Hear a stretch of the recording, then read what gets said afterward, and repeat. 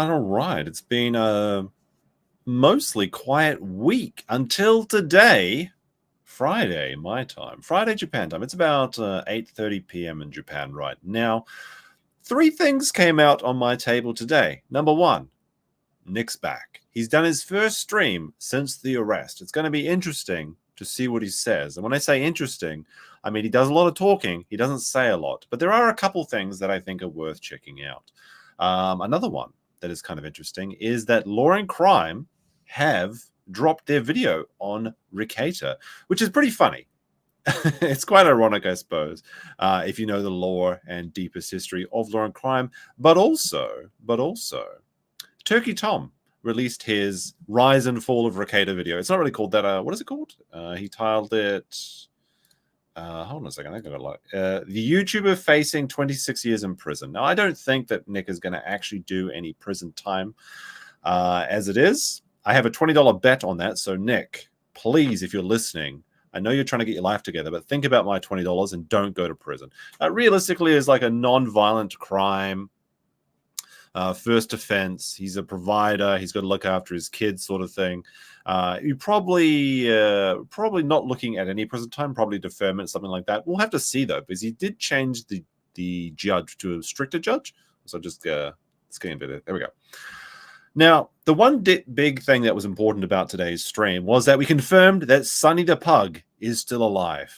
I mean, yeah, the pug's doing okay.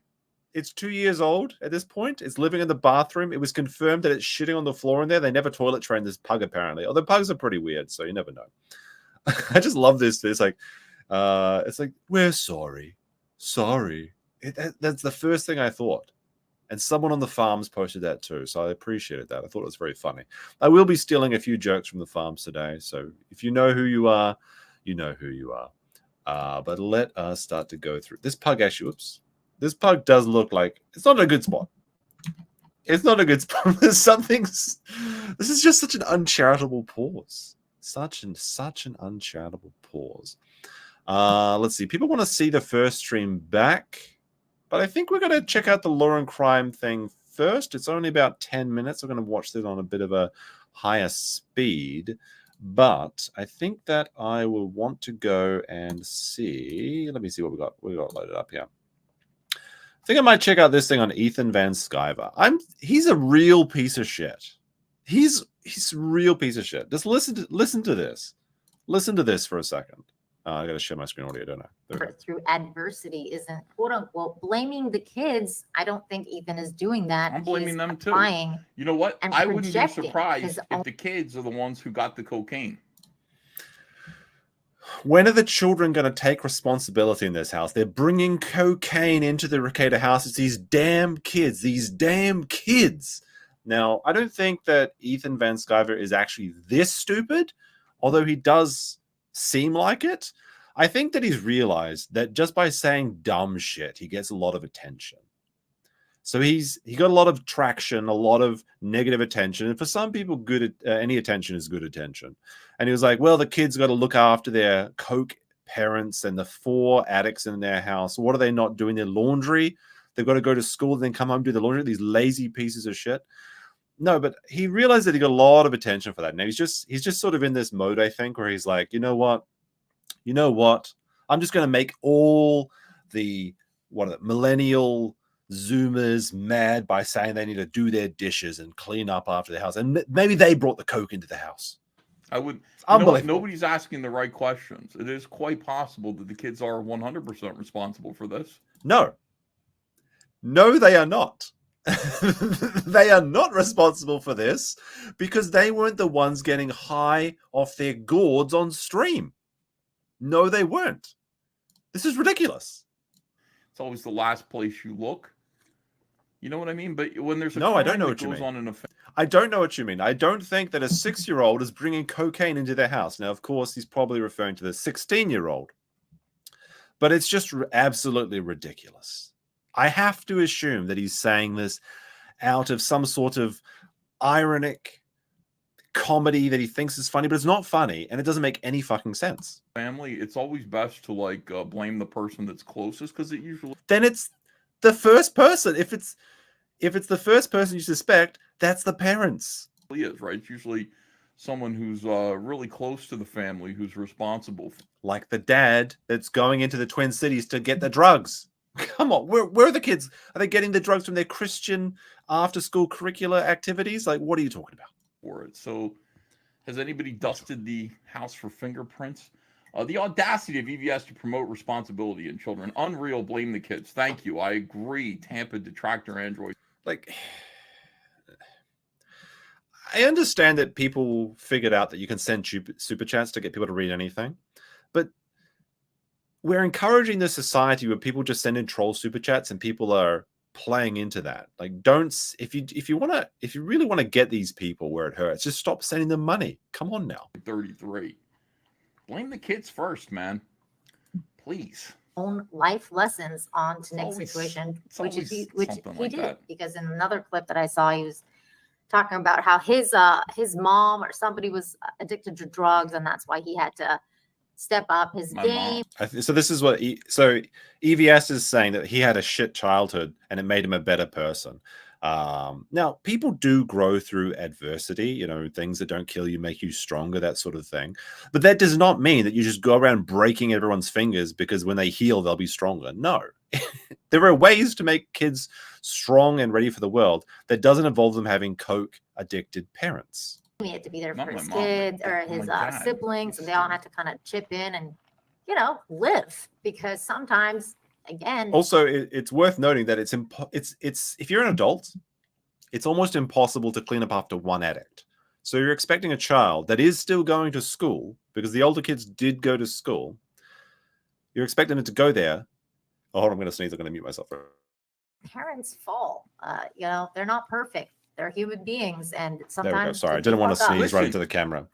But you're expecting them to go to school, come back, and then clean up after 4 adults, and then look after the other 4 kids. That's 8 people that this one 16-year-old is responsible for, apparently, in this world. Instead of, say, just the parents doing their job. Nina, just like. All right, that's enough of this video, I think. I don't think there's anything more interesting, but I would want to point out this video. There was another one that someone pointed out. This is from Darker Darker on Twitter. And he says, Ethan Van Sciver drives home drunk with his son in the car after a baseball game. His son pleads with him to drive instead, but Ethan berates him and shames him. Disgusting behavior. No wonder why he supports Rekieta open substance abuse in front of his children. This might actually lead into his actual state of mind. And once we get through this, we'll get into the Rekieta stuff. So this is EVS at a baseball game. I'm going to skip through parts of this, so it's going to be quick. It's going to be quick. And we're going live. I am completely obliterated. So he's had 2 drinks at a baseball game. You know, he would tell you it's like a hard lemonade or something, but it's like, no, it's like shitty watered down baseball alcohol. And he's totally smashed. He's had 2 Mike's Hard Lemonade. Decides to fire up the live stream, goes home, tries to get in the car, and he's like, I ain't having no boy drive for me. I'm just going to get behind the wheel. And I've got a special part in my heart, special place in my heart, that hates people that drive while intoxicated. Because, yeah, you can have a couple drinks and drive in most countries. You can't in Japan. You can in New Zealand, Australia, like 1 or 2 drinks, you know. If you're a big dude, you can probably have a couple more. Ethan is a big dude, but he seems to have 2 drinks and he's already sloshed. So maybe not for him. He's a bit of a lightweight, I suppose, despite his appearances. But no, when you get behind the wheel intoxicated, you not only endangering yourself, but you're endangering other innocent people, families that are just driving home. It is one of the shittiest things you can possibly do. Which leads us into, I can drive and I can drink, but I can't drink and drive, okay? I have my license. This is just a meme. This is a joke. But there was one thing that there's 2 things that came up, actually. We'll go into, wait, where are they? Oh, wait, shit. My things are out of order now. Oh, here they are. So that kind of, people have been doing some digging, been looking up, and we know that Nick is a bit of a speeder. We know that. He talks about it all the time, in fact.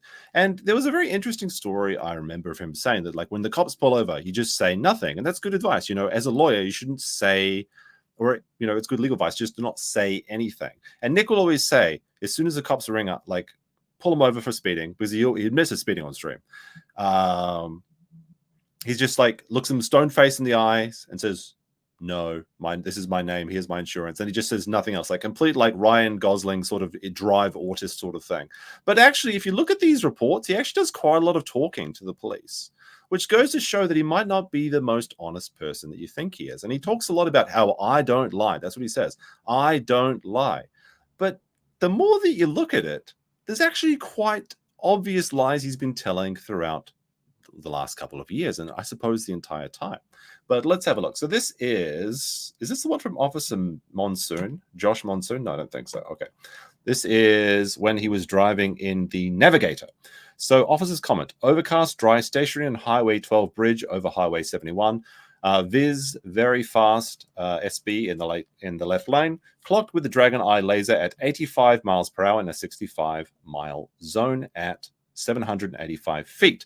That's about, I think, 130, 140 kilometers per hour for the metric system people. When asked the driver how fast he was going, he stated that he would not answer that question. See, that's good advice. You shouldn't do that. You don't know. Because you don't really know. Like maybe you know what your car says, but you don't really know how fast you're going. So you can always, this is kind of a lawyer lie sort of trick. You know, do you know how fast you were going? Well, I don't really know. Does anyone really know how fast they're going? I know what my speedo says, but you don't say that. You just say, I don't know. You don't know. That's good advice. Stated he was going to pick up his daughter and was running late. Tabs expired. No driver's license in possession. No proof of insurance. Laser was checked for accuracy at the beginning and end of the shift. Self-performed check and passed. So he was on it. He was late. He was late. I'm a late officer. Just give me a break. Just give me a break. And I don't have too much of a problem with this. Like, you know, everyone speeds a little bit, but that's not a big deal. But this is a recurring pattern. And this one kind of annoys me, the second one. So this one is driving in his Mustang. You can tell because it says, well, model says Mustang, and his license plate is the Law Pope, which is a bit of a meme because he was talking about, you know, he was trying to make fun of Pope out on Twitter all this time. So he kind of adopted this as his sort of moniker sort of thing. But driver was westbound in right lane near milepost 124, visually fast. I visually estimated driver's speed coming around the curve at about 80 miles per hour in a 65-mile zone. That's really fast to be going around a curve. It's also raining conditions, okay? I activated my front radar antenna from stationary position, clocked at 80 and 81 miles per hour, looking at going in the 65 mile per hour zone. Had good, loud, clear, high, audible, steady Doppler tune. That's the speedo, the radar gun thing. Upon stop, driver stated he was bringing a child to speech meeting and did not know he was going that fast. Driver stated he wasn't paying attention. Issued citation for 80 in a 65 zone. So he's driving around a corner in wet, rainy conditions with his daughter in the car, in a car that he doesn't know how to drive really. I mean, let's be honest. He's already crashed this thing once with the daughter inside. I'm not sure if it's the same daughter. But he's actually putting his kids at risk. And this actually pisses me off. Don't fuck around when you're driving your kids to their, oh, I was late to, oh no, I'm going to be late. Like, first of all, that's probably a bullshit story. Second of all, it's not worth losing a kid's life to be late to some, speech meeting? Like, who gives a shit? Just be late. And of course, this, like, I don't want to be like some sort of like nanny saying like all these little things, like, you know, but it does add up and it does kind of paint a picture of the character. Anyway, with that said and done, let's go into the first of tonight's videos. It'll be about 3. It's going to be a bit of a long one, I think. I'm going to watch this at 1.25 speed because it's going to be a bit long. All right, let's see. So this is Law and Crime's video. Law and Crime sidebar. Now, this is really funny, actually, because basically this entire segment of Law and Crime, they launched because of Rekieta. Now, if you're unaware of the deepest lore and all the backstory and everything, basically, Next Channel really exploded with the Rittenhouse case. This is, I believe, the court case where he was up at about 100,000 subscribers. I can't remember exactly if it was the Johnny Depp or Rittenhouse, but I think Johnny Depp, he got lower than that. But he made an absolute massive splash in the scene during the Rittenhouse trial. Just, you know, watching the trial and, you know, having some people on, you know, laughing at Big Boy and making a lot of money and bank at the same time, watching Law and Crime's trial coverage. And they copyright striked him at this time. Because they started to get really mad. And something interesting happened after this, where it seems that YouTube implemented like a trusted source for like news reporting and these sort of things. Because if you were live streaming as a lawyer, like during the Rittenhouse saga, you could get a lot of exposure very quickly. But the same thing didn't necessarily happen to you in the Johnny Depp one. It seemed like something changed. And Nick claimed that they changed the algorithm. We don't know if that's true. He claimed back. I think he claimed backroom sources said that was the case. It was never really confirmed. But they literally launched this segment because they're like, hey, people just like it when there's a bunch of lawyers talking about shit. Let's just bring people on and get people talking about the cases that we're doing, because they were just literally just live streaming the free court TV or having their cameras in the room, and people loved it. So let's take a look at Sidebar with Jesse Weber. I don't think he's a lawyer, but maybe he is. I think he's just the law correspondent. But we'll take a look at their coverage of Rekieta first. And Meggles with a $5 Australian says, just a thought, is there a weight limit for us obtaining a driver's license in Japan, or is that purely a skill issue? No, there's not a weight limit. But you know what's interesting? Is that... Oh, did I already undo that tab? Let me see. I can see they've got the weight listed here. Now, I'm sure this isn't up to date, but I would like to just say that Nick is confirmed for 6'2". He said he was 6'3" on a stream. He's 6'2". The liar. And also he's 185 pounds. Now, you're not a man if you're not over 200 pounds. That's what I stand by. But let's go into this now. You may know him from his online legal commentary, but YouTuber and attorney Nick Rekieta is in some legal trouble of his own. We break down his arrest, that's the putting it search lightly, warrant, and the charges he's now I facing. think legal trouble is legal trouble. A little bit of trouble is maybe you forget to fill out your lawyer bar card for the year or something, or maybe you get a little bit of a maybe you said something a bit mean to a bailiff or something, a little bit of legal. This is a big deal. Which could potentially result in prison time. Welcome to Sidebar, presented by Law and Crime. I'm Jesse Weber.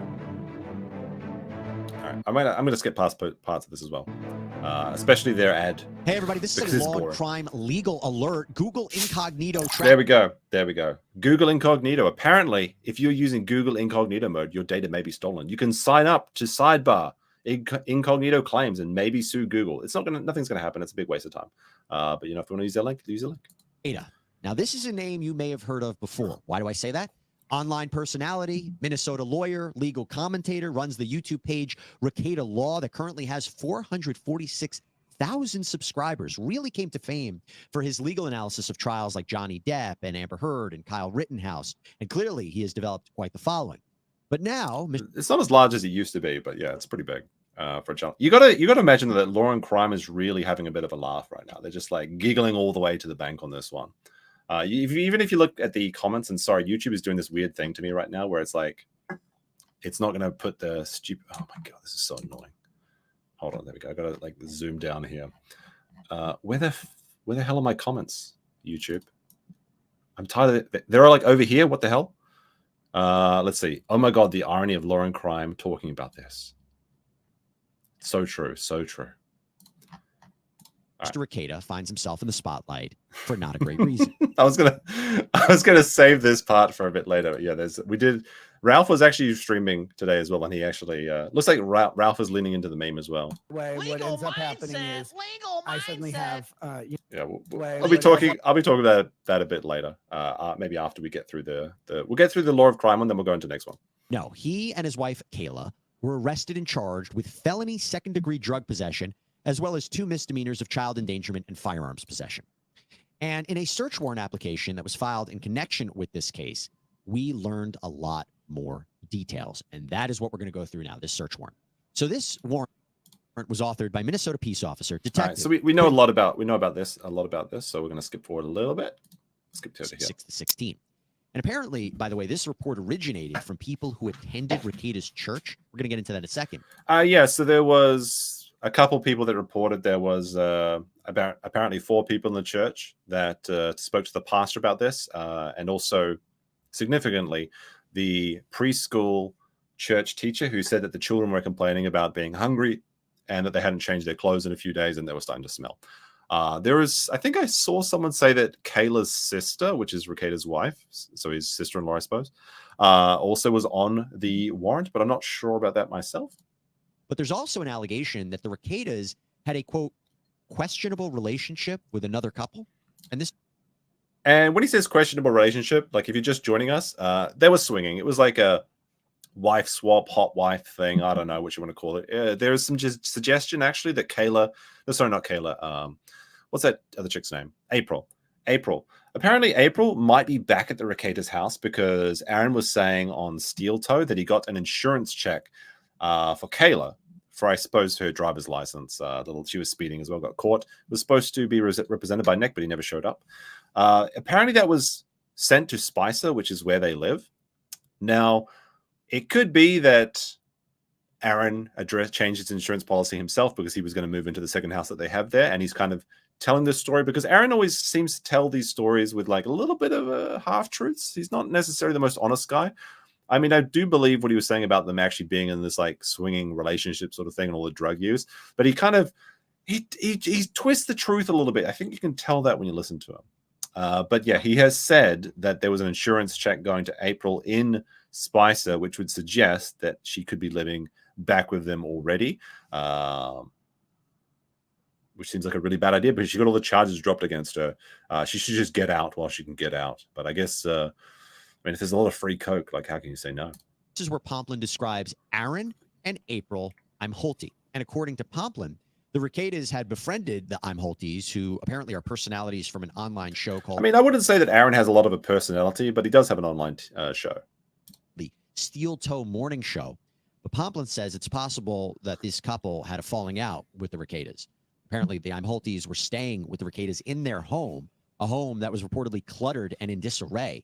In fact, a church preschool teacher reported... So that's also going to be one of the biggest pieces of evidence that's going to come out in this because... You know, everyone's innocent until proven guilty.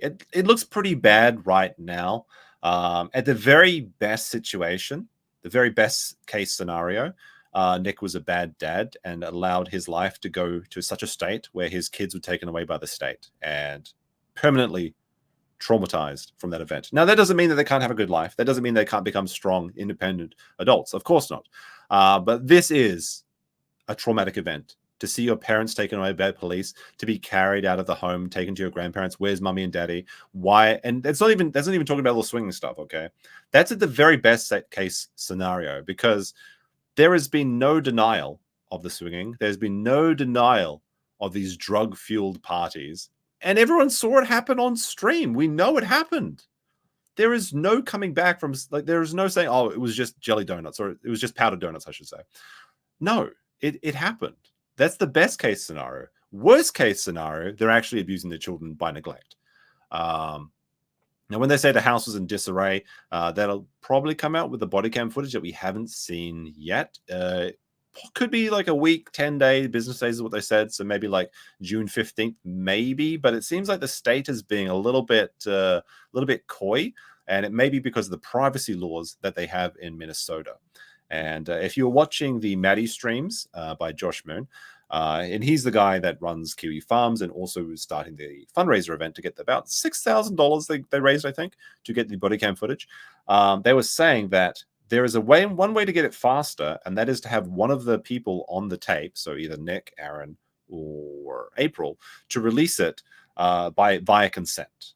And if they have nothing to hide, why should they be opposed to that? Right?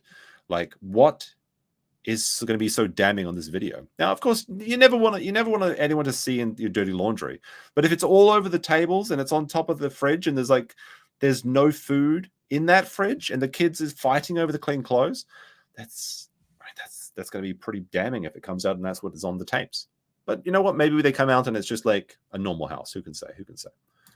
That these children that I had mentioned had complained of being hungry, not being provided food, and were wearing the same clothes for days. As for Mr. Rekieta, he was apparently lethargic and appeared high or drugged driving a car around. The document goes on to state, quote, another individual advised the reporter that Nicholas will walk out randomly during sermons at church and have noticed behavioral changes in him. It was alleged that Kayla looks anorexic, and Nicholas has lost a substantial amount of weight recently. Yeah, if you look at any of the comparison pictures from like just 2 years ago, it's a night and day difference. So people do age. I think there's some people forget that. But they lost a lot of weight and not in a good way. I was thinking that like Nick is probably like anorexic or something because he's always talking about how much he hates fat people, which is very funny. Don't get me wrong. But I think he's convinced himself into this weird headspace where he's actually suffering from some sort of anorexia. At least I did until the drug thing came out. And then I was like, well, that makes perfect sense, actually. If he's just doing all this, like, all these drugs, probably not eating anything. He claims it's just because he was sick, though. But, I mean, he would claim that, though, wouldn't he? One individual describes Nicholas as having injection or track marks on his arms. Now, I don't actually think that they were injecting anything. I've seen no evidence to suggest that they were shooting up with needles and shit. It seems like they were just putting their very ample noses to use, snorting everything and then taking pills and things. Now, of course, you know, a junkie's going to do what a junkie's going to do, and like they're going to be chasing that high. So, maybe, you know, it wouldn't be surprising if it does come out that they were injecting all this shit. I think, though, if they were, it would have been discovered with the other drug shit. Like, if you find all these baggies of cocaine and ketamine and heroin or whatever they found, I think that the needles would be in the same place, right? It's probably just from, like, scratching, you know, like, it's probably just the bug bites, or you just get itchy from, you know, some people describe bugs under their skin when they're going through withdrawals and things like that. It's probably from that, I imagine. So they're probably related to the drugs, but I don't actually think they're injecting. I could be wrong, though. It wouldn't surprise me because, like I said, if they're chasing one high, it's not such a leap of faith to assume that they're chasing another. So with that, Pomplin explains that he started looking at Rekieta's online videos where he noticed that the YouTuber's appearance had seemed to change over recent months, namely that, yes, he lost weight, he appears tired. I wonder if they're going to show the comparison. Out. But let's actually go back to the I'm Holtes, that couple I mentioned. Well, Pomplin explains that Aaron indicated on his social media that he and his wife were planning on getting a divorce, and he himself had... And that divorce seems to have been finalized now. Now, interestingly, there was a bit of back and forth going through, and it seems like the only thing holding the divorce back, because Aaron claims that he kind of separated himself from the situation, this thruple, polycule, whatever you want to call it. I guess it was a polycule, now it's a thruple because it's the three of them. So 3 thrup, right? Apparently, he was trying to just get the regular divorce, like, you know, just regular. But then she was pushing for an NDA. And some people suggested that Nick was asking for that via April because he doesn't want any of the weird sex shit coming out and talking. Like, he doesn't want Aaron talking about it on his show. Now, because this has made international news, people are talking about this in Australia, actually. There is no way they're going to get an ND on it because it's a matter of public interest. It'd be ridiculous to think people don't want to talk about this. So that may have been the only thing holding up their divorce, but it seems that is finalized now. Experimented with cocaine and Molly multiple times. In fact, it appears the I'm Holtes had broadcast one of their podcast shows from December, seemingly out of the Rekieta home. Pomplin explains that in recent videos, April appears lethargic, tired, and, quote, strung out. But in other videos, Aaron seems to suggest that Nicholas Rekieta has substance abuse issues and needs help. Pomplin says that he reviewed a video of Rekieta from May 21st, 2024, where he's allegedly drinking and appears under the influence and has to close. I know they have to say allegedly, and it appears like, you know, to cover their asses. But come on now. They allegedly was, yeah, that was Nick's room they were streaming from. He even said as much. Was he allegedly drinking? Yeah, of course he was. He's drinking every day. I mean, I'm drinking right now, but I don't have a bail of bond set on me, so I can enjoy it as much as I would like to.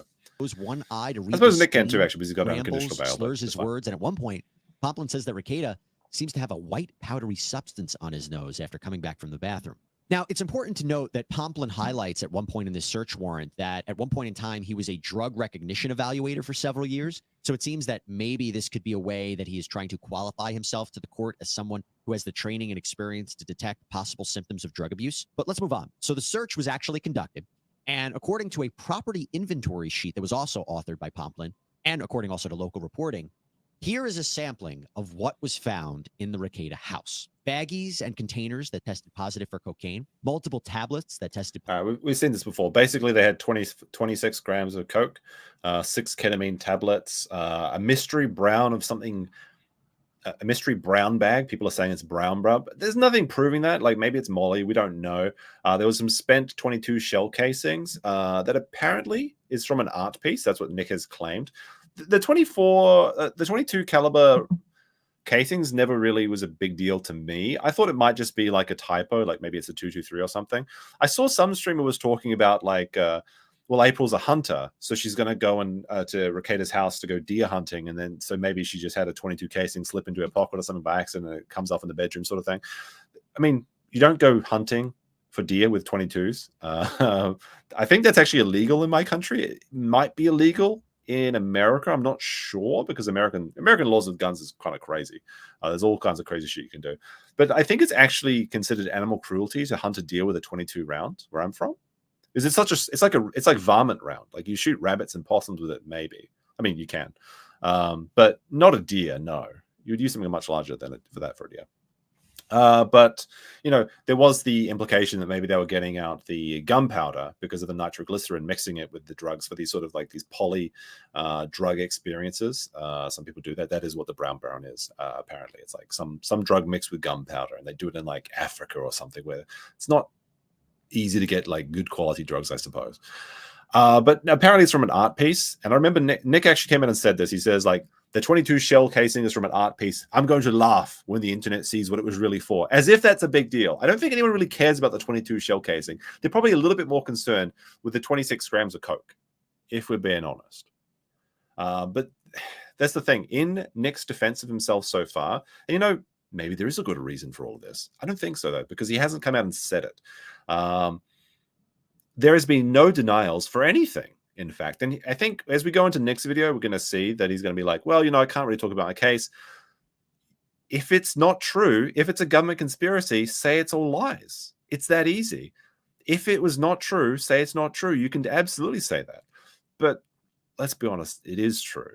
I think we all know that. Now, does that mean you can't just be, you know, maybe you're parenting, you know, get a little bit high, maybe get a little bit drunk and still be a good parent? Sure, of course you can. But were they being good parents? That's the question that we need to know. And that's what's going to come out when the body cam footage and the photos come out, which should be very soon in theory. But we'll have to see. We'll have to say. Positive for ketamine, a digital scale, other items that skip had through a white this part. police in, and Rekieta allegedly refused to give officers the door code. So that's when police apparently had to this use is all a stuff that came door from ramp last to barge into the last stream. property.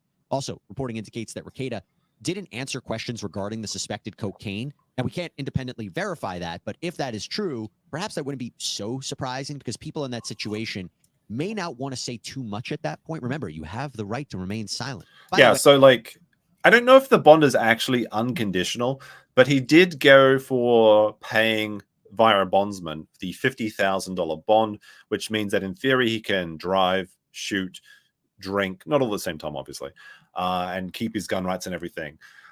But I think there are some conditions on this bond, and that would be via the bond company, and you'd have to ask them in particular. Now, in theory, if you do pay your bond, the $50,000 cash, like up front, you can do anything you want, right? Unless you just can't skip your court date, or they'll take the bond. And if you go to court, they'll give it back. The way the bondsman works is you pay 10%. So he paid down $5,000 for both him and his wife. For some reason, the details of his wife didn't come up onto the county website immediately. But it has been posted now, so it is confirmed that they are both out. There was some rumors, and it seemed like it may be the case that they were separated, and that's why the wasn't paid. But apparently it was just a clerical error, which does happen. We have to remember that. But it seems that the bond company may have some conditions of their own, right? Which makes sense. You know, they make money based on you not fleeing or breaking the conditions, right? So they can put it's their own contract. They can say like, hey, look, we'll give you the 10% of the bond. We'll pay up the bond. We'll pay the $45,000 up front. You give us 10%, but our condition is that you once a week you come in for a drug test or something. They can absolutely do that. That's their business. So when Kayla took Nick and Kayla are on the same release. That has been confirmed via the county reporting now. Billy Oakey, member for 17 months, says he drank water just now. Did he? Me or the guy on the screen? Tiny Gray, also member for 22 months. Holy shit, almost 2 years in 2 months. Got my nugs. Good for the back. Good to be back for the downfall of Nick. I mean, I hope he gets better. Like, I don't want to. I'm not like an A-log. Like, I don't want him to suffer. Right? But it is newsworthy, and it is worth talking about, and it is quite shocking. So that's why we're covering it. It is. I'm not going to lie and say it's not entertaining as well, but of course it is. Anyway, continuing. We also can't confirm the status of the children of that home, or if Child Protective Services were called, or where they are, or anything like that. They're with the grandparents. Everyone knows that. I just want to make that point clear. But now let me talk to you about the criminal charges here. So Mr. Rekieta had a virtual hearing, and it seems that at this time, as he indicated to the court, he's representing himself. So this is not entirely true. He represented himself for the arraignment. So he was, I guess he didn't represent April, but he thought he was. It was a bit weird. Like, you could actually watch it live, and it was a bit of a shit show because of course, the county wasn't prepared for the fact that everyone on the internet has been watching this. So they had like an open Zoom link you could call into, and like hundreds of people called in. And I think there was even an N-bomb dropped at one point until they basically muted everybody, all the guests. It was pretty funny. It was pretty entertaining, right? But for the arraignment, he represented himself, Kayla, and he thought April to get out of the jail, so they didn't have to spend the entire Memorial weekend in there. And he has claimed that he has another lawyer representing himself. There has been some suggestion that representing himself and his wife would be an ethical breach, because one of the responsibilities of a lawyer is you have to be able to zealously defend your client. And if you are your client, you can't exactly like throw one of your co-defendants, your wife, under the bus, as a lawyer may be required to do. So you wouldn't be able to fulfill your full duties as a lawyer. So he did himself for the arraignment, but since then, he has claimed someone else is going to be representing him in the criminal case. But he has done some he's been filing he filed one piece of information, like just a judge change. Hold on a second. Sorry, my links are a little bit out. So there's this one here. So state of Minnesota, I think there was a mistake here, county of Anoka, but Nicholas Rekieta to the court. Nicholas Rekieta, defendant in the above captioned matter, pursuant to Minnesota criminal rules, hereby gives notice to remove the Honorable Jennifer Fisher. So Jennifer Fisher is the female judge that both signed his search warrant and is presiding over his civil case with Montegraph for the defamation that is costing him about $250,000 so far, people are saying. But he has had some bad dealings. Like, it's a small county, there's not that many judges. But apparently he's argued with her in court. He's argued with her in an elevator afterwards, and he's made these ridiculous claims about drinking alcohol out of her vagina or something at some point. So you don't really want this person presiding over you. So in Minnesota, apparently before 7 days come to pass, you can request and is automatically granted to have the judge changed, which they did. So you can see he has filed himself as Nicholas Rekieta pro se. And this is a pretty easy thing to file, apparently. So it makes sense that he would do this. But he did this for his wife as well. Now, there's a bit of a funny thing that happened here. Some people were saying, like, I don't think this is a big deal, but some people are making a big deal out of it, that he's filing pro se from his own email for his wife as well, where Kayla should be sending this in herself. Now, while he can ghostwrite it, it's a bit of a gray area in the legal matters. But it's a little bit of it could be an oopsie, but I think that realistically nothing's going to come from this. But what is funny is that they have replaced Jennifer Fisher with this judge. And this is the Judge Stefan Wenzel, I believe. He is the one that presided over their arraignment on the Zoom call. And apparently he's a bit of a hard ass when it comes to drug charges. It says that in the 8th Circuit, Judge Stefan Wenzel sentenced a different drug person to 33 months in prison for both the felony drug sale and felony arson case, and 23 months in prison for violating a non-contact order. So there's just one example. Now, Nick wasn't selling drugs as far as I understand. I don't believe he was. People say the scales. No, I don't think so. But this judge does have a record of being hard on drug users. Let's see another one. Alexandria man was sentenced on Wednesday to 71 months in prison in accordance with a plea agreement. So he took the plea and he still got 71 months. That dismissed a slew of drug and firearm-related charges. This is the most similar to Nick's case that we could find. Well, when I say we, I mean people on QB Farms. I didn't do this work. Let me say. So Charles Jacob Whitcup, 50, pleaded guilty Wednesday to felony third-degree drug possession in one case and felony fifth-degree drug possession in another. Pretty similar to what Nick has got, actually. A felony firearm possession charge and multiple other felony drug possession charges were among several dismissed in the cases against Whitcup as part of a plea agreement. The judge sentenced him to 71 months. That is insane, in my opinion. Like, I'm not like an anti-drug person, by the way. Like, I think that you have a right to get fucked up if you want to. You can ruin your life. I think that's a part of human freedom. We all have the right, the God-given right to fuck up our own lives. But you see, the math changes a little bit when you become a guardian or a parent, or when you're looking after anyone that is unable to look after themselves. And children can't, despite what EVS might tell you. They absolutely can't look after themselves until they reach adulthood, right? So if you want to get fucked up, if you want to live a degenerate lifestyle, go for it. But don't bring kids into the mix. That's all I'm saying. Or at least if just wait until they're in college, wait until they're in college and then just go have your drug-fueled orgies then, okay? Or at least do it outside of your house. Don't have 4 people sleeping in a bed like you're like 5 little monkeys or something, where they're knocking on the door and like, Mummy, Daddy, why is there 2 strangers in bed with you? Like, don't do that shit. If you want to go to a motel, like get a babysitter, or go to like that. I can't believe I'm even bargaining now for this sort of lifestyle. But no, just don't do it around the kids. It's that simple. Like Nick will tell you, and he's going to say this in the stream when we watch it. Like we're about to go to it. We're almost finished with this Lawrence Brown thing. He's going to tell you that I can't believe you bootlickers would trust the government. And he was always painted himself as his Chad dad, right? I'm homeschooling my kids because I don't want that government with their paused new wave LGBT curriculum. And then it's like you're just doing this shit in your own bedroom. I think maybe they'd be better off in the government school at this point. But we'll see. We'll see as we go through.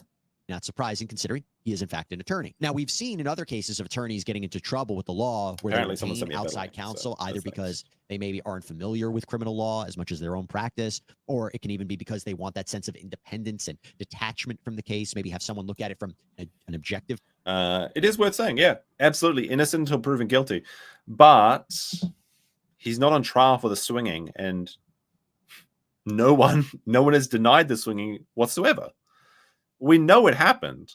If it didn't happen, it's not relevant to the case as it is. Just say it's not true, but we know it's true. And I think that's worse. Like, I honestly think that that's worse than the drug charges. Yeah, getting fucked up and being derelict in your duties as a parent is bad. But I think having this degenerate lifestyle around the kids is worse, because they're going to grow up not understanding what it means to have a stable family or how to have a proper relationship. And that's going to lead into their entire lifestyle, like with their parents, because like kids typically don't do what you like. Things that you're interested in as a parent will not really carry on to your kids, right? Like, so if I like, Lego or model building or something, some shit like that, my kids are probably going to think it's cringe because they don't want to do what dad does, right? So if it turns out that Nick's kids are like totally anti-drug and like very like straight laced or something, I could totally see that, because they're like, they're drug shit. That's like cringe dad stuff, right? But they have no example now for what a proper family unit looks like, because they saw four people sleeping in a bed. And some people are suggesting, well, maybe they didn't see it, right? They didn't see the degeneracy. Of course they did. Of course they did. Of course kids know what they like. That's literally how kids learn, is just by looking around their homes and their environments, right? But let us continue. Point of view. Sometimes it's also just useful to retain a lawyer if they have the resources that you might not have. But here, with a case like this, perhaps Mr. Rekieta may feel it best for him to represent himself. I mean, during this initial hearing, you should never really represent yourself. You're too close to the case. It might not be your expertise, unless you're literally a criminal defense expert or something. But no, you're gonna be too close to this case. You're not going to be able to think straight, because you won't have that objectivity of being in a third-person observer, right? You're inside. You can't. He is clearly comfortable with the process, knows the questions to ask, understands the language, knows what's going on. Could he change his mind down the line? Sure, and decide to have someone represent him. So apparently, let's see, Meme apparently was there, and he knows what the kids didn't see. First of all, there's 2 points here, right? First of all, it is ridiculous to assume that children, because they've got a diverse range of ages, right? From 6 to 16. So maybe the 6-year-old does not understand what's going on, right? But the 16-year-old absolutely does, okay? Absolutely does. If you've got 4 people in an adult bedroom that are spending all day in there, all night in there, they're staying overnight. They'd have a guest room because they have guests come to their house, but staying in the bedroom, they're going to know what's up. So that's first of all. Kids like when I was a kid, I knew what my parents were doing, okay? It's just you live with someone, you know what they're doing. It's just proximity, right? Second of all, of course they're going to know because it's national news now. You think they're not going to look up their parents? You think that other people aren't going to Google their names? It is now like it's enshrined forever on the internet and in law. The kids will, if the kids didn't know now, they will know. Okay, so they'll know. They know. Of course, but we'll see if that happens. Now, here's something interesting, too, talking about him representing himself and him acting as his own attorney and the fact that he is an attorney, is that during this hearing, which was conducted over Zoom, you actually see Nicholas Rekieta in jail. He indicates to the court that he wants to see his 2 clients. One, apparently his wife, who was also arrested, and the other, April Imholte. She was also arrested. I mean, that's not unrealistic. Like, it's actually kind of clever, I think, just to be representing, like, for this arraignment, because that'll assume you can assume that this was the first time they got to speak to each other since they were arrested. They were probably separated. So to say like, hey, can I speak to my clients is a great way to just get in there, get in the room and say, hey, don't say shit to the cops. So I think that was actually a good move. Remember, she was reportedly staying with the Rekietas. And apparently April, according to the court, had already been released. But the judge did allow Nicholas Rekieta to speak with his wife before she would appear later on in court for her hearing. The judge did say, though, to Mr. Rekieta, you are charged as co-defendants. I don't know if that's a waivable conflict at this point in time for you to represent them, but it seems he's going to allow the judge who ultimately oversees this case to work that out. So now let's talk about the charges. So Rekieta is facing a charge of second-degree possession of 25 grams or more of cocaine or methamphetamine. Now, this is actually encapsulated in a Minnesota... I think it was just coke. I think it was just coke. I don't think there was any meth included in the chase, but it's just kind of the same charge, though. So statute 152.022, and it says this is when a person is guilty of controlled substance crime in the second degree if the person unlawfully possesses one or more mixtures of a total weight of 25 grams or more containing cocaine or methamphetamine. And this is a very, very serious charge. Why? Because there is a maximum sentence of 25 years in prison and or a $500,000 fine. I mean, it's pretty serious. I don't think that'll happen, though. I don't think they will serve any prison time, as I mentioned earlier in the stream. Like I said, first-time offense, non-violent. They are the providers for their children. They do have 5 kids. I don't see them going away to actually use some prison time. I assume it'll be like multi-year diversion, community service, something like that. Maybe I could see a fine happening. Maybe they have to sell the Mustang. I don't think they're going to serve any prison time for this. That's my personal opinion. Count 2, possession of ammunition or firearms by a user of controlled substances. This is a gross misdemeanor, so you're really looking there. And I do think this is actually a bullshit charge, by the way. Like, if you can be drunk and own firearms, I don't see why this should be illegal to be high and have firearms. I don't see the difference there. I know some people will say, like, well, of course, if you're using drugs and you've got guns in the house, things are going to go. I think it's a bullshit charge. There shouldn't be any difference for this charge with alcohol, in my opinion. If you want to try and change my mind, you're welcome to do so. Booze is legal, drugs are not. Yeah, I don't care about that. Like, I'm talking, I know what the law is, but I'm talking about the morality and the logic of the situation. Now, Nick is responsible for having guns in his house, knowing the law and being fucked up and knowing that this could have happened. He is absolutely responsible for that.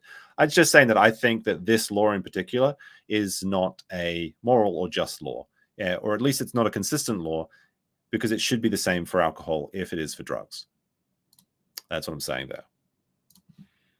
At a max of less than 1 year in prison, up to 1 year in prison, 364 days in prison, or a $3,000 fine. Count 3, also a misdemeanor. This is child endangerment. Booze are drugs. In some cases, booze is much worse than drugs. It depends on what it depends exactly. I mean, it depends entirely. It depends entirely on what drugs. Like, drugs is a very broad term, but you can absolutely make stupid decisions on drugs and on alcohol. So I don't see the difference between the two in that respect. child endangerment when you knowingly cause or permit a child to be present for the sale or possession of controlled substances. Now, I do think that this is a legit charge, though. If we were to believe Aaron and that Nick was dropping like capsules, like bullets of cocaine around like children, then that's absolutely child endangerment. In the same way that I think that if an adult leaves their whiskey bottle like on the table and a toddler drinks it, the parent should be responsible for that. It's the same thing in my mind. I'm just saying that I think that drugs and alcohol should be on the same tier when it comes to destructive effects and how it's treated in the law.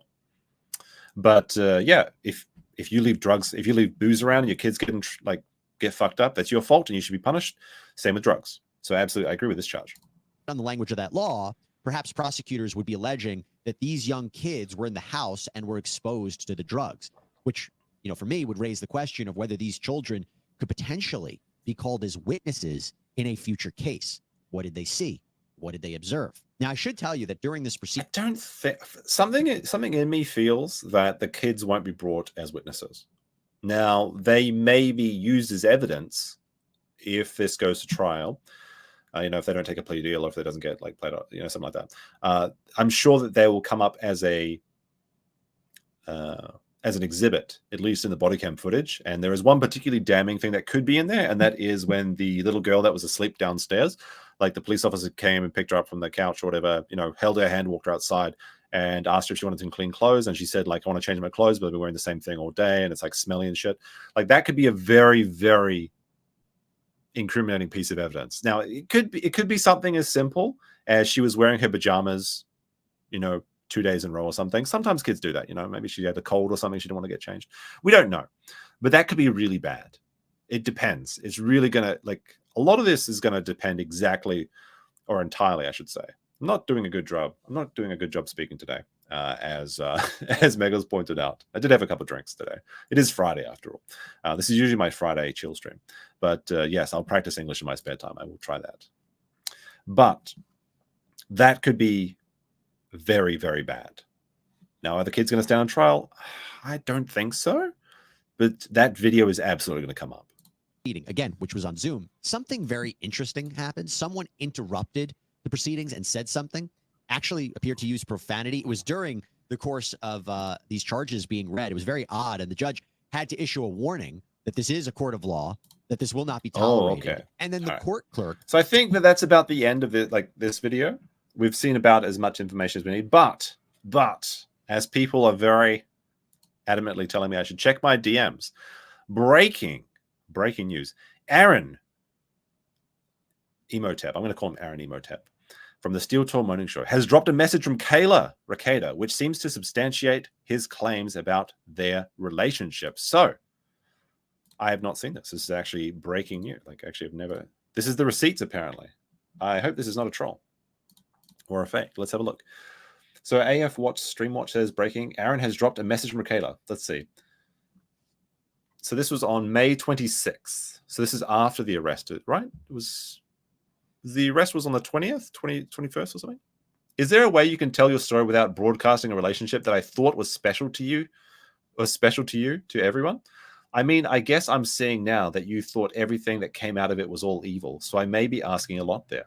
Also, please don't contact my relatives. If you and I can't have a relationship, I would appreciate if you would respect family boundaries. I'm getting help and you don't have to worry about being involved. You got out, you saved yourself, remember? Right. If that's real, that's pretty bad. So this is from Aaron. So if you're one of those people that don't believe in Aaron, this is pretty bad. This is pretty bad. I mean, it can't be worse. It can't be worse, right? It can't be worse than it is. I mean, I think most of us believe that at least the swinging and the drug use happened. I think, is there anyone in the chat? It's actually 500 people. That's quite a lot of people. Be sure to like the stream, by the way. It does help out.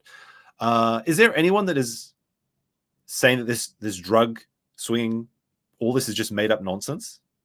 I can't believe that there is anyone out there that doesn't believe it at this point. Is there any evidence to suggest they weren't getting high every day and just having these big orgies? The writing's on the wall.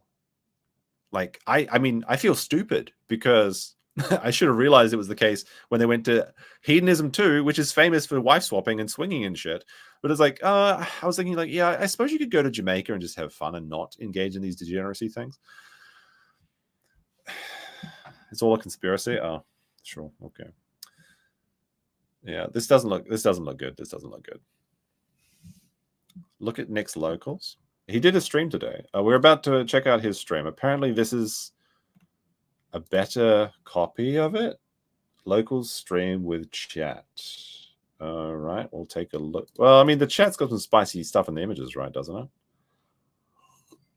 I was going to watch potentially Sean's one. He did a pretty entertaining one, but I'll try and watch this one. We'll take a look. The audio is scuffed. I will tell you that. For the first like 10 minutes, the audio is really scuffed because I think he had 2 microphones turned on or something. We'll have to see. We'll have to see.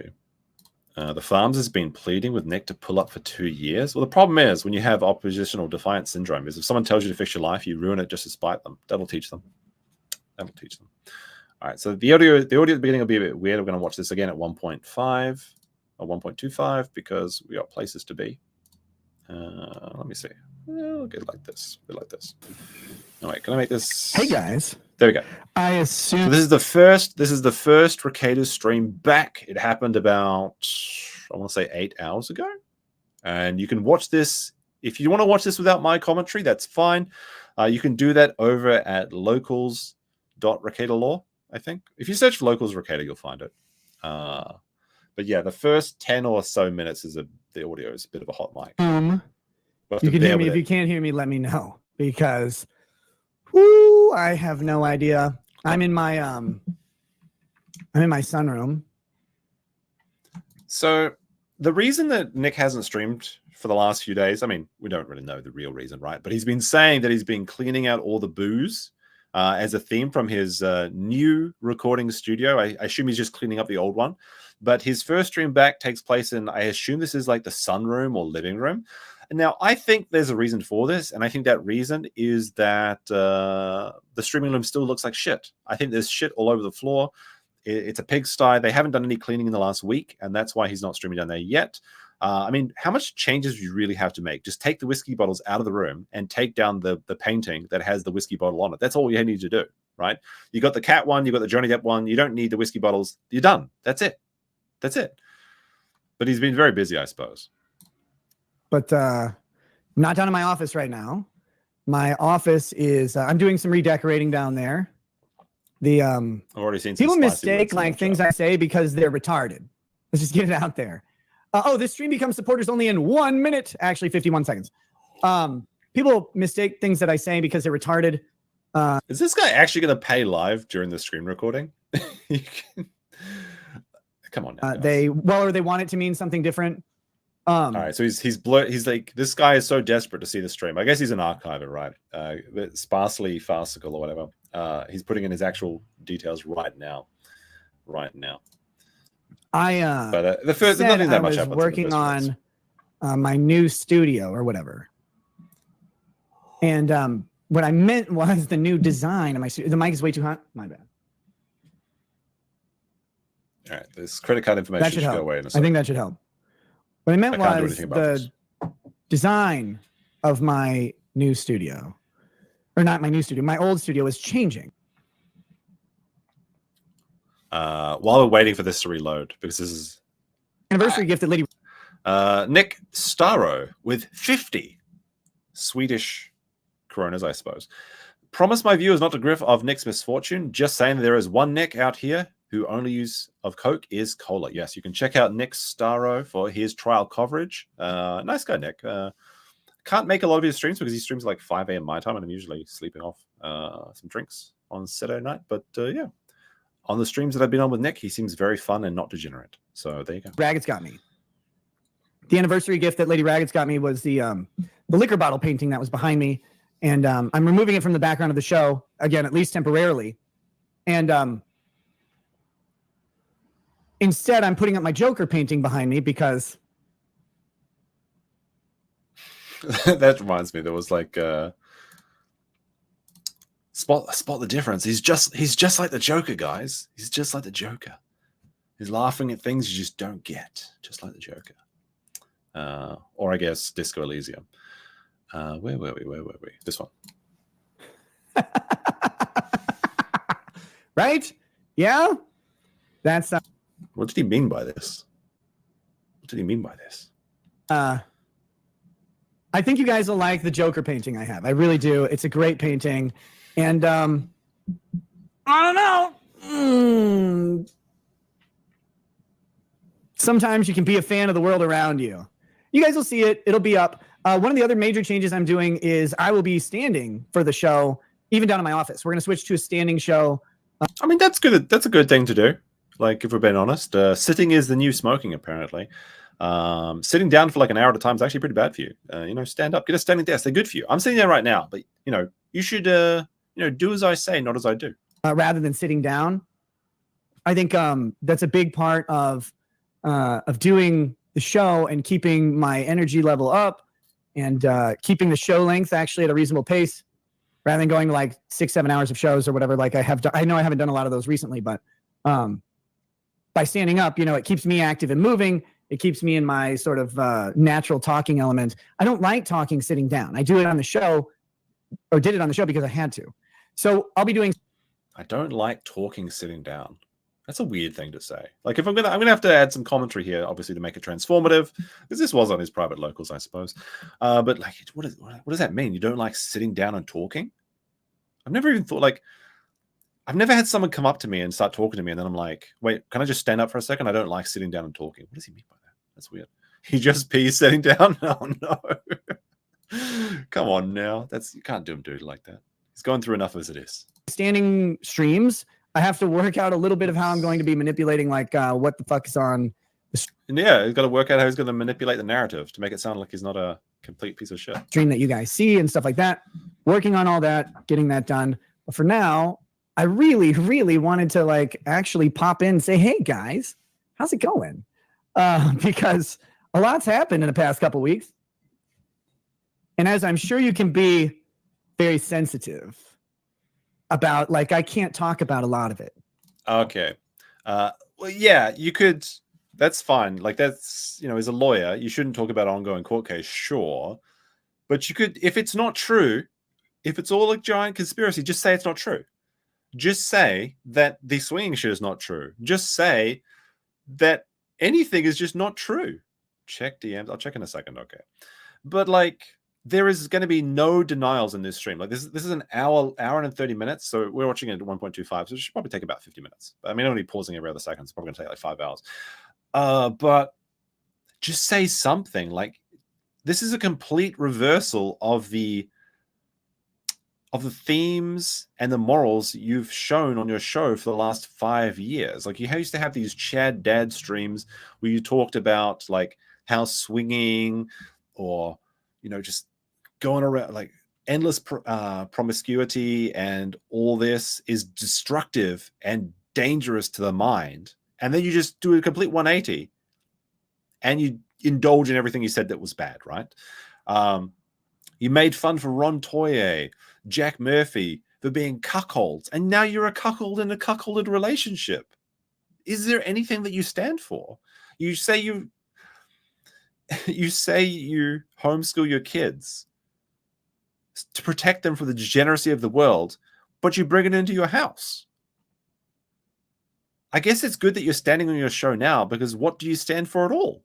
Also, what's kind of funny is he's drinking like a monster here. And it turns out that this is a monster rehab, which is just too funny. Like, I don't know if this is probably the first funny thing from this entire stream, actually, is that apparently it's a monster. I've never seen this. Has anyone had one of these? Are they good? A lemon and tea monster rehab? That is too funny. That is actually too funny. But let us continue, shall we? I'll get rid of some of these tabs. Look at all these tabs. Holy shit. There we go. There will come a day, I suppose, when things can be talked about. But for now. What the fuck? Monster Stucks in general? That's not true. White Monster is delicious. I love it. You are what you drink, right? That's why I only drink White Monster. I have an ongoing criminal case. If you're not caught up. And a civil one. If you're not caught up, I have an ongoing criminal case in the state of Minnesota. And, until that is resolved, I have to be a little bit circumspect about what I say about it. Obviously, there are a lot of really well-meaning people out there who have a bunch of great advice. Here's some advice. Look after your children. Feed them and clothe them. And then don't stick your dick in crazy. There's 3 pieces of advice. I think it's pretty good advice. For that case. And I mean that, I'm saying it a little bit sarcastically, but there are a lot of people who really do mean well, who've said a lot. And you find out very quickly who is a bulldozer washer and who is telling you actually good advice, like pull up. No idea, like how criminal trials run, or criminal cases, I should say. And many of them are lawyers. Some of them have trouble like keeping both eyes in a forward direction, like in looking towards the future. Some of them just always keep one eye on the grift. And they limp along in this weird sort of manner, trying to pretend that they have any fucking idea what's going on. They don't. So I'm going to cut through the bullshit here. He's talking about legal mindset. We have a clip for that, don't we? Hold on. What ends up happening is legal mindset. So he's throwing shade at Andrew here. He's very pissed off at Andrew, and he will mention Andrew legal mindset in about 10 minutes, I think, in the stream, very quickly. But he's very pissed off. I will say that this is a very womanly attack to make someone like to try and make fun of someone's physical aspects. That's what a woman does. That's very very womanly behavior. And also it really goes to show you how seething he is, right? If it wasn't like, because I think he likes to project a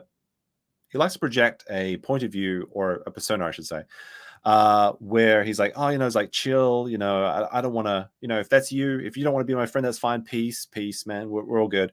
But he's very butthurt about this. He's very, very butthurt about this, because if he wasn't butthurt about this, he wouldn't even mention it. He would just not mention these people at all.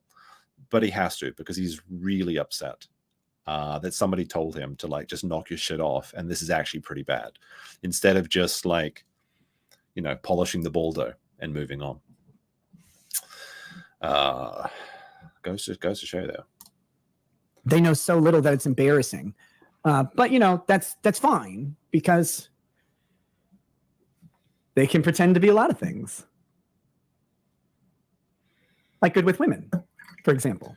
So what he's referring to here is because I know the deepest lore of because I was a long-time Rekieta watcher for a very long time, a couple of years in fact. So after Anime Matsuri, basically Nick used to tell this story that they went to a party at Anime Matsuri, and a bunch of people were there. I think like Kurt, Andrew, some other people whose names escape me at this time. But they said there was a party, and there was this chick that just went up to Legal Minds. The story is that Nick was talking to this chick. He was talking to this chick, and then he said, like, I'm married, but here's my friend Andrew. He's a lawyer and a YouTuber. And she was like, oh, and apparently they left, like, he tells it that they left the bar together. So in one instance of this story, Nick is telling that, he's like a lady killer, right? But then very recently, when I say recently, I think in the last 6 months, I think there was some court, I think it was Gina Carano, the chick that played that role in The Mandalorian. She's like the fighter or something. And Nick gave a very bad take. And then I think Andrew did like a law tier of all the different like lawyers, and he ranked Nick as an F because he thought his Gina Carano legal analysis was very bad. And then after that event, Nick's story changed, where no longer he's like the ultimate wingman hooking up his friends with like these hotties. And then it's like Andrew's like leaving the bar with some ham beast or something. So Nick says he never lies, but his story has changed already. So was he lying then, or was he lying now? What is the case? Like, what is the case? Because these are two stories you can go back and confirm by watching his own streams. So he's lying in one of these. Which one is it? Which one is it, Nick? Which one is it? Also, Megals with $2 dues says, so much coping and seething in chat. #nose guarding. It's fine if you like. The thing is, I think you can enjoy the art and hate the artist. There are a lot of authors that have some very good books that have some absolutely terrible points of view, like Stephen King, for example. I love the Stephen King books. There are a lot of them are pretty weird, but it's like mind rot to listen to him talk about anything else.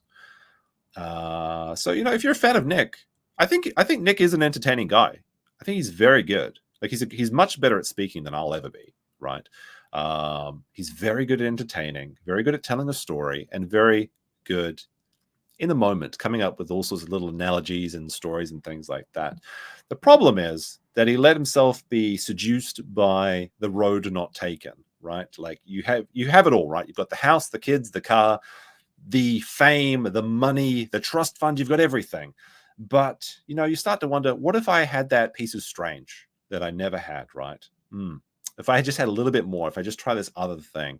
And, that's part of life, right? Is resisting those vices, those urges to, keep what's good in yours.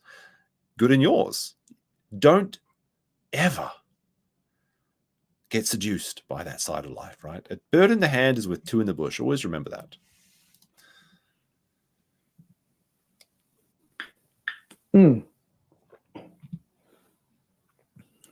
But that being said, we'll just move along past that. Well, he's not. He's going to come back. Just remember, he's totally not mad, but he's going to come back to this. We'll just go ahead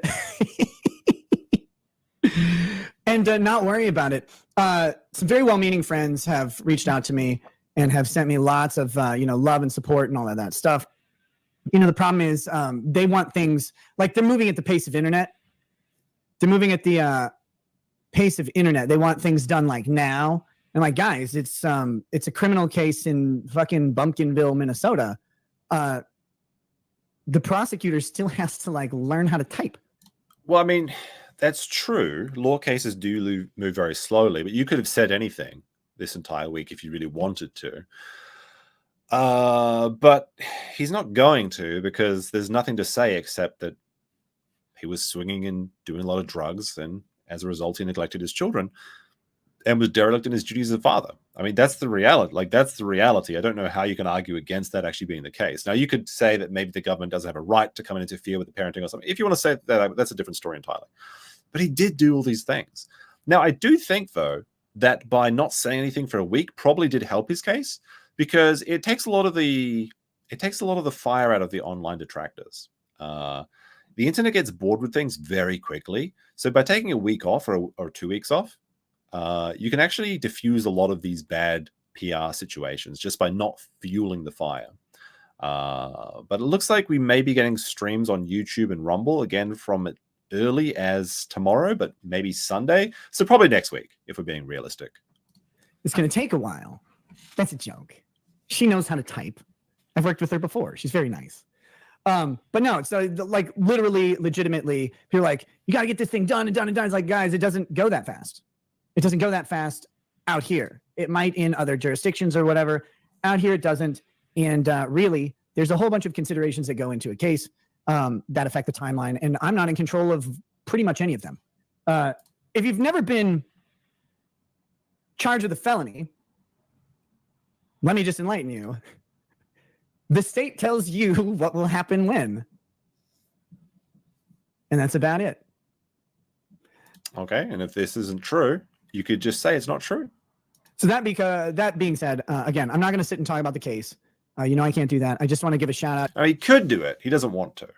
I think that's important to say. Right. Now, maybe he can't talk about the drugs and everything. That's fine.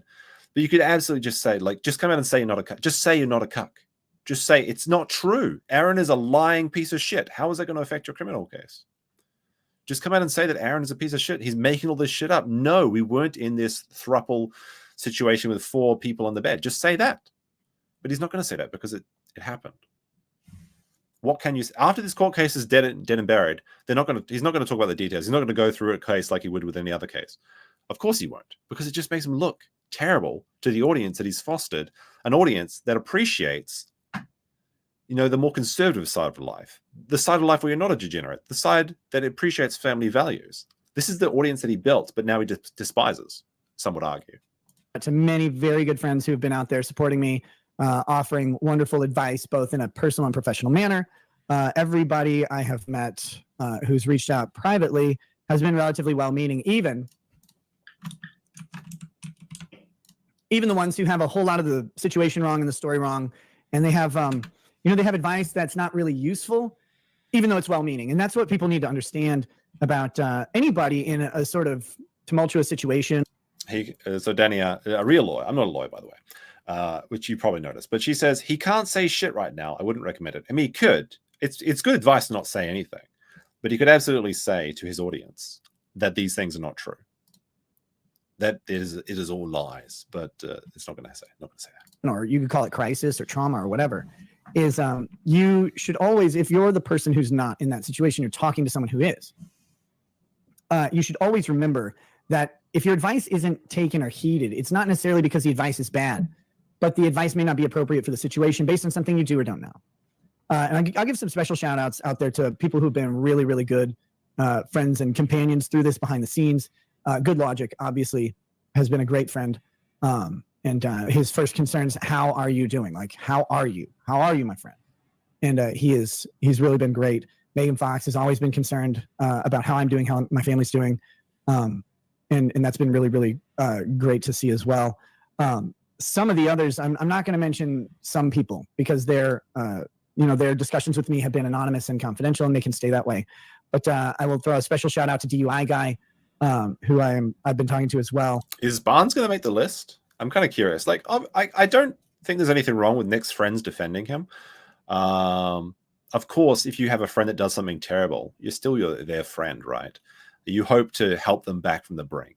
I like, there are some people that are saying like, no, you should cut off, you should disavow. I don't necessarily agree with that. Like, if I had someone in my, like, let's say it's my brother, let's say my brother or a sister or an aunt or an uncle or something.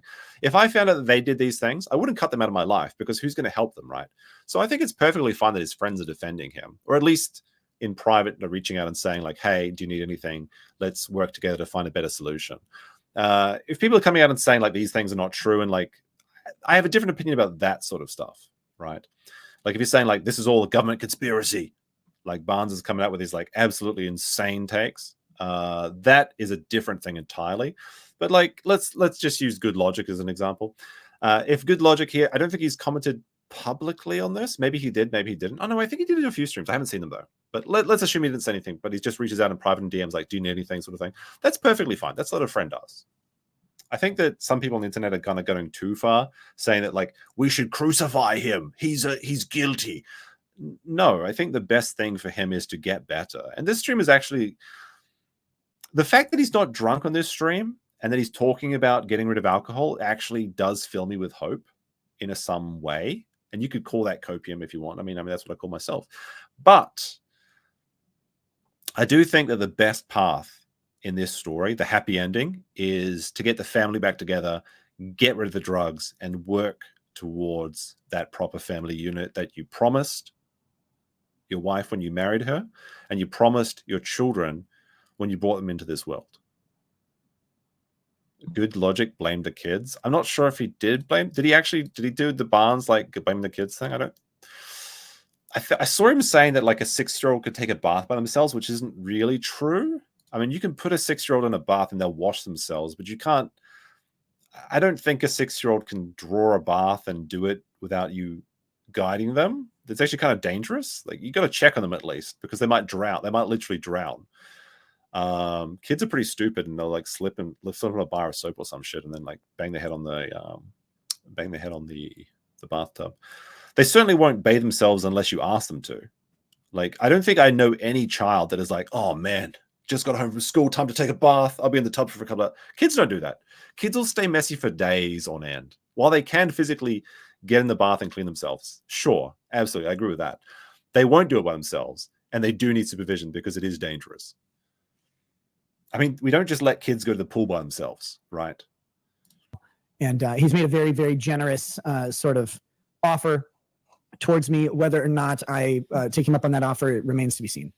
But he's been nothing short of very, very fucking supportive and really, really earnest and genuine in that support. So obviously there's a ton of my other friends who are out there They know who they are. I'm not going to put everybody on blast. Those three have been relentless. Oh, and I guess I would be remiss if I didn't say Ryan, the editor. What the fuck does Ryan, the editor, even do? Like, can we be real for a second? I mean, is this guy still on the payroll? Has it been like? Can somebody take? Can somebody tell me one thing that Ryan, the editor, has done in the last like 2 years? I remember when he was doing videos or some stuff, or sometimes he would run the stream when Nick was taking a piss or some shit, like playing clips. But has this guy just been on payroll for like the last 2 years and he does nothing? Of course he's going to support his cash cow. Of course, like he'd be crazy not to. He's pro bono editor. Oh, that's unfortunate. Imagine doing it for free. All the 6-year-olds I know take showers on their own. Yeah, but they can do it by their own, but they're not going to do it unprompted. That's the point, right? And we're not talking about showers. We're talking about baths. Like, it's pretty hard to drown in a shower, but a bath is not necessary, especially when you have a bathroom as big as Rekieta's. Apparently, it's like an entire, like, Hogwarts-esque pool or some shit where you can, like, you know, like Moaning Myrtle's bathtub. That's what we're thinking about. There's like batteries, so you can have like these long phone conversations or something in there. I don't know. Apparently, it's a magical wonderland that like LA comedians could only dream about. Ryan, the editor, who's like credited himself automatically with not being fired so goddamn much. Guys, if you don't know this, I'll only do this once. But Ryan, the editor, is one of the truly, genuinely most stand-up people that I've met in a long time. He's a great dude, and always primarily concerned with you know, how the people in his life are doing, even to the detriment of himself, which he shouldn't do, because he deserves to be like taken care of in his own way, and hopefully a nice boy will do that for him when he grows older. But he's a genuinely great dude, and he's been you know, he's been checking on me quite a bit, so I won't fire him for a little bit. Does he actually work for free, by the way? Like, if you're a YouTube editor or a clipper or something, don't work for free. Like, I know it may seem like the best deal in the world to work for your favorite content creator, for, you know, you do it just for the joy of just for the love of the game, but don't work for free. Like, honestly, if you're good at something, you never give it away for free. And editing is a very consuming, long process. Okay, so it's just like, I mean, I can barely edit by myself, right? And I get paid for it. So imagine being unpaid for it. Yes, there are others. Maiden Iron is pointing them out, and other people are pointing them out. Viva and Barnes have been very steadfast stand-up guys. Barnes' indignation about the circumstances of the search warrant are really interesting. That's the most politically correct way you could say that. Barnes's ideas are very interesting. They're not correct. They're not useful. They're not accurate. They're very interesting. Now, Barnes has been an absolute retard on Twitter, if you haven't been seeing it. Basically, he was saying it's all a constitutional nightmare, the government conspiracies. They're making it all up. It's insane. And he's blocking anyone that disagrees with him. I think he's like Legal Vices said, like, if you look over, there's actually very funny. Like the most where, like, I gotta show this for a second. So he blocked quite like half of LawTube, I suppose. There's a very funny one from not Andrew, from Jeff. I can't see if I've found the actual. I can't see it anymore. It's so old. But basically, he said, like, so Barnes said something to the effect of, hey, if legal mindset keeps running his mouth, maybe I'll look into why he left America and why he moved to Thailand, which is the capital of like a child SA or something like that. And then Legal Vice was like, hang on a second. Let's maybe not infer that people are pedos, okay? That might be a bridge too far, Mr. Barnes. And then there's just a picture of like, well, I've been blocked by Barnes. I will mention, though, it is interesting to point out that Barnes, he's a bit of an internet ambulance chaser, as I've noticed. He makes a lot of screaming and reeing on the internet to try and get into these high-profile cases. He's done it with a few of them now. He did it with Nick. Well, he's been trying to do it with Nick. He did it with Rittenhouse, and he did it for the Covington kids. And there was a very funny one where I think Nicholas Sandman, correct me if I'm wrong, was saying, Barnes, why are you pretending you're my lawyer? Can you publicly stop pretending to be my lawyer? So he actually had to get called out online. And then Barnes also went as far as to congratulate several people on the Covington kids case. One of them included was Alexander, who was revealed to have been grooming and preying on a lot of kids in the AF group. Now, when somebody pointed out to Barnes that he was congratulating a pedo, Barnes did not redact his statement. He blocked the person that told him that he was doing that. So a bit of irony. It's kind of funny how that works. A little bit makes you think. Really makes you think. But no, it's his grift. It's his grift. He finds a high profile case. He comes up with some constitutional argument for it. He makes a lot of noise. He tries to get on the team, and that's how he sells himself. It's very effective marketing. Don't get me wrong. It's worked out very well for him. But his takes are very interesting. I'll agree with Nick. They are very interesting. Maybe we'll leave it at that. Haggis says for $5 Canadian, he says, love your streams, but you're cherry picking clips of EVS without context. You're being very unfair by moral opposition to what was clearly a joke. I think you're correct there. I think like the kids were getting the drug stuff. I think that was a joke, but I think that built off his previous statement where he said the kids can't look after the house. So he saw the reaction that got, and then he doubled down, is what I'm saying. If you go back in the stream, I absolutely believe that when he said like the kids couldn't pick up the slack, he was being serious. The idea that one child, a 16-year-old, and like 16 is like adolescent, they're not really a child, but they're not an adult, surely, cannot clean up after 4 siblings and also 4 addicts in a house. It's impossible for even one-to-one. Even if it's one-to-one, an adult cleaning after one adult addict is a losing battle. It's insanely difficult. But yeah, I think he's doubling down on that a lot. But I don't know much about EVS, but from what I've seen, it's not great so far. Apparently, he's very angry at Eric July for actually delivering on his comics. But I don't know. Maybe send me your best Eric July. Sorry, not Eric July. Send me your best what's his name? EVS clips, and maybe I'll take another look at it. Even Blake, member for 21 months, says, does this roll into 24-hour stream for Cringe Event? It might take us 24 hours to get through this, but no, that does not count towards the next 24-hour stream, whenever that may be. I can't talk about arguments or legal strategy that I am taking or considering or whatever, but Barnes has some really interesting observations, and I think people can go watch. Look, I encourage you to watch whoever's analysis of whatever. There's some good analyses out there. There's some bad analyses out there. As always, I have watched basically 0 of them. Hey, look, so this is a good time to shill memberships to my channel. If you do join as a member, you can use these special emojis like this one. I don't believe that for a second. He's been watching every second of this. He's been on Twitter. He's been in the live streams. He's been watching everything. And I know this because there's a little thing you can do on YouTube. If I go so Tiny Gray just posted in chat. If I go this is, you can try it here. I'll show you how to do it right now. If I go at Tiny Gray, I can see Tiny Gray is in chat, and then I can tag him and say hi Tiny Gray, how's it going? Good guy, Tiny Gray. He gave me a little Cornwall little fridge magnet thing. Now I used this to do some research when there was some very interesting streams going on, and I can tell you that Nick was in this, or at least Nick was logged on. His device was in the stream for a lot of streams for like multiple hours, like 3, 4, 5 hours at a time. So the idea that he wasn't, I was too busy, I didn't see any of this criticism. No, that's just objectively false. He's been spending a lot of time watching everything about this. And like, if we're being honest, what else is he doing? It's not like the house is busy at the moment, right? So that's absolute cope. No, absolute cope. I've gotten summaries, I've seen clips and stuff like that. I don't have time to do it right now. It's crazy. Yes, most of my free time right now is responding in some way to some messages from someone, and someone's always like, it's. So you don't have time to do anything, but all you're doing is responding to messages from people.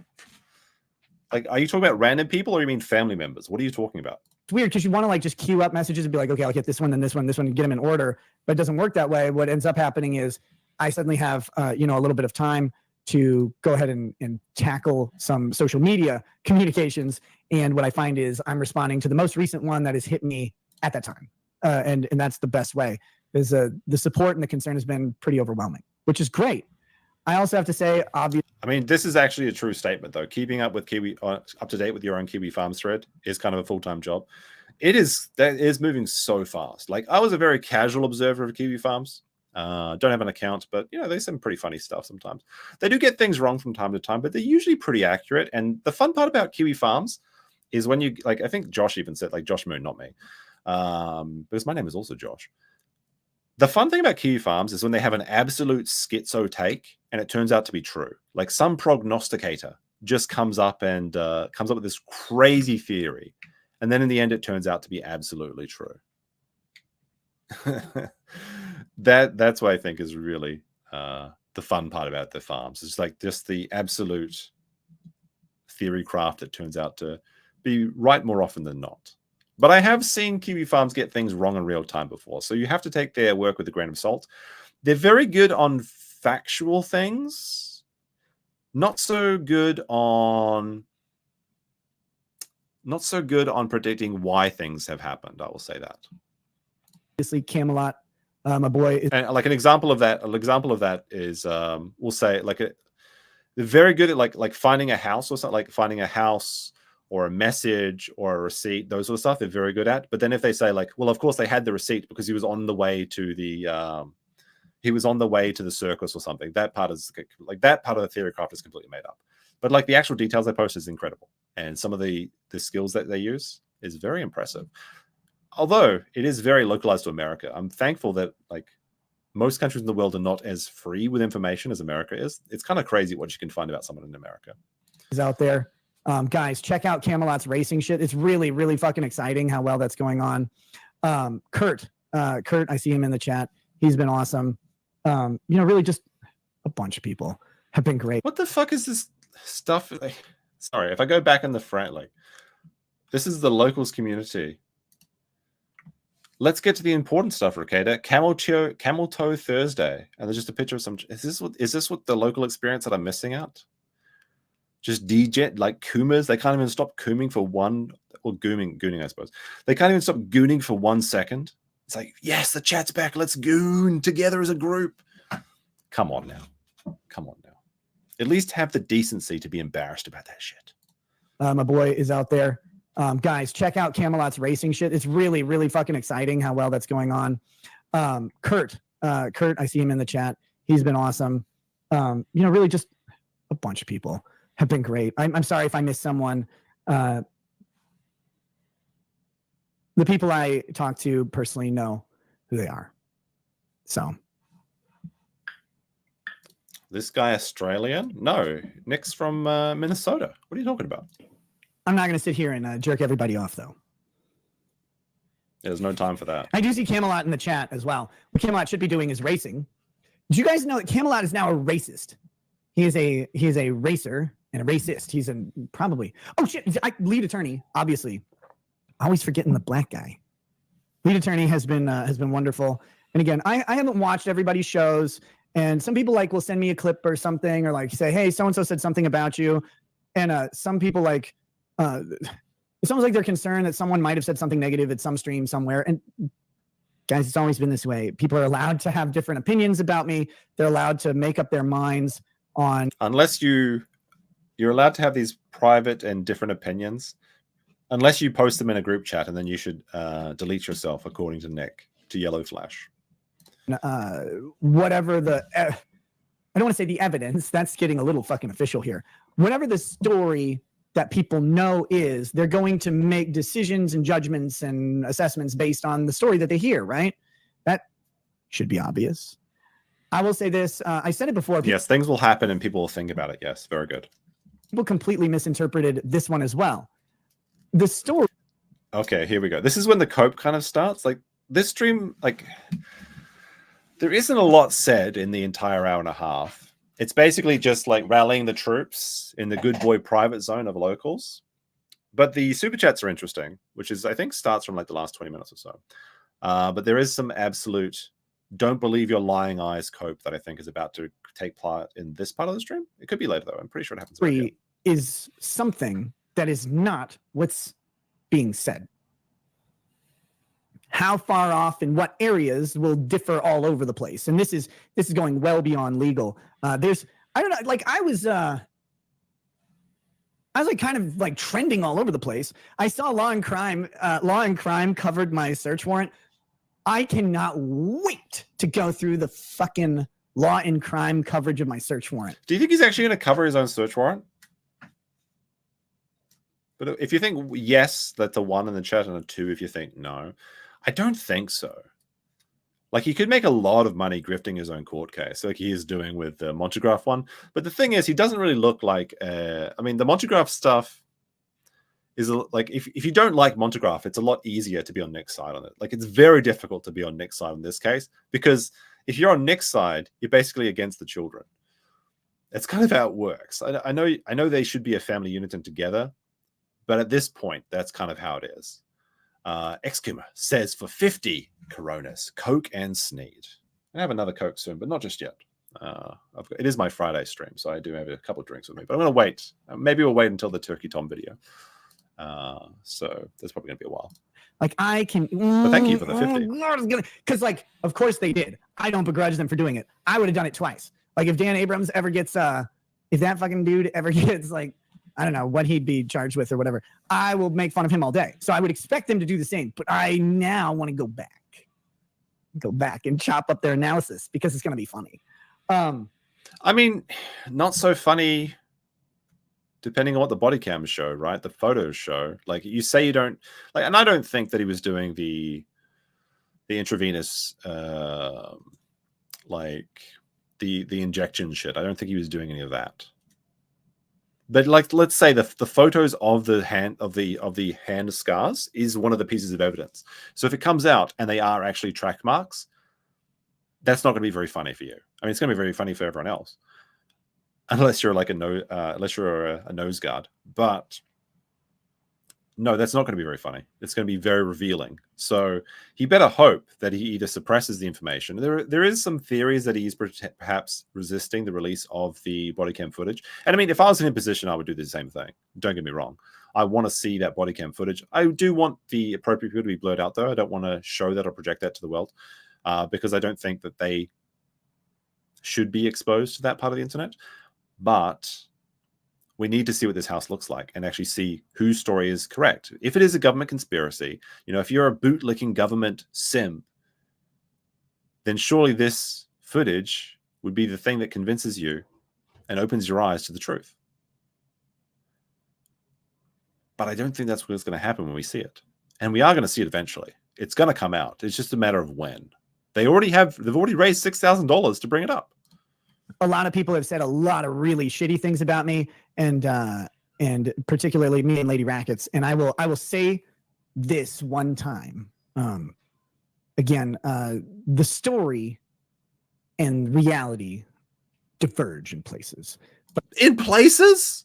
Can you just say you're not a cuck? Can you just say you didn't let Aaron come in your wife? Can you just say you fed the kids? The story diverges in places. Well, the police said that there was like the ground was covered in dirty clothes. The dirty clothes were on the table. Okay, I can't believe you're believing the police. The story diverged in a place. The dirty dishes weren't actually on the. There wasn't just shit on the floor. It was all over. Like, what does he mean? The story diverges in places. I feel like I'm taking crazy pills, honestly. But I'll say this this way. People can only make value judgments and assessments based on what they have seen and heard. And then surely you should agree that the body cam footage should be released. We can only believe what we've seen and heard. Then show us or tell us something instead of just filling up the entire stream with this word salad that doesn't say anything. What they have seen and heard now will be their value judgment and assessment. And at some point, I'll either get the opportunity to correct that for someone or I won't. And that's life. In some point in the future, he'll be able to prove them wrong or he won't. That's how, yeah, of course. Either something will happen or it doesn't. Of course. That's the only way that life works. That's just a nothing sentence. It's infuriating. especially that's life in any sort of media. You get the opportunity to speak, and people may not always take the opportunity to listen. And if that's what people decide to do and they've made their judgments, then I can't begrudge them for that. Of course, when things are said about you, when allegations or inaccuracies crop up, you want to run out and address them. You want to. Do you have a link to the stream that you're watching? This is on the Rekieta Law Locals page. You can find it by searching Locals Rekieta Law. Immediately put up the counter narrative. You want to say, this is wrong, this is wrong, this is a lie, this is bullshit, they know it, blah, blah, blah, blah, blah. And when you're charged criminally, you can't really do that. You just can't. So, but that may be the case, but the way you can avoid this is by not being charged initially. And you can do that by not living a degenerate lifestyle that invites these things to happen. Yes, the government does overstep their bounds. Yes, the government does lie about things, but do not give them an excuse to do so. I don't like the government. Okay. I want government to get out. Don't step on me. Like I'm with you there. But, when they step in and save people from being neglected, abused, SA'd, you know what? I'm actually pretty pro that actions by them. It's kind of funny how that works. Some of that is going to just have to wait a long time, or maybe a short time. We'll find out. But that being said, it's just how it goes. And I don't begrudge anyone their bad judgments. It is what it is. Yeah, okay. Except for people who actually know better. There are people out there who know more of the story. And this is always true in every circumstance. Now, this part is actually interesting. There are people out there that know things about the situation, but then are telling a false narrative. Who could this be if it's not Aaron? I'm kind of curious about this. If anyone's got any theories in the chat, I would assume he's specifically talking about Aaron, because who else could it be? Who else would have intimate knowledge of this situation and they'd be telling a different story? Of course, the only other people that I think could even possibly be in this situation would be either legal mindset or potentially criminal, as they were Nick's friends. But how much would they know? Nina Affinity? Would she know? How would she know about this, though? But isn't she on like the pro Nick side? Like, isn't she on the Nick defending side? I'm not sure. But it's also true in this one. No, but like specific, like, okay, I'm seeing some people that have intimate knowledge of the situation, but he's talking about people that have intimate knowledge of the situation and then are telling false narratives. Yeah, the church people. Okay, that's a good one. So it could be the church people. Nick has said that there is one particular member in the church that is lying about these things. The one person that has animus against him. The problem with that story is that there was 4 people in the church that reported, according to the police report anyway. And then you have Aaron's testimony that corroborates their stories in part, not entirely though.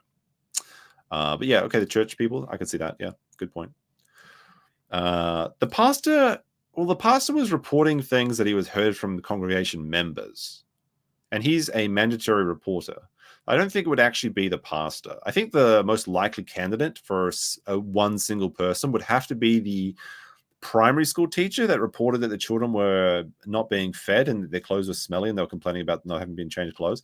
That would be the only other one person, or perhaps the theory, and this is like the kind of the fringe theory, that it is Kayla's sister. Now the text that we saw. Let me see, do I still have that? So this text here, that was released by Aaron, I guess not very long ago, right? When was this actually released? Not a couple hours ago. So this is the one. This is a text from Rekieta's wife to Aaron in the swinging relationship. It says, "Is there a way you can tell your story without broadcasting a relationship that I thought was special to everyone? I mean, I guess I'm seeing now that you thought everything that came out of it was evil, so I may be asking a lot here. Also, please don't contact my relatives." This might be the key point of information there, because people were saying that Kayla's sister was one of the people on the warrant for the search of the house. So if Aaron was separate himself from the situation 6 weeks ago, and then he starts, and this is what Aaron has actually said on his show as well, and on every other show that he's been going on, he's been saying that, like, I contacted their family to try and get Kayla out of the situation because apparently he was in love with Kayla. I don't believe that. I think he's just kind of saying that to get at Nick. And there was someone made like a very interesting little statement as well. They're saying that like it may not be the case that Aaron wanted to fuck Kayla, but he wanted to fuck Nick's wife because he's in love with Nick, right? That would be the implication there. That may be the case. So it could be that it could be this. This could be that detail there. All right, let's continue. I'll be people right out back there in a who know second. more of the story than they are letting on, and they are dishonestly speaking about it. And some people, go ahead and, for whatever reason, take up a position, we'll say opposed to someone for a purpose that doesn't make sense in the long or short run to me. But, and I know I have to speak cryptically about this because I'm not here to throw people under the bus. I'm not here to like point any guns or anything. Oh God, no, those are gone. No, I'm not here to point anything at anybody. But there are people out there who know things that they're saying are untrue. And there are people out there who know character of the worst, in my opinion, are the ones who. I didn't go to the bathroom. I didn't have to wash my hands. I just went to get some more water, okay? My mouth is dry. Hold on, I'm going to play it back there for a couple seconds. What did you say just then? There who know things that they're saying are untrue. Okay, who's that? And there are people out there who know character of the worst, in my opinion, are the ones. I think it's skipped there, and I think there's a recording issue or something, or maybe like there was an internet problem or something. Who not only know things and know about my character, but they also know their own character. And methinks some of them doth protest too much. So I think he's referring to LawTube here. And methinks maybe some of them have adopted a position for personal gain, and they'll do that. Like, that's fine. Again, I'm not going to call anybody out. I don't need anybody to do anything. Okay, so it's like it's a recording issue, it looks like. I don't need anybody to even stop watching or stop listening to anybody, and that's not the point. It's just, I'm sharing with you guys my experiences going through this, because this is kind of like a completely, this is foreign territory, man. I mean, yeah, this is the first time I've seen someone get arrested for extreme drug use and child neglect when they are a content creator. This is the first time I have. This is new territory for me. I mean, maybe some other people. Maybe this is a repeat of the Daddy 05 situation, I suppose. It's kind of different, right? But I don't know. Is there a scarier thing to hear as a kid if your parents come to you and say, "Hey, kids, we're going to start a family YouTube channel"? That must be terrifying these days. I'm coming after one person and it's so gay. Oh, no. Believe me, I'm not coming after anybody. I made fun of Legal Mindset because he's a retard, but that's his. Ooh, spicy. You've got to play the clip, though. Work that way. What ends up happening is I suddenly I'll say this about Ralph. Ralph is another good entertainer. He, like, whatever you think about Ralph, he's very funny when he needs to be. Like, okay, like the kill stream is not what it used to be. There's something about Ralph. He's got a bit of an entertainer gene or something. Unfortunately, it's paired with his terrible personality. But okay, so let's go back a sec. What do you mean? I'm coming after one person and it's so gay. Oh, no. Believe me, I'm not coming after anybody. I made fun of Legal Mindset because he's a retard, but that's his own problem. I'm not even talking about him in this scenario at all. I literally just. Okay, so not Legal Mindset, but all right. Speaking of Legal Mindset, actually, so Legal Mindset is doing a sober analysis stream in about 12 hours. No, wait, sorry. This would be 13 hours from now. So sober analysis. This is the funniest truncated thumbnail I've ever seen with the upcoming there. Do you guys see this?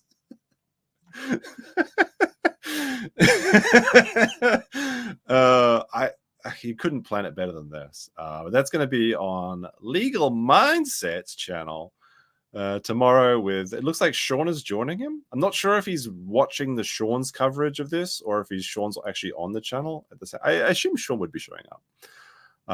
So if you want to see that sober analysis. Oh, that is too fucking funny. That is too funny. I guess you can watch for yourself and be your own judge. Made fun of him because he's retarded. He acts like this super Chad ladies man as he looks off to the boys' room with one eye, the girls' room with one eye, and limps between them because he can't decide which one to go to. I'll make fun of him because he's What? That's a weird thing to say. Doesn't know where to go, like going to the boys or the girls' room. You've already got one defamation case on you, Nick. I'm not sure you can afford a second one. It's not looking so good with Montegraph. But you might want to just knock that off. dumb. It's kind of funny. It's kind of funny. That being said, I'm not going after anybody else right now specifically because I don't need it. And you should still watch as long him, as you by the fall way. in line. And no one should stop watching Legal Mindset because I made fun of him. We're all allowed to make fun of each other, right? Like that's okay. I thought. Is that not okay? But yeah, there are people who are genuinely what the fuck? I just realized I may have had another mic picking up something, so I have two mics in the room because it's also a karaoke setup. But the second mic is to pick up the BJ sounds. That's why it's down there. But he's turned it off. Yeah, there are other people out there who fit the At criteria. some point, that I you was should talking leave about. and come back with powdered sugar on your nose. The ultimate grift. No, I think people have done that already. It would be pretty funny though. It would be pretty funny. Much better than him. It has to be subtle though. Don't know It who has to they be really are, subtle. and I'm not here to burn or torch anybody. I really don't fucking care. People have to make their judgments based on what they know. Yes, it's called Some the people slurp are making mic in performative professional. judgments based on the opposite of what they know, and that's okay. Well, here's the thing. So let's entertain this idea for a second that some people are making these performative streams, being critical of Nick for personal gratification or personal gain. Now, yes, it's true that streams talking about Rekieta get a lot of views and usually a lot of super chats too. Like this stream is much higher than my regular stream would be. So you could accuse me of doing what he is saying here. Now, here's the thing. Even if I am purely grifting in this situation, my grifting is supporting the children's side of the argument, saying that they need to get help and get away from this abusive situation and things to get like. So even if you are grifting this situation and saying that this is like, think of the children, actually think of the children. They're the actual victims of the situation. I don't give a shit if adults want to fuck their lives up. That's fine. But it's the innocents in the world, the people that can't look after themselves that need to be taken care of. It's like, it's almost like those situations where you have like some YouTuber doing a big like charity, and it's like this YouTuber donated $1 million to charity, but he only did it for the views. Yeah, but those fucking poor people still got $1 million fucking dollars. Who gives a shit? It's good. It's still a good situation. And that's even if you're taking them at their worst, right? Like you're just assuming they don't give a shit about anything, which isn't the case because most people do care about these vulnerable people. Like people care about kids and animals because they're the people in society, or I guess animals aren't people, right? But you know what I mean? They're the defenseless things in the society in this world that need to be protected. Adam A with $2 says grifting needs money though. That's true. Thank you for that. $2 dose. Cheers to them. No, Andrew definitely loves the ladyboys. I've seen no evidence of that. I've hung out with Andrew several times, and I have never seen any ladyboys while walking around in Japan. Now, there isn't very many ladyboys in Japan, and he does live in Thailand, but I have seen no evidence in my personal experiences of that. You learn a lot. You learn a lot at various times doing this job, which is the gayest shit I've ever heard or said. It's not the gayest shit I've ever said. Let's be honest. It is June.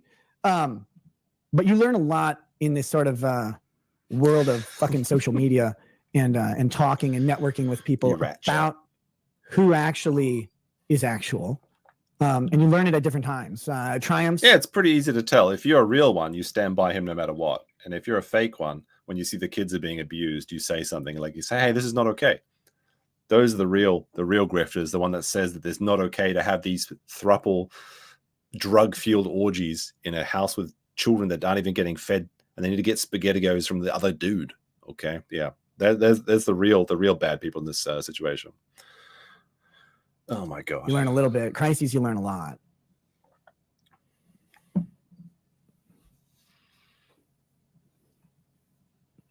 And all you can do is keep going because you can never know ahead of time. You can try and judge people's character. You can try and take advice from other people, of course, but you can never actually know in enough time to really he serenaded me. I mean, Nick did. That's true. I don't think Andrew did. But whatever happened to Mandy? Did they just delete everything and disappear from the internet, or are they still around? Assessment of someone. I actually saw Mandy made an appearance in Turkey Tom's documentary, which we may check out later. Of course, there are no ladyboys in Japan. Japan has traps. Thank you for the $10 dues, Magician Sapphire. So actually, ladyboys do exist in Japan, but they call them like new half. It's kind of a weird. I guess it's just the kind of they have a new half, I suppose. It's just one of those weird things that you get in Japan. Like a lot of Japanese words are just English words. Like Starbucks is like Starbucksu or something, or like some people just say Starbucks. You know, but you get like McDonald's. Big Macu is literally just Japanese for Big Mac, that sort of stuff. They call them new half. Yeah, that's the Japanese word for like ladyboy. And they don't get any special privileges over here. There was like this new building in Shinjuku. Shinjuku. It was the Kabukicho Towers, and they had a gender-neutral bathroom or something. And all the progressive media was like saying Japan is such a progressive country. They've got this gender-neutral bath. Like within a week, the Japanese population complained and had it removed. It was gone, and now they have segregated male, female only bathrooms in Kabukicho, which is like, people call it the red light of Tokyo, but it's actually pretty tame. There's not that. I mean, there is some crazy shit there, but it's mostly an entertainment segment now. It's mostly just because it's got red gates that people call it the red light district. There's a lot more spicy shit in Japan than Kabukicho, but it was pretty funny, that little story with the bathrooms. Before you invest in them, oh god, what gross word that is. But like as people become part of your network and you talk to them more and cross promote and all that shit, you can't always know how things are going to turn out, and you can't worry about it either. So I'm mad at Drexel? No, I'm not mad at Drexel at all.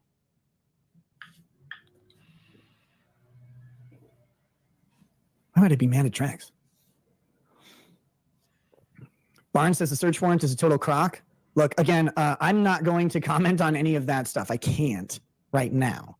At some point, if I comment about the search warrant, it'll be done in a filing. If it's an if, by the way, the state. Wait, what? Why would you say that unless you're representing yourself? They're just waiting. I don't think that's what he meant to say. But, people say, sometimes you say just wrong things on streams. It happens all the time. They're just waiting. The state is like, oh, God, can he please say something? I hope they put all my gay jokes in a filing or whatever. But no, it's if I'm going to say anything about the case, you'll find out about it in a filing, probably through my attorney. Wouldn't you just talk about the case after you, like in your theory, like in your worldview, he gets off, right? That's what he's probably thinking to himself right now. He gets off from the law, right? Wouldn't you just be free to talk about everything then? Wouldn't you say that? Why would you say in a filing? What do you think about Camelot, Nino Affinity, Drexel supposedly trying to do an intervention days before the Kirk stream?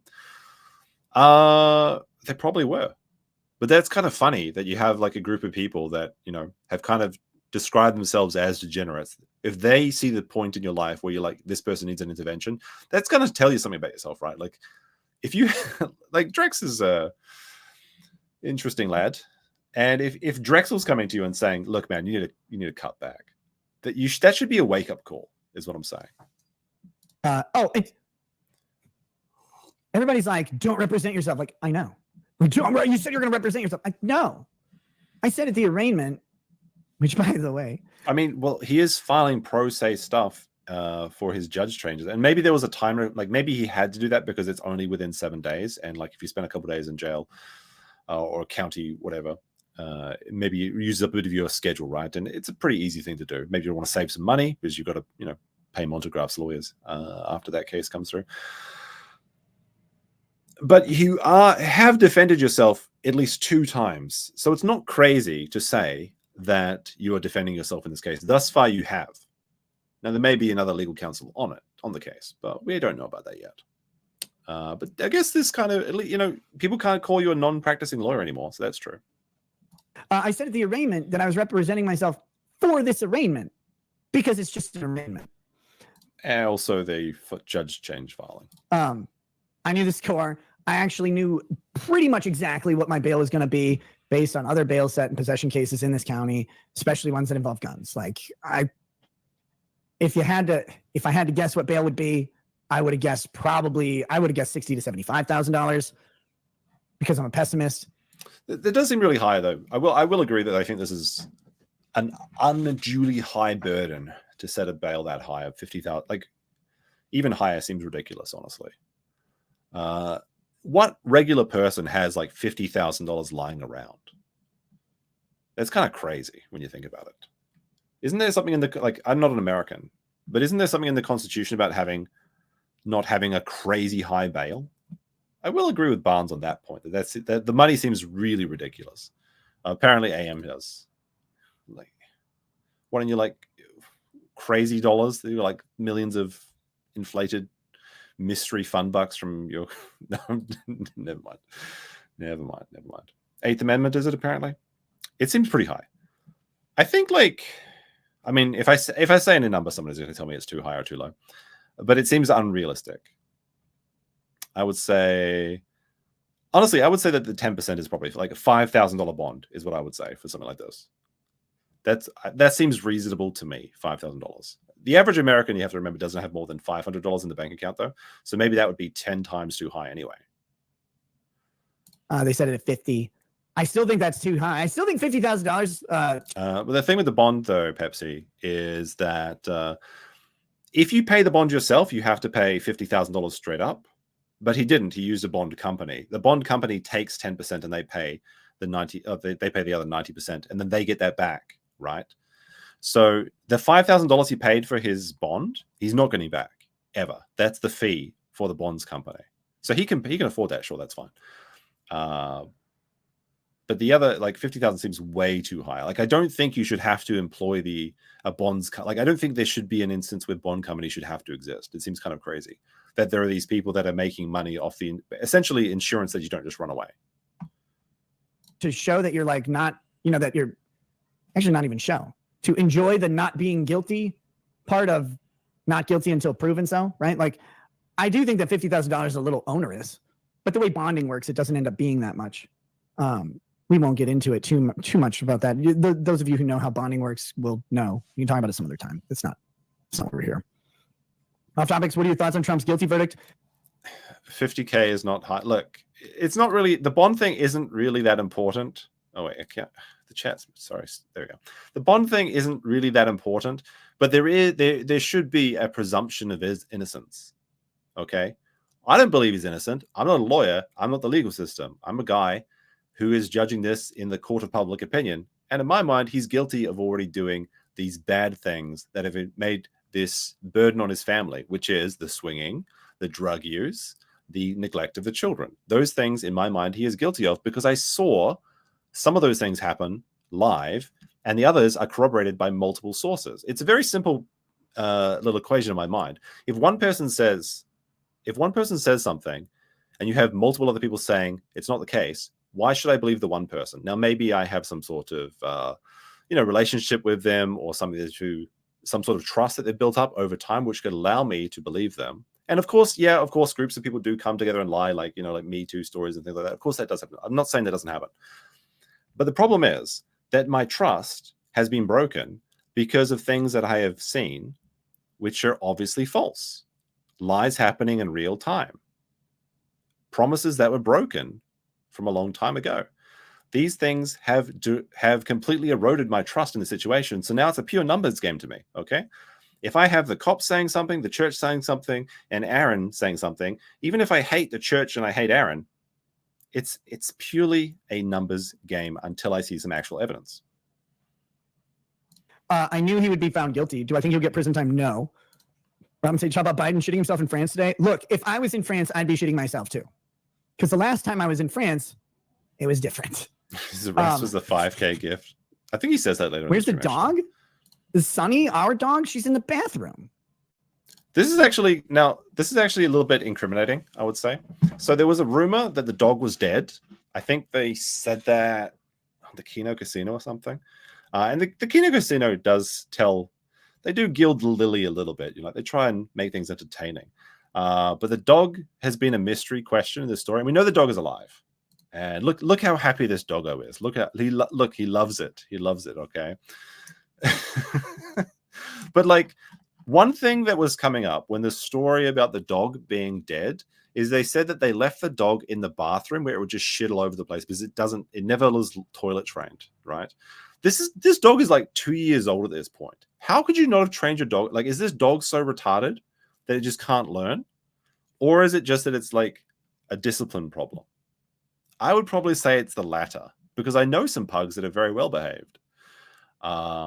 Unfortunately, pugs have hard lives, right?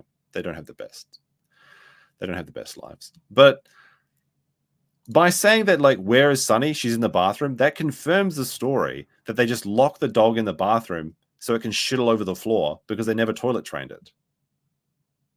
So even if the dog is alive, which it is, the dog is alive. Spoiler alert, the dog is alive. I don't think the dog's living in good conditions, which is very disappointing. Very disappointing. Have you seen The Prestige? Yes, it's probably one of my favorite movies. I've seen it very many times. But that's a different dog. I'm not sure about that. But interesting theory. At night, Sunny hangs out in our bathroom. Yeah, that was a weird one. People are like, it's a weird thing to say. The dog hangs out in the bathroom, like it chooses to be there. Like, you don't just put it in there because it's the only room in your house that doesn't have carpet. So you can like hose down the bathroom. Your king size bathroom where Moaning Myrtle reveals the secret of mermaids or some shit. I don't know. Apparently it's a massive palace in there. This seems like a really bad place for a dog to be in. Like, dogs, cats, they like to sleep on, like, you know, blankets, warm places near their masters. Typically, cats are a little bit different. They sometimes just want to be themselves. But this dog, I'm pretty sure the first time I saw it was during the Johnny Depp trial, which is 2 years ago or something. No, Johnny Depp or Rittenhouse. It was one of those trials. It was like 2 years. I'm pretty sure it's like 2 years old at this point. This dog needs to be trained by now. If you haven't done it, it's because you've failed to train it. Or is it his dog or is it its kid's dog? Maybe the kids are responsible for it. I don't know. Like, EVS, if you want to say that the kids were not responsible, were responsible for cleaning this dog and they didn't do it, we can probably agree there, but not the cleaning up the rest of the house, though, part. Like, the dog was taken or something. Like, ATF didn't raid the house. The dog's alive. Like, if ATF came.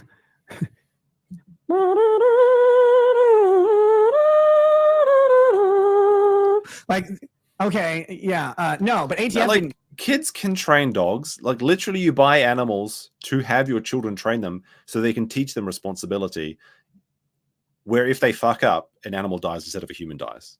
That's the point. Animals are great ways to teach children responsibility. Typically what happens, though, is that they give up and, like, dad just ends up being like dad's dog, where he's like, dad's like, I don't want to get a fucking dog. And then the dad and the dog are inseparable forever and more. It was just a local sheriff, so they didn't shoot the tiny pug. She's still alive. What's the dog? I can go get her in a minute. He's got a big gun and the dog run out. No, there's like raccoons and shit out there, and they want to get revenge. After he drowned one of their brethren, the raccoons are circling the house at night looking for revenge. The dog wouldn't last 5 minutes out there.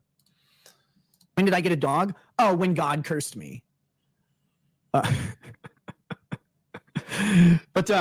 no, yeah, there's so many fucking wild stories out there. I've seen only a fraction of them. Like, obviously, I can't follow all the stuff about me. I don't know how other people do. I mean, 95% is a fraction. And I find out stuff from the internet. I'm like, oh man, that's cool, or that's not cool. Like, sometimes, like, oh, my dog's dead. So an animal dies and then equals lesson learned. Yes, if you buy your kids a pet rat, and you tell them if you feed this, it will live, and if you don't feed it, it'll die, and then they don't feed the rat and it dies, they feel sad and they learn a lesson. It's unfortunate for the rat, but that is where you can teach children responsibility. That's literally why. I mean, it's not literally why. Of course, there's many reasons to do so, but it's one of the reasons that parents are encouraged to get children pets, to teach them responsibility in a very real sense, where they can learn about life, death, and consequences of their own actions. Now, if it's like a dog or a cat, obviously it's going to be more impactful than like a fish or a bird, which is kind of unfair because birds, when you think about it, are really, really intelligent and they deserve all the freedom they can get in life. But yeah, that's a different story entirely. But that's fucked. No, that's just you guys don't do this. Am I from some crazy land where children looking after a pet is like considered too much? What? You never specified a rat? Hey, look. What is the difference between a rat and a pug? Honestly, I think rats are much more intelligent than pugs. Let's be frank here. Shit. But no, she's very much alive. I found out that she was dead, and then I also found out that she was alive when I just was like, "Hey, Sonny," and she started yapping. You don't let the pet die to teach them a lesson. No, I didn't say that at all. I didn't say that at all. Okay, if they die, they do learn a lesson, but no. The point is for them to keep it alive. Sometimes they fail. Look, if I said it in such a way that made it sound like you buy them a pet and then you just let it die just for laughs, that's not what I meant at all. Okay, look, maybe I misspoke. I think you guys are just not understanding. Your lying ears. Okay, who are you going to believe, me or your lying ears? Ceiling cats. Well, no, they're floor cats here because I'm actually over my office is right below me. So they're floor cats here. They kind of up and down through the floor. Whatever. It's kind of the status of Sonic. I can't believe I've been saying this. Like, no, you buy them a pet, you give them the food for the pet, and they have to feed the pet. Is this so hard to understand? Oh my goodness. Oh, I'm gonna grow a goatee and get fat and just call myself EVS from now on, I guess. Apparently it's the kid's fault all along, right? Oh my god. Here we go. It's still here. How did my pet? None of my pets died because of my neglect. That's not the only pet that I've lost. Like, that wasn't like old age. We had some free-ranged cats that got run over, which is very sad. And then one day, like probably one of the most traumatic things that happened is my rabbit that I was looking after for the longest time. We took it to my cousin's house for Christmas because we go up to spend Christmas with our cousins. And their dogs, they're massive Samoyeds, the same dogs that stole my Easter chocolate, by the way. Apparently chocolate kills dogs, but not these ones. They ate all my chocolate and they were fine, just fine. But the dogs ripped open the cage and the rabbit disappeared. And my parents said that it escaped and went out to live in the fields and we could never find it again. I suspect that rabbit died very brutally, but they never told me. But that's the only pet that under my care that has been had met a really unfortunate end. And that wasn't my fault because I was assured that cage was secure, but it was not. It's still here. The rotten Samoyeds. Yeah. Those dogs. It's kind of wild what you find out about yourself very quickly from partial stories. And I've been learning a lot about myself. In some ways, I like what I'm learning. And in other ways, I'm like, I don't like that at all. But one thing I do like, and this is something that'll be fun. I can't do it now. This is what I hate. Like the things that they want to take away from you. It's not, and the government isn't actually taking it away from you, but people get very overly cautious, and that's the right move. Don't get me wrong. You get very overly cautious about stuff, and they take away like levity. So like there are a bunch of just banger memes. There are a bunch of just fucking banger memes out there. That's true. There are some pretty good ones. I want to like share them and laugh at them because they're funny. Like funny things are still funny. But when this stuff happens to people, everybody's like, no. You gotta watch out. The joke police are coming. The joke police are coming. And if you tell a joke or you smile or if you neglect your kids and don't change their clothes, the police come and take them away. So there's the joke police and also the child protective service police. So the two types of police are coming. If you don't smile in public, like if you're out in public, people will be like, this motherfucker. Like, well, what are you supposed to do with every part of your day? Like you can't laugh at a joke. You can't enjoy a show or a movie. Like you can't do anything because someone's like, they should be doing something else. Like, well, okay, calm your tits there, chief. Is that right? You guys can't enjoy a joke? Have you not heard the one about the cop and the Denny's? You guys can't just enjoy a simple joke? Jesus. Fuck. I think I got to say it like Pro Pride Month. Calm your tits there, bro. People will have momentary emotions, and I get to go through the full gambit of them every, couple minutes. It's cool. I think you should try that. Did I go to church this weekend? Yes. Yeah, I go to church pretty often. Yeah, I mean, if you leave the church service 3-4 times to go do a couple bumps during the sermon, you can count that as going to church multiple times in a week, surely. Because every time you leave the church and go back in, that counts as one time. So yeah, go to church 5 times a week, yeah, on Sunday. It's that's part of the old routine. But yeah.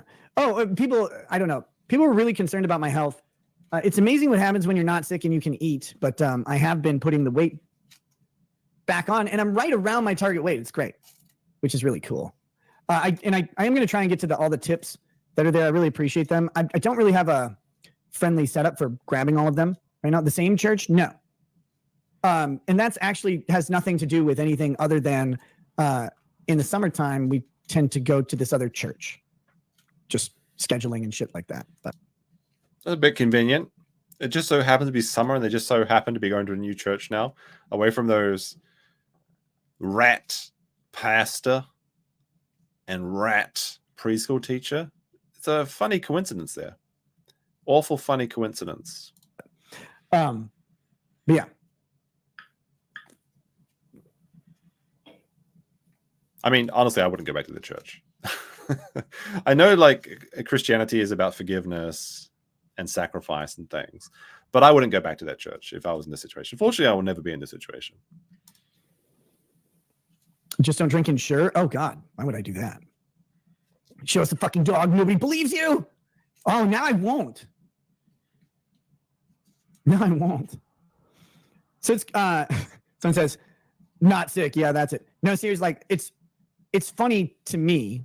Like, this is one of those moments of levity that I can go ahead and share a little bit with you is like events converge that are unrelated, and people are like, see? And it's like, no, actually, I really did get sick for 20 days out of about somewhere between a 40 and 60-day period. There were 2 10-day periods where I couldn't fucking eat. I could barely get out of bed. And I ran a fever most days between 101, 102, and 104. And there was one time, this is a true story, by the way. People are like, oh, he's lying. There's no reason for me to lie about this. It was goofy. I think it was actually just the thing is, there is no reason to lie about having this fever, but there is something compulsion to lie, right? If you're a compulsive liar, then you just tell lies because it's just the way you live your life. So yeah, there is no reason to lie about this. But if you just have a habit of lying, and there's already been some lies being detected in these streams thus far, so why should we believe that anything is true? Like, trust takes a long time to build, and it gets destroyed in seconds. And I have really no reason to trust Nick at this point. Now, can he rebuild that and maybe one day be trustworthy again? Sure, it's hypothetical, right? But he's going to have to change quite a bit, and it's going to take a long, long time. And realistically, I don't think it'll happen. But it's not impossible, right? You're saying there's a chance, is what I'm saying. Like, it's like a 1% chance it could happen. But 107? That's like the brain melting temperature. It's very unlikely. I mean, maybe his thermometer was broken. That's the only way that would make sense. Man who, like, exactly, like, actually, this is like very, very true and real. Man who lies, I'm not lying. Anytime someone tells you they're not lying, you can just assume that they are lying. It's just the way things are. Zach says $5. I would tell you a joke about condescension, but you wouldn't get it. Thank you very much for the fiber. True. That is true. But yeah, like, if you don't lie, you don't really have to tell anyone about it. Result of how we do the they have the type of thermometer that you use, but I did have a 107 reading on a thermometer one day, and I think it was because Aaron has said that it never read 107. I think personally it was probably like a 1, and you probably misread it as like a 7 or something. That makes sense. I was bundled up in fucking bed while I had a fever, and I was probably just sitting there overheating on the surface. I don't think I was actually dying with my brain cooking. But once I got... Does that work? Wait, is there any, like, health officials in chat? Is there ever a time your external temperature is higher than your core temperature? Surely this core temperature would be the hotter of the two, wouldn't it? I'm trying to think if that makes sense. I'm pretty surely your internal temperature is always going to be hotter than your external temperature. Like, it doesn't matter if you put on a bunch of fucking blankets or some shit, unless you're being heated from an external source. But if you're like wrapping yourself up in blankets, then your heat is radiating from the inside out. So surely you should still be hotter on the inside than on the outside. That doesn't make sense to me at all. If you're standing in the sun, but nobody uses. If you're standing on the sun, if you're receiving heat from an external source, he's not standing outside in the sun while he's getting his temperature read. He's in bed. Like you're going to be in bed in a dark room if you're like, right. So the only heat is going to be coming from your body or from a heater or something, or a hot water bottle or something. Aaron sitting on his face gave him 107 temperature. Ain't no way. Ain't no way. Cooled down. My fever there was 104. Like that. That's true. But people are like, see, this happened. That's what the weight loss was. No, I literally couldn't eat. I'm sorry. Yeah, that's the claim, is that he had he posted on Locals or Twitter or something saying he had canceled the stream because he got 107 fever. I mean, realistically, the simplest answer is usually the correct one, and it's very unlikely he had an 107 fever. And another source, Aaron, has said that never was the case. It was probably 104 at the highest, maybe 101 most days. Like sometimes you have like the 1 on the thermometer, it looks like a 7. You know, it depends if they have like the one where it's like the line and then down. You know, that can look like a 7 sometimes. I assume that's what the case was.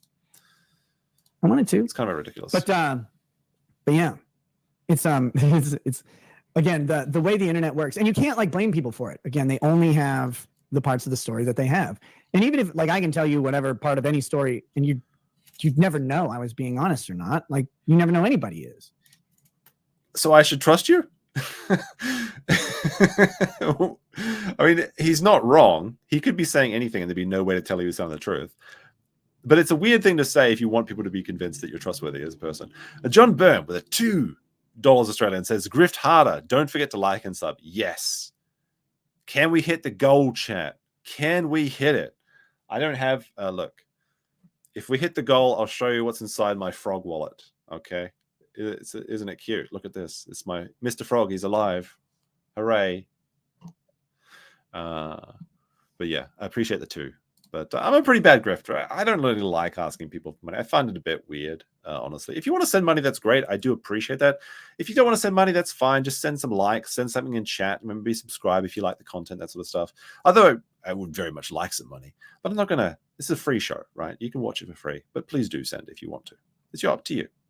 You just have to make your judgments based on character of the person you know. You guys will do that to me. And that's that. Like that's how it's always been. So there's it's always trust me, bro, and you have to decide yes or no. And you have to do that forever. Yeah, that was for easy. Everyone. That was pretty easy. Start an eating substream, grift the food stuff. God, I need to. Oh my God, that was so fucking cringe. It was like eating a pie on stream. It's like $10 a slice, and nobody was sending in chats. Oh my God, that was so cringe.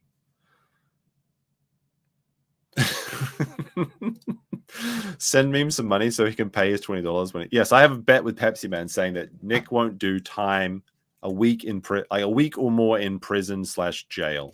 That is our bet. I think he's going to get some plea deal, deferment, diversion, something. But if it so happens that Nick spends a week or more in jail, then I own Pepsi for this case.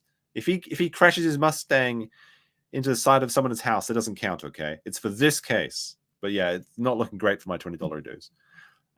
So I hope you accept BTC. I still have my 4,000 calorie ramen that someone sent me. I gotta cook that fucker. Hold on a second. We're gonna re-listen to that part. Trust me, bro, and you have to decide yes or no. And you have to do that forever, for everyone. Start an eating substream, grift the food stuff. God, I still have my 4,000 calorie ramen that someone sent me. I gotta cook that fucker. Hey, whoever sent that ramen probably feels pretty silly right now. Although maybe they are a very smart individual because they foresaw that he would be in such a position in his life that he would need a lot of calories very, very quickly. So to that foolish person out there, congratulations, I guess. That's what I need to do. Need to do that. And just say, like, you're not getting done with the stream until you eat it all, because it's absolutely do not eat alone. But yeah, Gentleman Sausage says, I've seen people get false highs on a forehead thermometer after sunburn. I didn't see the rest of your comment, but yeah. No, like the ramen he's talking about, it's actually yakisoba, technically. But yeah, it's a 4,000 calorie yakisoba. Yakisoba. Okay, it's really kind of funny. It's this one. This is what he's talking about. So yeah, it says right down here, like zettai hitori de tabenai kudasai. So absolutely do not eat alone. That's what he's referring to. I assume that my 107 was a little inflated, but the in-ear thermometer on that one was still 104. It was fucking gross. But you know, that's that. Movie watch streams and game streams again. God, oh, fuck me. Right before this shit happened. I don't know if you guys remember when I was playing games on Twitch, because I did for a little while, and I enjoyed it, but then I stopped enjoying games. Something happened. They announced Owlcat Games, which did Pathfinder Kingmaker. They announced a game that was right up my butthole, and it was called Rogue Trader. It's a Warhammer 40. All right, Rogue Trader. So that's a Warhammer thing. Billy Oki with 2.98 Singaporean dollars. That's a weird number. I guess it's from like the Apple tax or something. I don't know, but appreciate it. It says memes 26-gram Coke fund. I might go grab another Coke in a second. I think I need it, but we'll continue. But thank you very much for the Blue Boy RPG in the same style that they did Pathfinder Kingmaker. I bought the super fucking collector's edition box for it. This is like 2 years ago or something. And I thought maybe I like somehow screwed it up because it never, ever came out. Like I never got it. What makes the ramen 4,000 calories? Well, they take the average size of ramen, which is about 1,000 calories, and there's 4 times as much as it. It's all carbs. It's actually like the macros on that is really bad. If I remember, it's got something like 400 grams of carbohydrates. It's not good. It's like really bad. It's got like 5 times your daily salt intake as well. It's actually kind of dangerous to eat alone. So don't do that. And I just got it's just really bad. Like it's like right really before all this legal shit hit. So I have thought about firing up, and I think you could people in the chat lie detector have been able to play this game on Steam or like early access forever, but I never did because I kind of lost interest in playing video games and lost time on it. But maybe I can get back into some gaming streams at some point for that. The movie streams on Twitch don't work anymore. They're gone. They're done. Twitch actually shut down the watch party feature. Now you can still do a watch party if you just like say, hey, I'm watching this movie. We're starting it now at this point, and then you go. I think there's a service you can use like Watch Together or something. You can do that instead. But yeah, the Amazon thing is very fun. But you can't stream it through streaming service without running huge copyright risks. So I don't know. I've got to figure that out. I don't want to promise people that we'll do watch party things. It may be very clunky. I just wish Amazon would have implemented a plan where I could pay, I don't know, $100, $200 or whatever, and do a screening. Might skip past this anime segment. Not anime, sorry. Amazon segment. Of any movie in the Amazon library. My stream can watch the movie, right in the middle of the fucking day. Every day this week. So that hasn't happened yet, but I'm working on that. And that shit really should tame down at some point. But his schedule's going to open when there's hoops, wide open. You jump through them. Are you planning on doing any Hunter Biden coverage? Yeah. That's a fucking lie. Come on now. Are you planning on doing something? Yeah. That's like when my girlfriend messages me. She's like, do you want to go see the hydrangeas this weekend? I'm like, oh, yeah. If the weather's good, that sounds great. It's hydrangea season in Japan, apparently. That's not going to happen. That's not going to happen. But you can't say no. You have to say like, yeah, that sounds like a lovely idea. If the weather's good, and it's the rainy season, by the way, so there's like a 90% chance of rain every day from now on.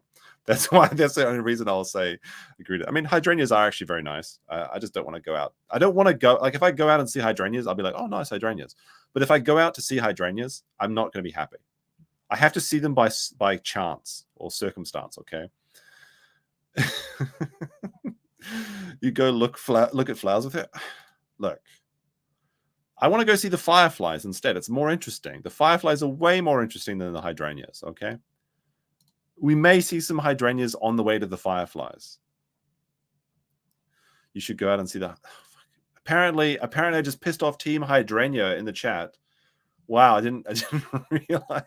No, of course it's about doing something with someone that you love. Of course, I understand that. Just being a little bit silly here. Okay. By the way, I don't. But orchids are the best flowers. I'll just put that in. I'll say that orchids are the #1 flower. Every other flower is just weak. Yeah, I am. One of the interesting things is I have a parallel. Like Glenn Gary says, go back to your roots. I mean, trial streams aren't my roots. I don't know where people got the idea that they're like, oh, trial streams are his roots and trial streams are where he grew so much. And like, wait, is Nick trying to correct the record on this? Like saying he likes trial streams now? He said he hated them. I have a parallel. Like Glenn Gary says, go back to your roots. I mean, trial streams aren't my roots. I don't know where people got the idea that they're like, oh, trial streams are his roots and trial streams are where he grew. I mean, you grew 90% of your channel came from trial streams. Yes, your roots, if you want to go right back down, is like the Maddox case, the LOL suit, Russell Greer, Vic Mignogna. Yeah, sure. But if 90 or 80% of your channel growth comes from watching trials and you are the biggest trials streamer, I think it's a pretty fair statement to say going back to the trials is going back to your roots. Like I did grow quite a bit during trial streams, but the major growth portions on my channel were not always trial stream related. And actually there was Sean, when he was watching this earlier, he made a kind of a good point. He said that he can't go back to his roots, which is the anime stuff, because he's pissed off the entire anime community. He can't go back to the Vic Mignogna anime, all that shit, because he pissed them off by fucking Vic over. And 2, because of the whole Pippa Pipkin pissing off the entire VTuber fan base. So that's why he can't cover any of this VTuber shit as well, which is basically a license to print money. So legal mindset, like making money hand over fist with this VTuber stuff. It's insane how much you can make in that sector. I don't get the VTuber stuff. I'm going to be honest. I can see that people like cutesy girls, but like whenever I see it, it's just like every time someone sends me like a VTuber clip, it's just them screaming. I'm just like, what am I supposed to get from this? I don't get it. I'm sorry. Maybe this is my I'm old moment where I don't get the anime girl avatars thing. It's just like, because I just know that like they're probably fat behind the screen, right? What the fuck is a VTuber? A VTuber is when you have an avatar that maps your face and it links it to like a cartoon girl, typically, and they just do cutesy anime shit for like 10 hours a day, and then like they make all the money. It's, if you go to Playboard, you can see how much money people are making in super chats. It's almost always VTubers. I've heard some arguments that VTubing is the ultimate form of entertainment because you're taking away someone's looks and you have to succeed with only personality. But I think the real secret to the success is just the anime thighs and titties, honestly. But I don't know. Maybe I'm too old for it. I've seen some of the clips. Some of them are... I'm not going to say I haven't enjoyed some of the laughs and some of the clips, but I think it's just... I don't get it. Maybe it's because I live in Japan and I see anime shit every day. I'm like oversaturated with anime shit. I go to the supermarket to buy, toilet paper, and there's an anime girl staring back at me every day. So maybe I've just seen too many of them.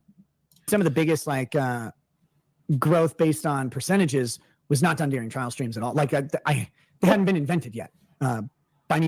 No, that's like a bold-faced lie. The largest percentages were always trial streams, just not the initial success was not based on trial streams. Like, if you want to argue going from 1 to 1,000 is an increase of like 1,000, but going from 1,000 to 3,000 is only an increase of 3 or something like that, then I guess you can make kind of like that argument. But no, the largest growth was always from the trial streams, specifically Rittenhouse, Johnny Depp. Have you seen Turkey Tom's video? We might watch Turkey Tom videos on Nick next if there's time. We're only about halfway through this, but I actually do have it loaded up. And we might, if there's time, we might watch that. Maybe I'll have to say it for another time. I'm not sure. We'll see. We'll see how the streams go. We'll see how people feel. By accident, like that hadn't happened. Like the Vic Mignogna case was huge in bringing people in eyes to the channel. Well, the Dick Masterson case as well. In some ways, the Google case, Poppy. Like there were... I forgot about Poppy. Like moments where growth happened. That's a really big old one. Boost was the fucking political coverage in the 2020 election. Like there's all sorts of ways. Going back. Yeah, so there's an interesting little thing that happened here with Nick's channel is that the Trump campaign during the 2016 and I guess the 2020 election, or probably the 2020, I'm thinking about it like realistically, because I think Nick's channel was not really existed in 2016 actually. I remember watching Nick from like 2019 onwards, but yeah, 2020 definitely. So basically what happened is that both political parties pay for advertising on YouTube, but they only want their advertising dollars to go to people that will most likely be affected by their campaign. So like you don't send conservative Trump party campaign videos to a 20-year-old college student, right? Because they're not going to vote for Trump no matter what, unless they're like the 1% of the population that'll actually do that. So you target all your advertising dollars towards 50, 60-year-old voters that are leaning conservative in these areas.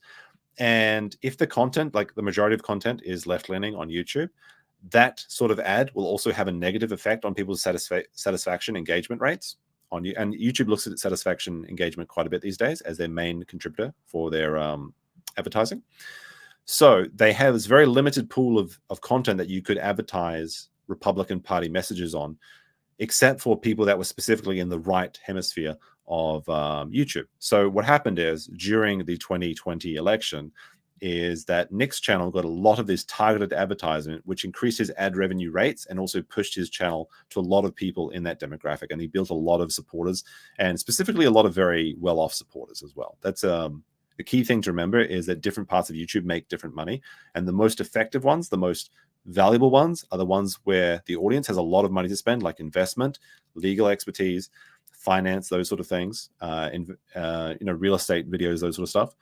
And so Nick got a really big bump in that time, like a massive, massive bump, which you wouldn't typically see as a regular YouTuber. So it is like an interesting little bit of luck that he had. But I mean, all success is kind of based on luck, but being in the right time. Like what I'm saying is you don't have to just be lucky, but when you work more, you give yourself more opportunities to be affected by these lucky chances.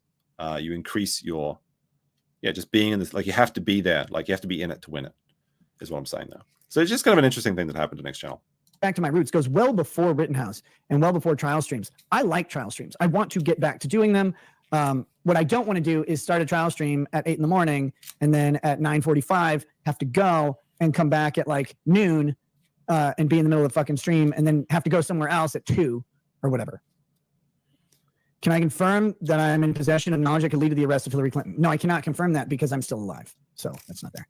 But yeah, this whole like I know people mean well with it, and I like trial streams from a content. That's a bold-faced lie. He said he hates trial streams. We would have placed a big fucking doubt in the chat for that. He said he hates doing trial streams. He said this has never been a law channel. Rekieta Law has never been a law channel. I don't believe this at all. It's really funny because trial streams are the most lucrative and the easiest. Not easiest, but they're the easiest legal stuff to do because you don't have to do prep work. Typically, you can just kind of show up and then use your already acquired expertise to comment on the ongoing situation. You don't have to do any research or pre-streaming. You can just turn on the stream when the trial starts and just react in real time. In that respect, it's easier content than other sort of legal content. This is a big denial of the past and rechanging of the history of his channel and his own opinions, actually. I suspect he's saying this is because he knows that they're big money makers, and he's probably in a position right now where he needs to make a lot of money really quickly. And that's because of 2 very important legal cases going on in his life, obviously. Perspective, they're really easy to do. You don't need to do a shitload of research. You actually don't need to do much at all. He didn't say Rekieta Law isn't a trial stream channel. He said Rekieta Law was never a law channel, which is absolutely ridiculous. Absolutely ridiculous. Yeah, of course, the personality shapes the content and makes the content digestible. Like legal stuff is very boring, but if you have the right personality, the right spin, you can make it very entertaining. That's the challenge of all edutainment, or whatever you want to call it, right? Because you learn a little bit, but mostly it's about entertainment. But it's a ridiculous statement to say that his channel was never a law channel.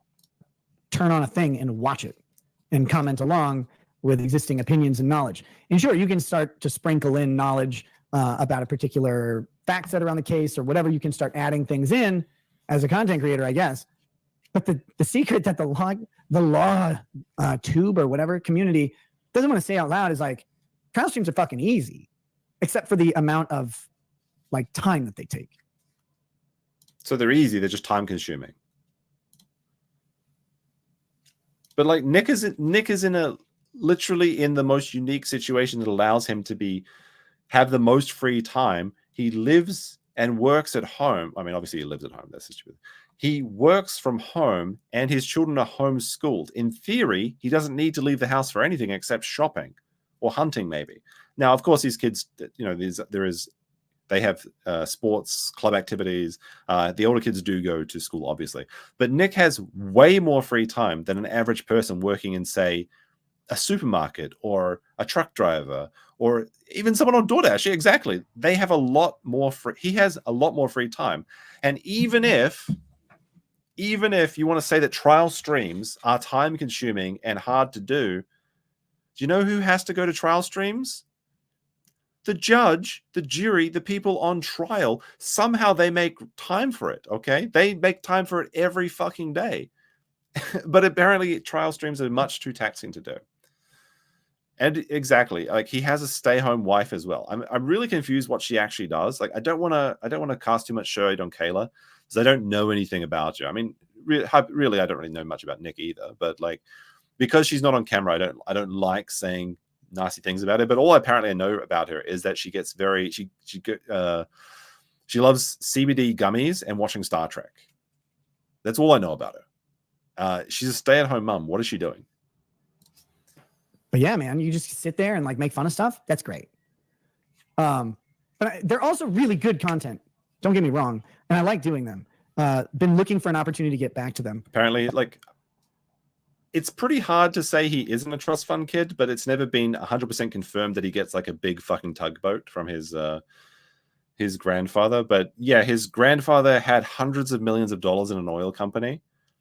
And Nick's mother is the executor of that trust or something. I think that's it. Shows up in the Turkey Tom video. It's pretty hard to believe that he doesn't get a monthly tugboat. Literally a man that had everything and threw it away for a weird everybody get in the bed situation. Like it's truly mystifying. Turkey Tom goes over it. Someone said in the chat that I advertised the Turkey Tom video in the stream chat, so I guess the stream's going late today, boys. But for many reasons that predate my recent legal issues, it's taken a bit. Hey, AJ, I near it. You can say that. You could just, if you just say it like slightly less so it isn't so spammy, you can say it all you want. Like, I'm not going to stop you. But if you keep like taking up the whole fucking chat window with the spam, like I'll just throw you out. Because fuck you. Go take your free speech. I didn't see this. I actually didn't see this chat because I was watching when I watched it live, I was watching Sean's stream. So I didn't realize what this person was saying. Show to that cock you want to put in your mouth. Nick is entitled. No, I can see your messages, Mims. Yes, but that is true. The problem with most people is that they kind of expand into their environments. And what I mean by that is that, like, if you're just starting off, you've got a small apartment, you've got a small income, you typically live within your means. Now, if you get like a big pay rise, but you keep your cost of living the same, you can save a lot of money, which is a very good thing to do because you can invest in stuff. But most people don't do that. When someone gets like a double their income, they typically look for an apartment that is twice as expensive as well. And they grow into their environment in such a way that they always need more money. There's never enough. And I've never really understood that because I'm a very, very, what's the good word? What's the good? There's a very naughty word. I mean, it's actually a very correct word, but it sounds like a naughty word. But no, I like to look after my money. You know, I don't like to have unnecessary spending on. The only thing I really spend a lot of money on is camera shit, like drones and fancy glass and stuff. But typically, I don't want to spend any money. I think if you're a bachelor or like you're not living with someone else and you're a dude, like you just need like a 1-bedroom apartment. A couch and a PS5 or a PC where you can do some like, work or gaming sort of thing. Like you don't need a big place, I think. I think it's kind of weird, actually. Like if you're not like income maxing, whatever you want to call it, like if you're not bachelor maxing, I'll call it, where you just try and spend as little as possible on your living expenses as a dude and put the rest of it into your investments or travel or some shit. You know, who cares about spending money on the place that you sleep is what I'm saying. So you just need like a small space to yourself. That's all you need as a single guy. If you got a family, it's a different case. You got a family, you need a lot of space because you've got kids, and you need that space where you can escape from the family at some times during the day. Because you do need your alone time as well. I'm Gaudy shoe maxing. My shoes are very reasonably priced. Okay. Wasting money on your hobby is the best part of your hobby. Well, there you go. If you spend less money on rent, you can spend more money on your hobby. But anyway, with how's the book coming along? Well, it's hit a roadblock. But yeah. So the book he's talking about is Nick's talked about how he wants to write a book about how to make it as a streamer, basically. Been very, very tumultuous. It's not fun. It's I gave Maddox a win. Look, I am a giver. It's tumultuous. It's not fun. People say the worst shit about you. It's not true, and you can't really do anything to do otherwise. I will say this. We'll say it. I'm going to be a little harsh in this statement. Okay, here we go. The amount of bootlicking faggots out there who are like, whoa. I was starting to get a little like this is a bit of the this is the lull before the peak in the story. Like this is we're about to reach the climax or the semi-climax of this stream. Like the government said. All right. And there's still weirdo gooners in his chat posting Camel Toe Thursday.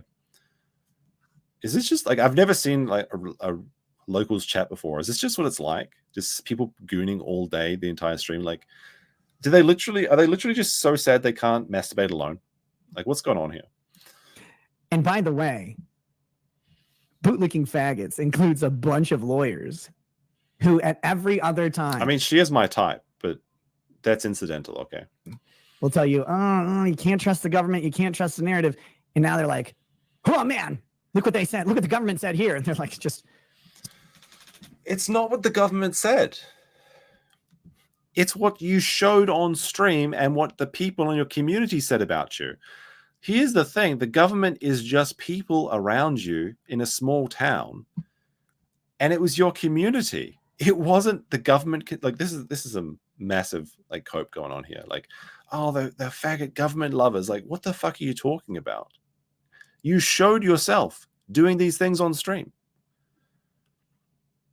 Rekieta has shown no evidence to trust Nick over the cops. Well, that's actually true. He hasn't. If the government is lying, if you shouldn't believe your lying eyes, then show us why it's not true. Don't believe the government. What's the alternative? Don't believe the government. That's the only alternative. Unfortunately, it's a very effective argument to people that just hate the government, and I hate the government. But you have to be pretty brain dead to kind of just say like government bad. This means I'm innocent. Come on now.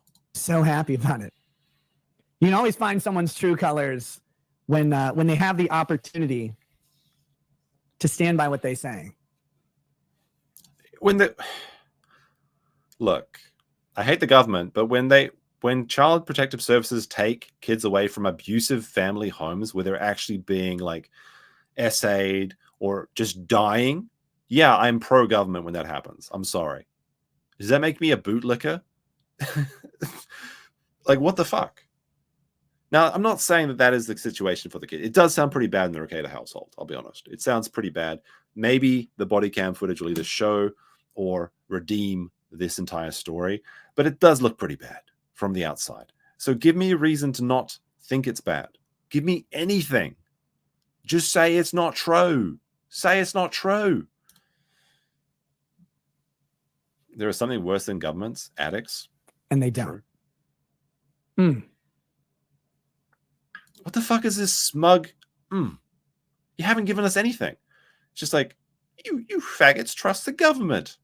Doesn't that hurt? No, it doesn't, because you haven't shown us any reason not to. Jesus Christ. But I digress. Tell you what, guys. There has been a request. That request is for a puppy. I am a giver. I'll go grab the puppy, bring her on camera for a little bit, put her away. The stream, I was planning on streaming for about an hour tonight. I am looking to return to Rumble and YouTube very soon. Maybe tomorrow, if my studio's ready. I have a bunch of great topics to discuss. It may not be till Saturday. You know, it really depends. I'm trying to find the right time, give people enough of a heads up. I have a feeling the comeback stream, it's not the comeback stream, please. Like, oh, fuck, don't call it a comeback. It's literally not intended to be that. I'm going to be streaming kind of as per normal, especially on Rumble and YouTube for some time. We're going to get into more of a normal show rhythm. I'm not going to sit here and run a Rekieta drama tour. I think it's been done by a lot of people, and they can do that. No one's ever tried to stop anyone. That's another fun one. When you keep finding out that you were trying to stop people from doing stuff, and you're like, holy fuck, I don't even know who that retard is.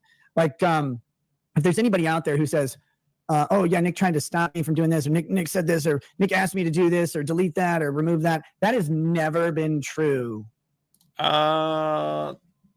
Nick has asked people to remove things in the past, so that is true. Except for one time when I politely asked someone to take one thing down, and I said, I'm not going to be a dick about it. I'm not going to DMCA it or anything like that. But if you just please take this one thing down, I'd appreciate it. A couple other times. So I think what he's referring to is the incident with Farron Balance. So this is when Farron got really, really drunk, and then she, I guess, became unbalanced, and she fell over backwards and kicked her legs up and kind of showed her crotch. Did he ask the Mandy stream to be taken down? Well, then that's 2 times he's asked things to be taken down. Now, you can ask politely, but I'm 100% certain. Well, not 100%. So I'm like 95% certain he asked for the Farron stream to be taken down because it was fucking embarrassing. And he's saying here that it was for Farron's own good. But if it was also the Mandy stream, I believe. Yeah, I think Alyssa said that he was requested to take that down, right? So that's at least 2 times. So this is already like the line's already been spotted here. Farron asked him to take it down, not the other way around. Well, like, oh, I see what you're saying here. Okay, so it was on his channel, and Farron asked him to take it off his channel. I thought he asked the clip channels to take that down as well. Like, I thought he talked to Divinity, didn't he? And asked her to take, because that was when Divinity was clipping more of Rekieta stuff. Then Alyssa kind of came onto the scene, I think, after this. So there's at least, not sure. I'm pretty sure there's at least 2 instances there. Nick asked Alyssa to take it down. Yeah. Farron asked Alyssa, not Nick. I mean, she probably asked both of them, right? Like, she probably thought, hey, could you ask her to take this down for you, because it'll probably have more sway from you. What is this? Please do a deep dive on ADHD, go beyond the name of the disorder and attention factor, and see how much it explains Nick's behavior. Maybe. I have no idea how to even begin doing a deep dive on ADHD. That if you have a lot of things to show me about it, maybe I could read those as a starter. Asked on behalf of other people, like, hey, that's a thing that might cause someone some hurt that wasn't intended. I would appreciate if you could consider taking it down. I never threatened anybody or told anybody that they had to take something down or been a bitch about it. And if people left it up, like, that's up to them. I don't like, there's no like, anybody who says any of that shit. I mean, I kind of believe it. Like, I do believe what he's saying here slightly. Like, I believe that he would have asked someone to take something down, but then he would have said, I'm not going to DCM you. I don't think he's doing that out of the goodness of his heart. I think that's because he understands that there is such a bad connotation to DCMing anything on the internet that he knows that it's not worth the amount of drama he'll receive for being known as a DCMA abuser or someone that even uses it. Even if you use the DCMA tools in the way they are meant to be used, you can receive criticism on the internet. And because his stance has been since the beginning, you can free to clip everything. I don't care. You have my permission to use everything.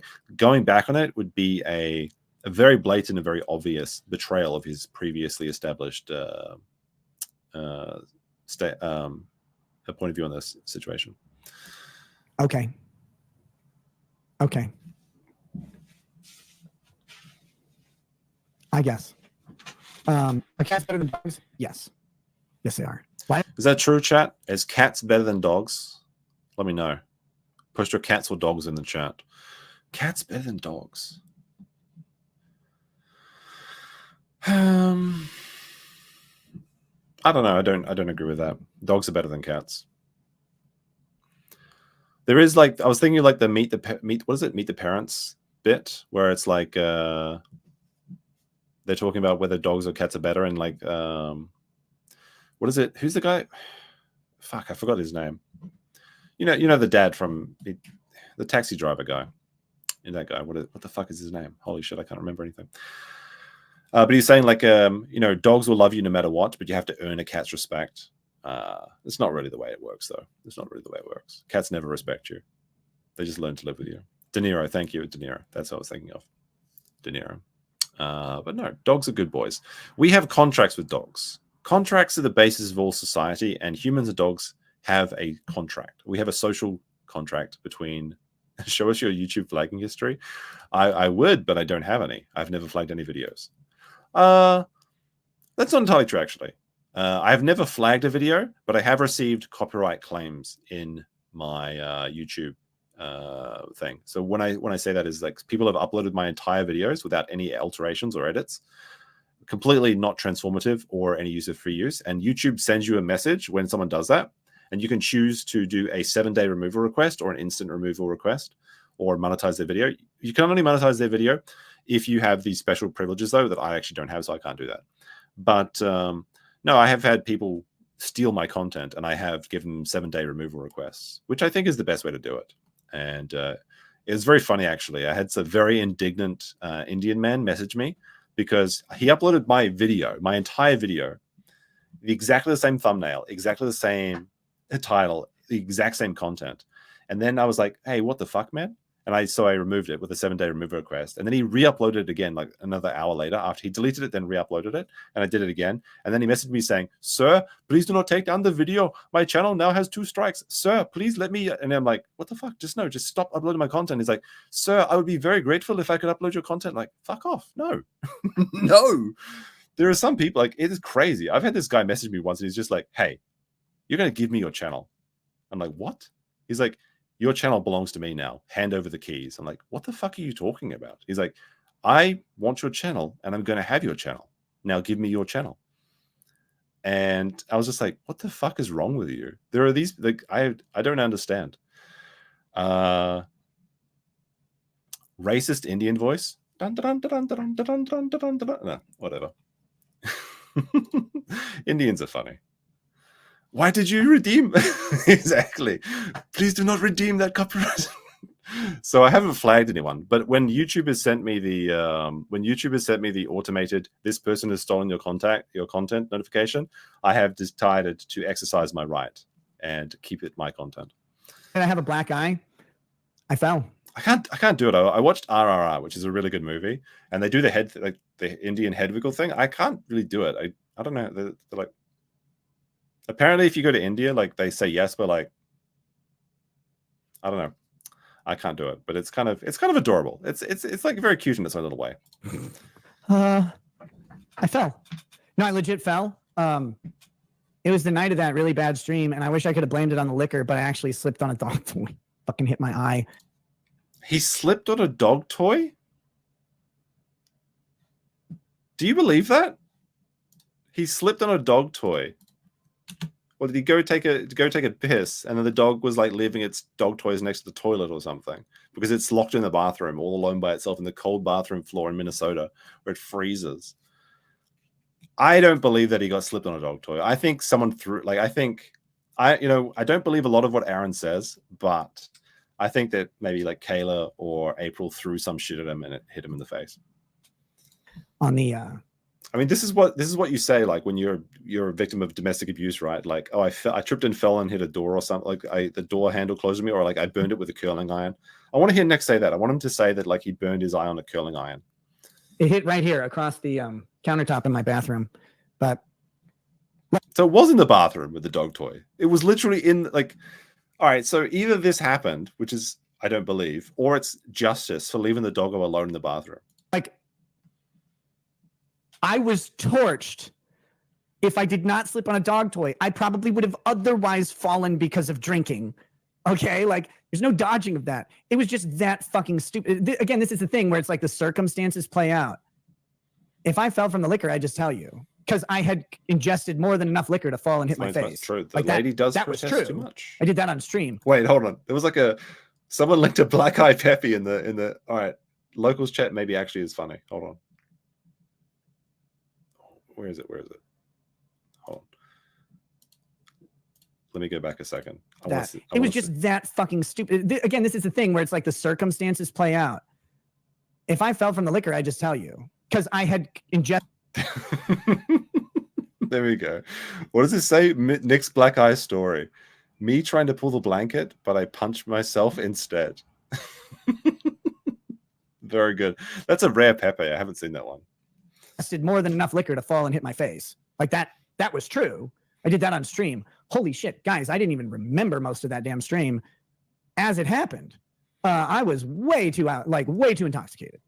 So much liquor. And you can watch me just pounding it back, right? Like you can see it. Or you could see it or whatever. No bones about that. I wish it would have been I drunkenly stumbled and hit my fucking face on the counter, but it turned out I slipped on a dog toy. It's even gayer. This is a pretty good truncated edits as well. I like this one here. The little pizza boy. But yeah, I had pizza tonight, actually. I have some pizza in my fridge. My black eye. I looked super cool. I know a bunch of people like want funnier stories with all this stuff. And it's like, nah, not really. Like, I wish there were funnier stories. At least then it'd be funnier. And now it's pretty boring. Let me go. Wouldn't your nose hit first? It did. It just hit up here. It hit way up here on the bridge of my nose, and it hit right here. And there's actually a little spot here. I think my head must have rolled like that way as I hit. But what's that old joke? I can't remember how it exactly goes, but it's like, I mean, I'm changing the particulars to make it match Nick, right? But like, what happens if Nick has an erection? He walks into the wall, he bangs his nose. It kind of goes like, does everyone know that joke? What I'm thinking of? That's an old one. Yeah, the wound went this way. That's what I'm thinking. My eye fucking went. That nose should have protected his eye. It doesn't make any sense. But I'll be right back with the dog. See you in just a second. Now you might think he'd be gone for like 10 minutes or something. But he's right back really quick. That dog was like pretty close there. You tell this joke every week? No, I've told it like once or twice. No, I've never told this joke before. Only one or twice. You remember the dog? Yeah, I was actually surprised that the dog came up, but I thought he just wasn't going to show it the entire stream because literally I thought he wasn't going to show it because he has to do the opposite of what chat says, and the chat said show the dog please, and I said I'm not going to show it, but he comes back pretty quick.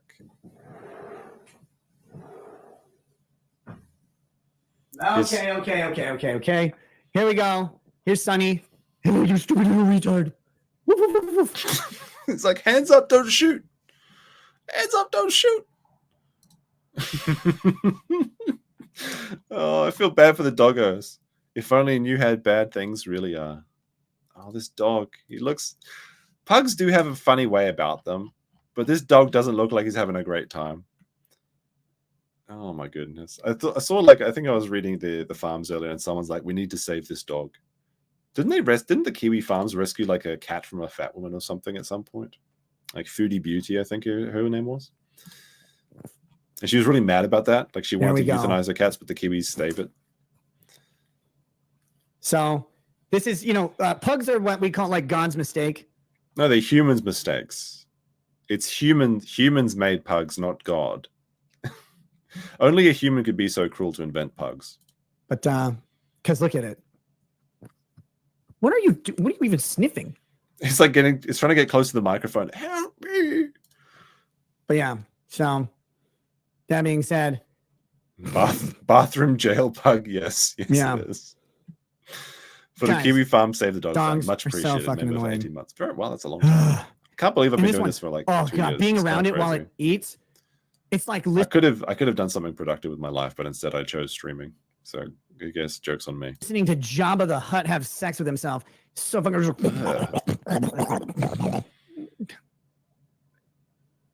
Jesus Christ. Ew, it's gross. All right. I'm going to go put this thing away. Yeah, I know. God. Member for 22 months. I Look still at can't believe it. Thank you very much for that. Stupid. All the support. It's been a wild ride. I can remember most of it. Gross. I like this end cat someone posted, though. This is like a H.P. Lovecraft's cat, I imagine. It's very cute. Cute little kitty there. Little end. Is that the dog Just or snort at Rekieta? people. Have you guys ever had like have you ever been in a room with like a really obese person? I had a writer's workshop with this big fat guy. Like, not all fat people are like this, but all of them are. This guy was just like a big guy. He just, everything was a noise. Like when he moved, it made sounds like Jello being like sloshed. I through think a that would fucking be a slip and copyright slide claim. or whatever. And his I don't think breathing we'd was show just like, that. It's very entertaining though. Kick does have some advantages over YouTube, I won't lie. Their copyright system is much better over in Kick. oh my God, that's what this dog is like. That's what having a pug is like. They're just, you go, it's like an asthmatic, but it has four legs. Trying it? There you go. There's Foodie Beauty, right? Is he trying his stand-up again? The entire stream has been his stand-up routine, if you haven't noticed so far. It's all a joke, but you just wouldn't get it. He's gone full Joker. He's laughing at things we just couldn't understand. So it won't die. God. Then somebody literally posts the Joker Rekieta. Oh, it's too. All right, you know what? I'm coming around to locals chat. They're starting to win me over. God made you to not survive. Why did you live? Anyway, I'm going to go take this thing back. I'll be right back and we'll finish up the show. Ow! Damn it. I just kicked a fucking rocking chair. Did he just give himself another bruise? Is the dog? No, the dog's name is Sunny. It's Sunny. A locals chat was dope at first. So I think I've never really used locals. But I do like the idea of being able to post pictures in chat or GIFs and things. That does seem like an interesting or funny event, but the potential for it to be abused and then degenerate into Guna territory is too high, I think. So, yeah. People have already made memes. That's kind of incredible. Proof of pug life. Ashu says your jokes are shit. Well, good. There you go. It's I don't know, man. Like when the worst shit in the world gets said about you, you realize like how fucking already doing this this sort of gig where people are wondering, is this really on 1.25 speed? It feels like it's taking forever. It's just a monster fucking sweet tea lemonade. Doing the social media thing, you already have to get used to people saying shit about you. Yeah. When like real shit gets said about you, that is really untrue and really fucking horrid. Like, you stop giving a shit when someone's like, "True, one like equals one friend." Okay, cool. We should like the stream. I can't like Rumble if I'm not signed in. I don't have a Rumble account. It says rehab on the can. It does. It does. Refresh, recover, rehab with Monster. Brought to you by Nick Rekieta. Imagine that your drink is funnier than you are. By pure happenstance, it just happens to say rehab, and that's like really funny. Absolute state of Minnesotan comedy. Wasn't Ralph tweeting he was supposed to have you on a guest on your first stream back? No. Ralph was tweeting that, and this is true, that I will be doing my first solo interview with Ralph on the Kill stream. That is true. He asked me to lock down a date for that. I haven't been able to yet. I haven't been sure when I could even do this stream, much less any other streams, but I will be doing my first solo interview back will be on the Kill stream. That's not the first stream I do. La Rekieta going back on the Kill stream. This is a pretty funny gaslighting of Ralph, because this could just never happen. He could just never go on another stream again. And then he could just be promising Ralph the first stream back, because he just never plans to go on any stream again. But I saw Ralph on Twitter posting about La Rekieta. La Rekieta. Actually, what is this clip? Momentary emotion. Well, this is unrelated to the current People thing, will but I'll have mention this part momentary here. emotions, and I get to go through the full gambit of Oh, by the way, them Medicare, I hope you die couple soon. minutes. I know It's you're cool. watching this channel because there's nowhere else I for think you you to should see it, try that. faggot. This is pretty funny to me because like Ralph assumes that there's no other way people could watch Rekieta's stream because nobody else has $5 sitting in their bank account except for Ralph.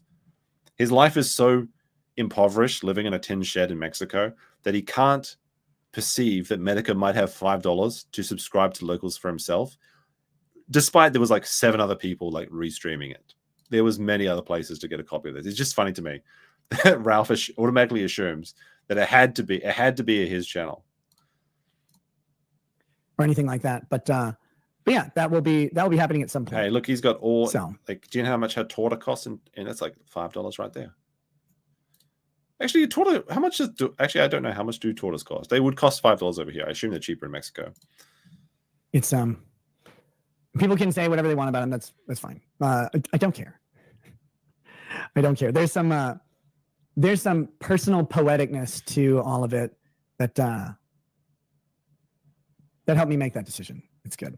Yep, Ralph's still in Mexico. His conditions have got worse apparently as well. It doesn't matter to anybody else in the world than me. What the fuck is Good a logic. torta? A sandwich. It's a Mexican sandwich, but they're trying to make you think it's really special.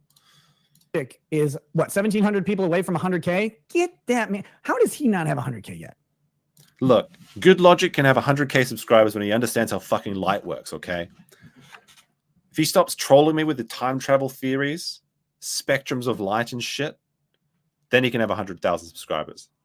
Learn what E equals MC squared stands for first, then you can have your 100K. That's what's holding you back, Joe. No. Joe's pretty consistent. I'm actually kind of surprised he's been at 90K for so long. Momentum should be holding him over. But I guess he's like just stuck on that little stuff. Like when you get like a very devoted fan base, the same people keep coming back, but it's very difficult to get new people in, especially if YouTube like kind of thinks you're in a very niche area. And I think Joe's topics are very conservative, which is a smaller space in YouTube in general. But then he's even on niche of the niche, because he talks about even more specific things in the conservative space. But yeah, it kind of does surprise me that he's been on 90K. Because I remember him being on like 95K like a year ago. It's because YouTube is asshole. Yeah, sometimes. But unironically, it's sometimes because you get niched into this very, very specific area. Because Joe's got very consistent numbers. But maybe he just needs to branch out his topics or something.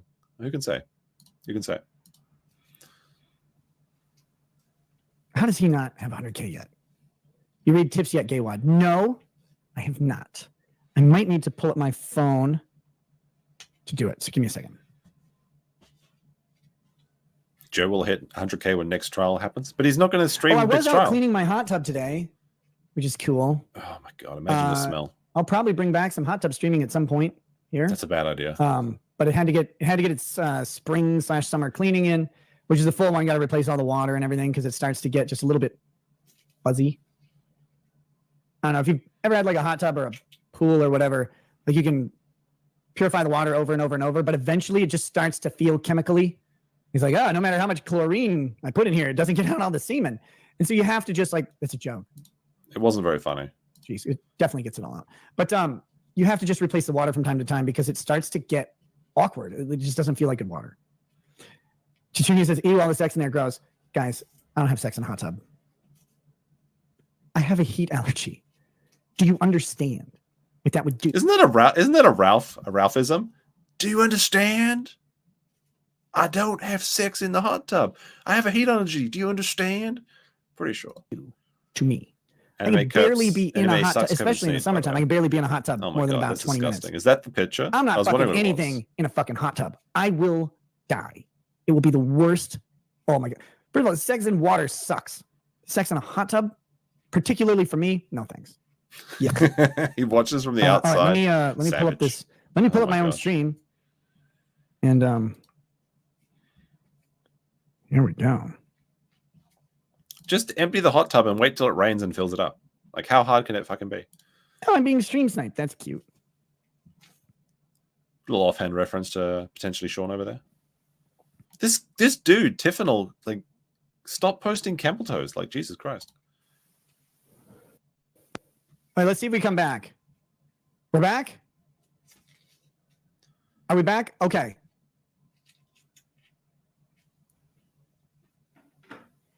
Oh, I press won't F. be doing the tips on there. I just have to load them up on here, and I'll have to bend over a couple times. He's gonna go for a couple. Sorry about couple that. hits. I opened the stream on my phone, which confused it. On my side, it looked the same. Do you have 3 computers? No, there's just window. It's like a gazebo window behind me. It's just reflecting my TV that I'm looking at, so I can. This is a terrible idea, by the way. Like, I know this isn't the new setup, but like having a reflection is a very bad idea for any streaming. This is this is the this is the worst idea in the long, sad history of bad ideas. Don't have any reflective surfaces when you're streaming in any situation. Read the chat while having a camera instead of sitting in front of like a Check a your laptop. reflections, guys. Reflections are like the most powerful thing in the world. Goes in for a sniff there. No, he's just reaching down. It is very funny though. It brings me back to this one. Oh dear. It's good stuff. Good stuff. Okay, what I won't be able to do for a little bit though, guys, is see the chat. I won't see the chat at all. So I'm sure you can do whatever and say a bunch of shit. I'm gonna go back and I'm gonna try and get all of the tips in order. This isn't the best system for it. Gotta get another hit. That's good stuff. Okay, Before you read all those super chat, all those local chats. Yeah, Ryan PD911 says Earl Grey is Racket's only hope. Maybe. Airhead151 says, I hope you and your family are doing as good as they can. You look 100 times better than the last stream. I'm drinking about 100 shots less. Much love. Hope for the best outcome for all of you and your family. Thank you. I believe him. Believe him. Thank you very much, Airhead. AJ Merritt says, Russell Greer is doing better in life than you are right now. Go Russ. I'm proud of him. You know, there's actually like degenerative, like Nick, as he degenerates from all the substance abuse, actually starts to look more and more like Russell Greer.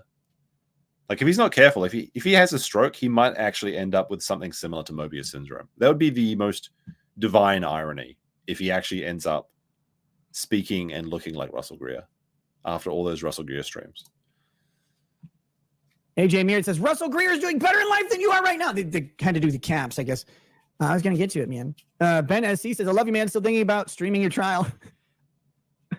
Look, man, if I go to trial and people aren't streaming it, I'd be shocked. Tweb15 says, Barnes has your back going nuclear on LawTube. I'll say this about LawTube. I've said this a bunch of times. This isn't new.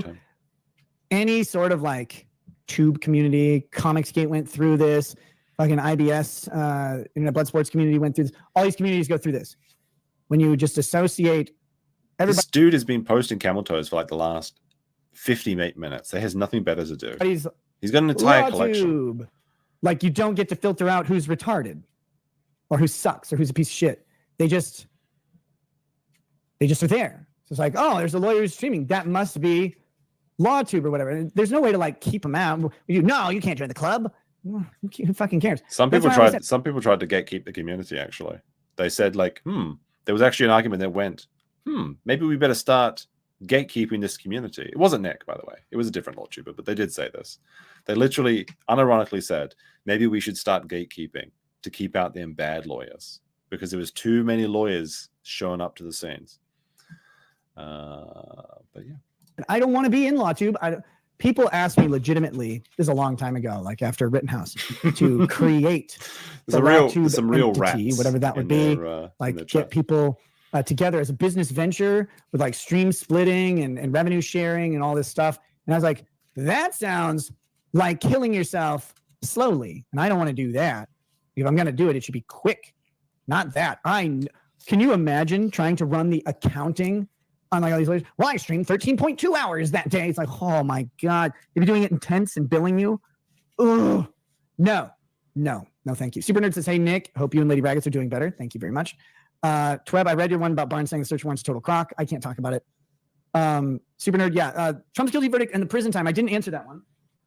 Is Nick actually speaking faster now? Like, I know I was just joking about him dipping down for a shot of Coke, but I feel like he is actually speaking faster now. Prison time for Trump is problematic. There's a federal statute that says so long as a president or his family under the meaning of the definition in the statute So long as he is president and They keep posting the Kuma gif in the chat too. It's pretty good. receiving the protections of the Secret Service, either as current president or former president, he cannot be put into a situation, or it is unlawful for a government agent to put him into a situation that hampers or impairs Secret Service's ability to protect him. This is why impeachment is critical in another way, like because when you impeach a president, you remove that Secret Service protection, I believe. I don't believe it remains after impeachment. And so when you impeach someone, you can then prosecute them. And if they go to prison, it's not messing with their ability to be incarcerated. But right now, if you want to incarcerate President Trump, you have to do it at a facility where the Secret Service would be overseeing him. So it's much more likely to get sort of a house arrest situation or something like that, because they'd have to comply with the statute. If a judge orders Trump into a prison and that interferes with the Secret Service's ability to protect him, that judge may be violating federal statute specifically targeting government agents, so he wouldn't have like some sort of immunity on it. It'd be a big fucking mess too. It'd go straight to the Supreme Court. Like, no, you can't put me in prison. Look, prisons are nice. the Kurt GIF get removed? Mar-a-Lago, Did somebody delete nicer, it? better taco salads, mate. Did the moderators let all this other shit go through, but then they removed the video of Kurt lubing up his asshole? Obviously, he's applying Aussie hot to his back or some shit, but it looks bad. It looks bad. Maybe you'd have this huge fucking fight over it. It'd be way easier to just order him to house arrest, like they did with what's his face, Pablo Escobar. Felon Unsecured says, so I assume live shots are not a thing. How much for you to do a rail on camera? But none of that's okay. Tweb15 says, do you have a memorial service for your front door? Did we? That was good. Man, I have so many stories from that day. Crash Cat says, are you and Lady Rackets together still? I think so. I haven't checked in the past couple minutes. Yes, of course. There was a weird thing where everybody thought that I posted Bond for unconditional release, but Lady Rackets didn't, or that I didn't post it for her. We posted Bond the exact same time. What the hell is Kurt doing? So he was doing a cooking stream. Like I'll be very charitable to Kurt at this moment and tell you the truth. Instead of it'd be very much funnier to just say he's just lubing up his asshole. But no, like he was doing a cooking stream and he like pulled his back or something, so he's applying icy hot to his back. But he makes this really bad grimace as he's like putting this stuff on his hand and going back. It literally looks like he's fingering up his ass or something. Like it's a surreal stream to watch. The fact that I think it's still available is quite shocking to me. But there's some real unedited raw shit on his cooking streams. Like you have no idea. It's bold, wild stuff over there. But I guess the chat can't get enough of it. The Kino Casino taking like a shots at Kurt was very funny. Very, very, very mean to him. But very, very funny. I think now you can see the receipt, but for whatever reason, the county just didn't file it that day, and it went into the weekend. So everybody was speculating like there was some rift between us or separation. And at first, I was like laughing. I'm like, that's funny. And then all of a sudden, I realized no, the county actually didn't file her unconditional release, and we had to get that taken care of because the county was incompetent in filing that. But no, we posted Bond literally at the exact same time, have the 2 receipts for it. And I just had to go down to the courthouse and be like, hey, waive the receipt. And the lady's like, it's already taken care of. I was like, because it wasn't like you guys didn't do it on Thursday or on Friday or whatever day it was that we posted. I can't even remember. You didn't do it last week. So it's done now. I'm just like, yeah, it's done now. I'm like, are you sure? Can I check? She's like, yeah. So I checked and it's done. But yeah, people like and this is the fun of the internet, right? Like that story became Lady Raggers threw me out of the house, or I threw her out of the house, or setting her up to fail or something. And I'm like, the fuck are these people talking about? Holy shit. That was just the county fucking up. Hope Lady Raggers is doing better. Me too. Super Nerd says, look, Nick, even though you're gay, don't drop the soap. What's the equivalent of I am the one who knocks for the guy like not dropping the soap, but the other one? Nobody's going to believe that this skinny twiggy of a man is the one that's waiting behind people, ready for them to drop the soap, okay? If anyone's getting the soap, if anyone's dropping the soap, it's him. I am the one who mounts. With what? With what physical strength? Billy the Kid Law says, I'm sure Greg Doucette, Mars Girl, Jamie Markey, Shane Holmberg, etc. reached out in support, right? Yes. They all said they send their deepest sympathies. Robin Sage says, I hope you and the lady are doing okay. That's what we really care about. All right. So what happened is when Nick posted bail, Kayla's bail was not listed on the website at the same time, so it seemed like he had posted bail for himself and they weren't together. Now, apparently that was a clerical error, and it is now available to see on the county website, so you can check for yourself if you want. So there is no indication that Kayla's not living with him. It would seem they are probably in the same house together. How's April doing? Apparently April's there too, so who can say? I hope better than she was doing. But there is no indication at the moment that Kayla isn't also living at the house with Rekieta, or with Nick Rekieta, I should say, because they're both Rekietas. But yeah, there was actually some funny stuff on Twitter. So that's just a rumor that was turned out not to be true about Kayla not being in the house. Aaron was saying that he was trying to get Kayla out, though. But yeah, there were some people, I think, who is that really annoying blue-haired chick? Renfamous? I think she was posting, like, doing a bit of victory lapping, like, if you need help, like, reach out to me sort of thing, which is kind of funny on Twitter. Look, we're in a shit situation, obviously, and all of that will be what it is over time. And right now, in light of all that, Kurt accidentally took all those videos down. I doubt it. And he had to put them all back up. He's working on getting some of that. I think, yeah, that's a very easy statement to make. Oops. Oh, look, I accidentally made all my videos private by accident. Tee-hee. All the embarrassing ones, too, are gone. Tee-hee. I'll upload them real soon, guys. Yeah, I'm not sure about that. That seems a bit sus to me. In consideration of that. I mean, he just so happened to accidentally private all his videos at the same time that the Kino Casino was making fun of him. That's a bit of a coincidence. Bit of a coincidence. We are doing relatively okay. Besides, I've seen everything. Fun, but we're live, and that's happening. I don't know what else to say. Oh, actually, he actually did that. Well, that's okay. It's not the best circumstance, but I find it suspicious. But apparently, he uploaded everything at the same time. Davis Mark says, having dealt with a criminal case before, I know these things take time. It's often in the defendant's best interest to delay things as much as possible. Did you see Hayden going full retard on a demented granny? Yeah, I did see that stream. I was talking in the chat. I have no idea what that's about, but apparently I heard a rumor that she bought him a PS5. I'm not sure if that's just people making jokes about the PS5 acquired meme, where it's like, you'll like bang an old chick to get like a PS5 or one stuff. But yeah, I did see that stream. It was quite weird. Like, it seemed like that chick was way out of line though. It's weird to see Hayden yell. He's like such an adorable character. It's kind of weird for me to see him yell, but I feel like that chick was insane, to put it lightly. But it was very, very strange. But I did see that, yes. It was a very interesting morning stream for me. You guys don't think Hayden's adorable? He's so adorable. He's a little koala boy. What are you worried about? Okay.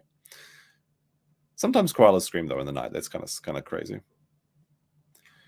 She has like 6 people watching her. Why even bother? I don't know. People make their communities, and you want to sometimes shut down things. I don't really give a shit about that sort of stuff. If someone streams about me, I'll probably just ignore them. Because I think it's funnier that way.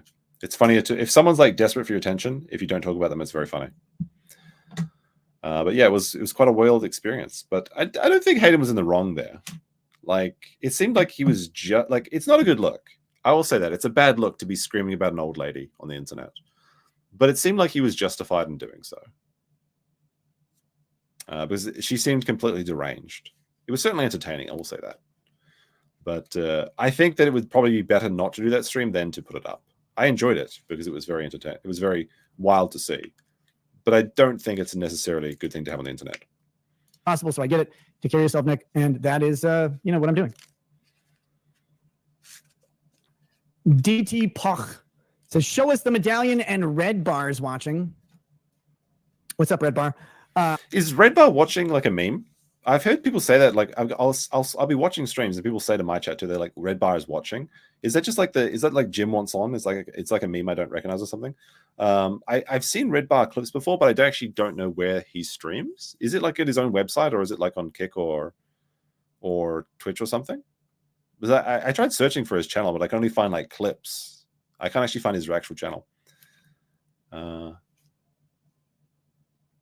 Kind of like Jim wants on. Yeah, okay. That's what I thought.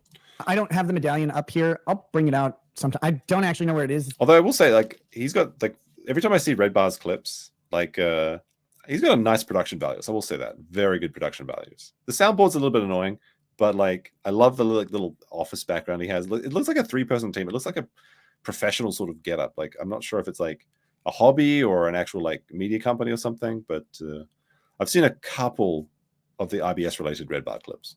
Somewhere in my office. It's entertaining. But I'll bring it out. I don't care. It's just not up here, and I don't know where it is. Probably put in a box of miscellaneous shit for now. Indiana the dog says Miranda does not fuck. Don't wave her. Right? Is that supposed to be funny? I guess. Chichunia says unbreaded. Not tonight, but that'll be part of the show still. Like I'm not getting rid of the unbreaded segment. The medallion's already found a new host. BB Gigantor says, but there was actually. Oh, does anyone have the picture? There was like some weirdo schizo chick was posting a picture with a medallion, a Sonichi medallion. No one really cares though, because she's a nobody. But like, I don't know. It was really. Someone just responded, I think, saying like, "Look, a pair of boobs, a stick on a pair of boobs is posting a Sonichi medallion or something." But it's an absolutely fucked up chick. Like you can tell, like you could destroy your life just by hanging around with her, sort of chick. Have you seen Ratatatata by Electric Callboy and Baby Metal? Nope. Nick Naylor says, I've seen Baby Metal. They're pretty good. I went to Summer Sonic in Osaka. I think it was like 2016. I want to say 16, 17. No, wait, it was probably 2015, actually. But they had Baby Metal, and the Japanese summer is brutal, but they were a really good performance. What's your reaction to the trolls in the Zoom hearing? You can see my reaction. There was someone who told me to kill myself, and I kind of just went, what do you do? I was mostly laughing because, so I was the first hearing at the arraignment, I believe. And they're like, okay, we're going to clear all the rooms and bring them in. And I started seeing a bunch of fat, ugly people, like with their cameras on, like way, like panned into the, like, yeah, there was one wrecked by tattoos. That's the joke.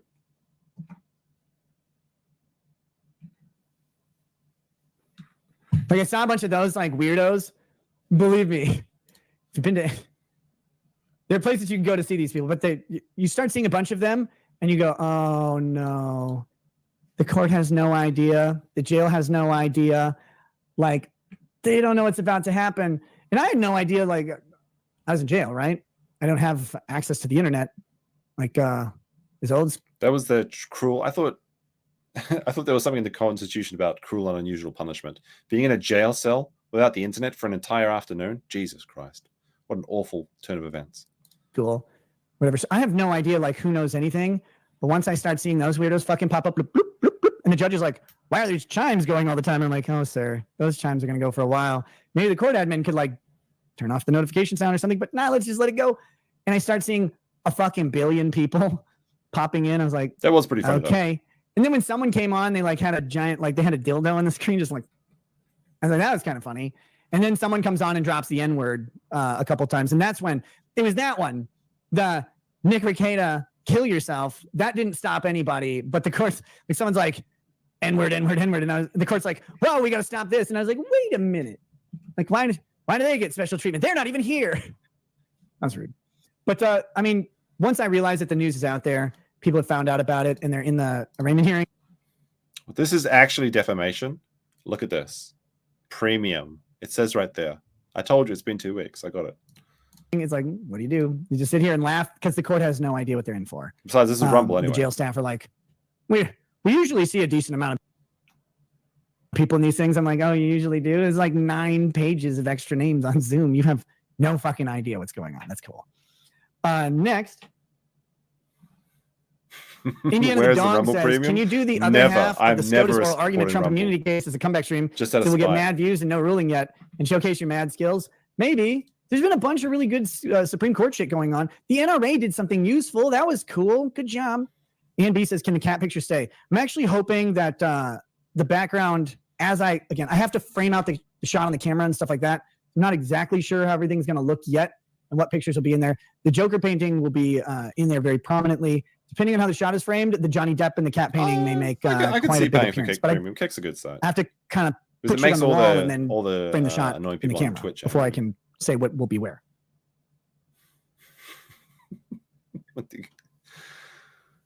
Going down for another hit. Oh, that's good stuff. Yeah, there you go. Sorry, I had to get the rest of them to My load up. shoes are premium. Lord Boffin says, Rekieta tip, just say fuck legal mindset. All the best to you, Nick. Hey, thanks, brother. Katrina says, love you, Nick. Happy you're back. We missed you. Seriously, hope you're doing well. Thank you. We're almost Coop through says- this. We're almost through this, and then I guess we're going into the Turkey Tom thing. So this is. I hope you guys aren't going anywhere. You don't have any other plans for today because we're already 3 hours into the stream. We've probably got another 3 hours. Thank you for not killing yourself. Every time. Every time. You're welcome. Casey1216 says, looking better. Keep being better, please. Okay.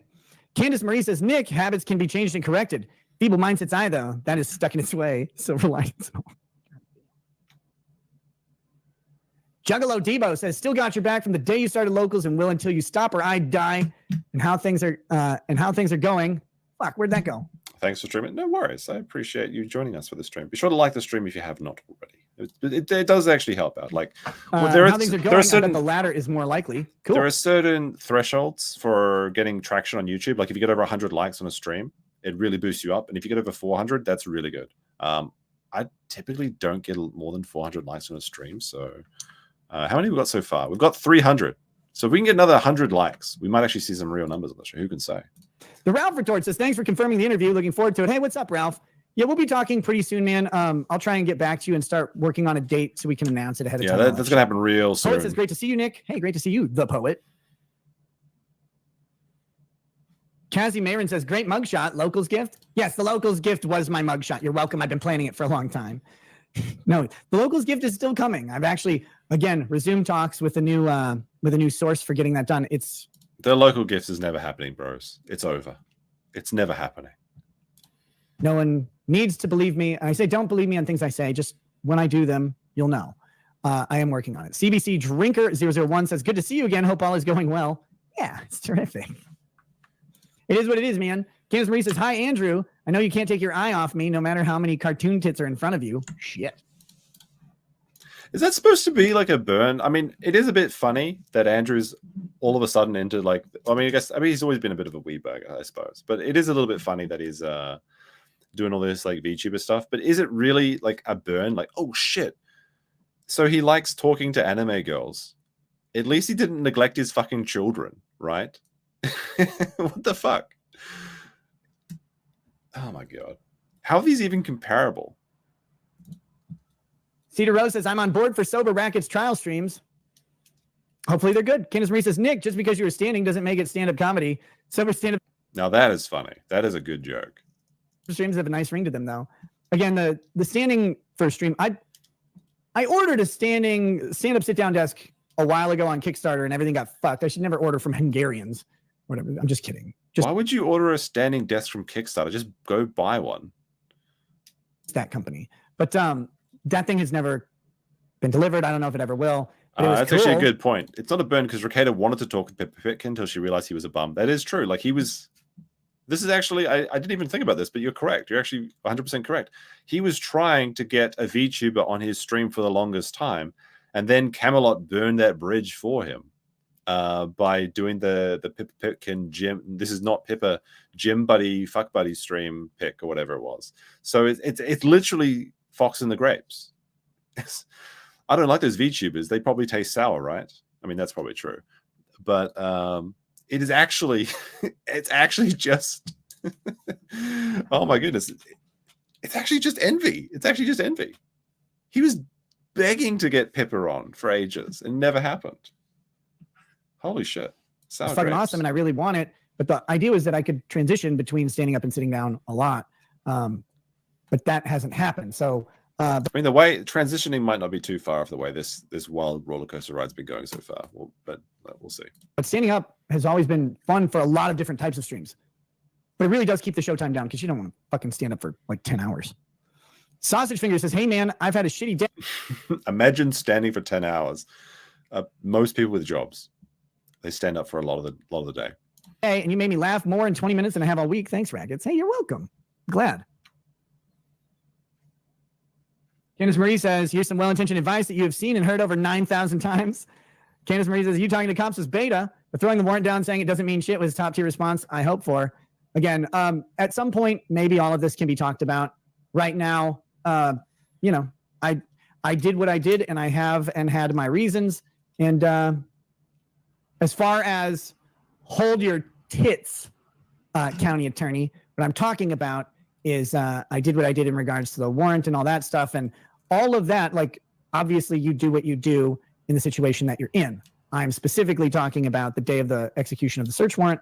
Yeah, like, people will criticize it or people will agree with it.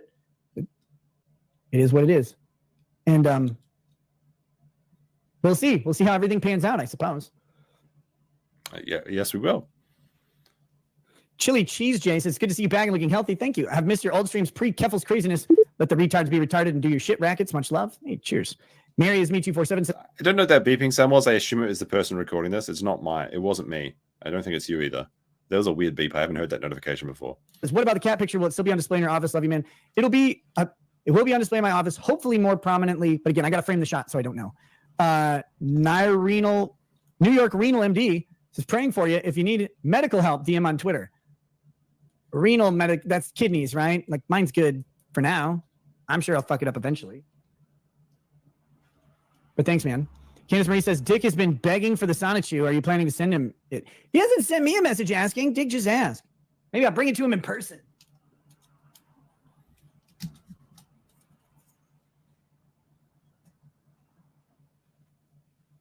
Let's see. I tend to agree with you, Nico. I think that's the reason he's really streaming here. How are the kids you've you're devastated? still, I'm not aware of any kids I've devastated, but I hope they're okay. Oh my fucking SEO god. Vibes says, That's such a fucking slimy answer. I'm not aware of any kids that I've devastated, but I hope they are okay. It's like, well, I didn't. This is the most lawyer answer I've ever heard. Yeah, it's not I didn't devastate the kids. It was the cops. It's like, well, why did the cops show up to your house? Because they're slimy government officials. Why? No, it's because your actions brought them to the house. Like, I mean, I guess there's no, like, how do you respond to that chat without sounding mad, right? I would just ignore the chat. Like, because I think that's just the way he responds to things. That's just such a fucking stupid answer. It's almost as bad as the one where it's like, where he was saying like Kayla wasn't in the house sort of thing, but then he owned up and said like, yeah, she's still here sort of thing. But yes, his actions have devastated the kids. Like, can the kids get better? Absolutely. Can they become, well-adjusted, regular people? Absolutely. But this is a devastating event. To see your parents taken away, to have your house front door busted down by the cops, to have these strange men and women in your parents' beds, to knock on the door and have one of them cook you SpaghettiOs because dad is too high or too dick deep in April to make you some food. That is devastating. And these are because of your actions, nobody else's. It's all your fault. It's not the government. It's you. I think, like, the fact that he's not, I guess he can't admit to it, right? Like, he has to kind of maintain this sort of frame online because what else can you do? If he like, and I know some people will say, well, he should just break down and admit to everything. He can't really do that, like, logistically, because it destroys his entire income stream, which he needs. I mean, maybe he doesn't because he's got his tugboat, I suppose, from the granddad.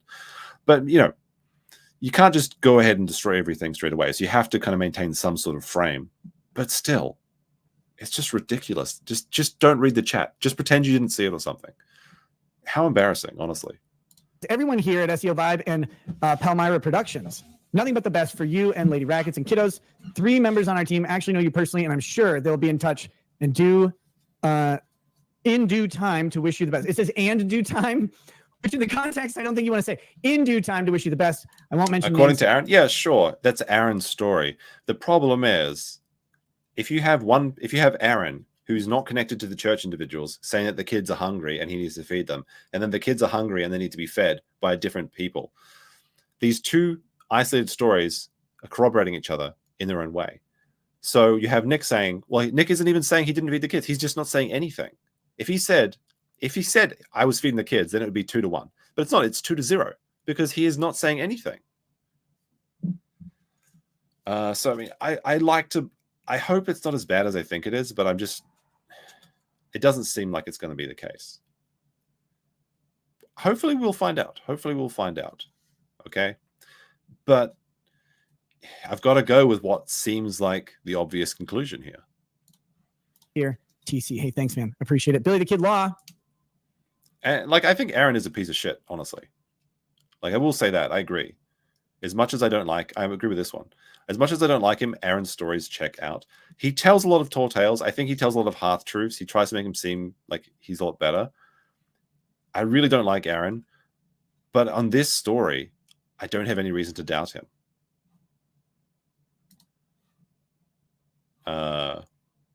Oh, what I mean is about the 4 people in one bed, according to Aaron. Well, I mean, he could just come in and say it's a lie. Just say this is not true. I'm not sure how this would harm his case. Surely this could only improve his case's chances. At the very least, they were swapping. So there would be mum and dad in separate beds with different people, which the kids would notice. The kids, there's 6 kids in the house of varying ages. They're going to notice that. And they're going to talk to each other. And the older ones will explain it to the younger ones because that's what kids do. And they'll find out. Says, I don't know if you recognize my name when I chat sometimes, but you got me through some dark shit when my mom died in 2019. You always have my support, brother. Hey, happy to be able to offer just a little bit of light in the, in that tunnel. And I appreciate it very much. Doc F1 says, does Aaron still have visitation with Kayla? I don't know. Seems like the text message would imply that no, not the case. Haven't checked with the county. Doc F1 says, plug youtube.com/Contra Indian 92 Cuck Band. Get better and take care of your kids. Okay, God. Aloha from Kansas says, Nick, I believe in you. Can't wait to have trial streams back. Me too. And then we've got 2 more, and then we're going to wrap up. So way Logos works, it gets kind of hard to keep track. This is kind of an abrupt end to the stream, by the way. Of these. So don't send any more in. I appreciate them, but for now, just don't. Well, there's 3 more now. Lazy Bastard says, at least you weren't accused of trying to smoke Parmesan cheese you found on the carpet. 4 more. 5. God damn it. I said stop. Stop. I'm not sure what that's a reference to. Yeah, no, that would be weird. Nick Naylor says, you might have already answered this or refused to, but any comment on what Aaron said, not the legal parts. Like I said, all of this stuff will probably be addressed in time, but the best I can say and the simplest I can say is that the true story lies somewhere divergent from pretty much any orated story. The true story diverges somewhat from the orated story. Just say it ain't like it sounds or something. Like, why do you have to say it like this? Oh, it's a reference to a Hunter Biden interview. Okay. This is the weirdest. Like, look at the face. Like, this is the cope face. The truth lies somewhere in between what was orated. It's like peak white person cope face. Like, what the fuck? Just say it's not what it sounds like or something. Just say something like that. Dude, trust me, bro. Yeah, exactly. As for Aaron, he'll say what he says. People can assess him for who he is without my input. I hope he makes $1 million. He said the line. Tiffinol said, I bought a super awesome standing sitting desk. Cool. Dusklight says, will you go back on the road circuit when you can? I would love to. So there's at least one stand-up enjoyer in chat looking for that road comedy tour. My whole, I wasn't lying when I said, my life got fucking condensed and crunched, and the stress of life and my inability to even have fucking time to do the streaming schedule that I wanted was all real. And that hasn't really changed. It was supposed to lighten up as the school year wound down. Now I have currently some new obligations to deal with, but hopefully that'll loosen. This is kind of surreal, honestly. The fact that he can't find time to do his job is well, I've got kids and shit. Yeah, of course. People with kids find time to do their job. Up a little bit, and timelines will become more predictable.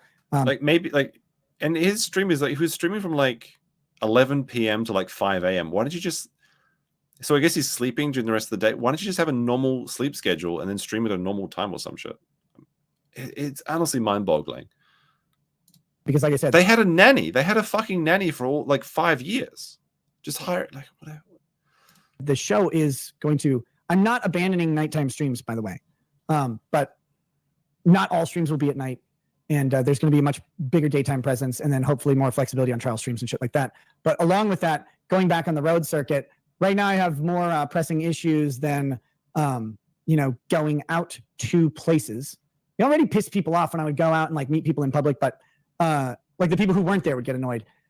Right now, that's kind of way on the back burner. But I love going out and meeting people. I love going and doing live shows and hanging out with friends on the internet, as like Camelot and Dick and stuff like that. MG Law says, yeah, it's why I stream late at night. I have an actual job during the day and 2 kids to handle when I get home from work. So there you go. You can stream and work. You're not even, I guess, not making millions of dollars in super chats like Nick is, I assume. But people find a lot of people want to be content creators, but it's very difficult to make money, like full-time income as a content creator or streamer or YouTuber, whatever you want to call it.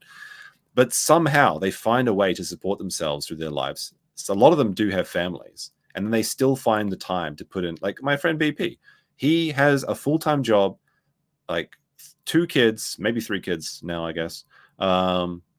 And he still finds time to do his videos and shit.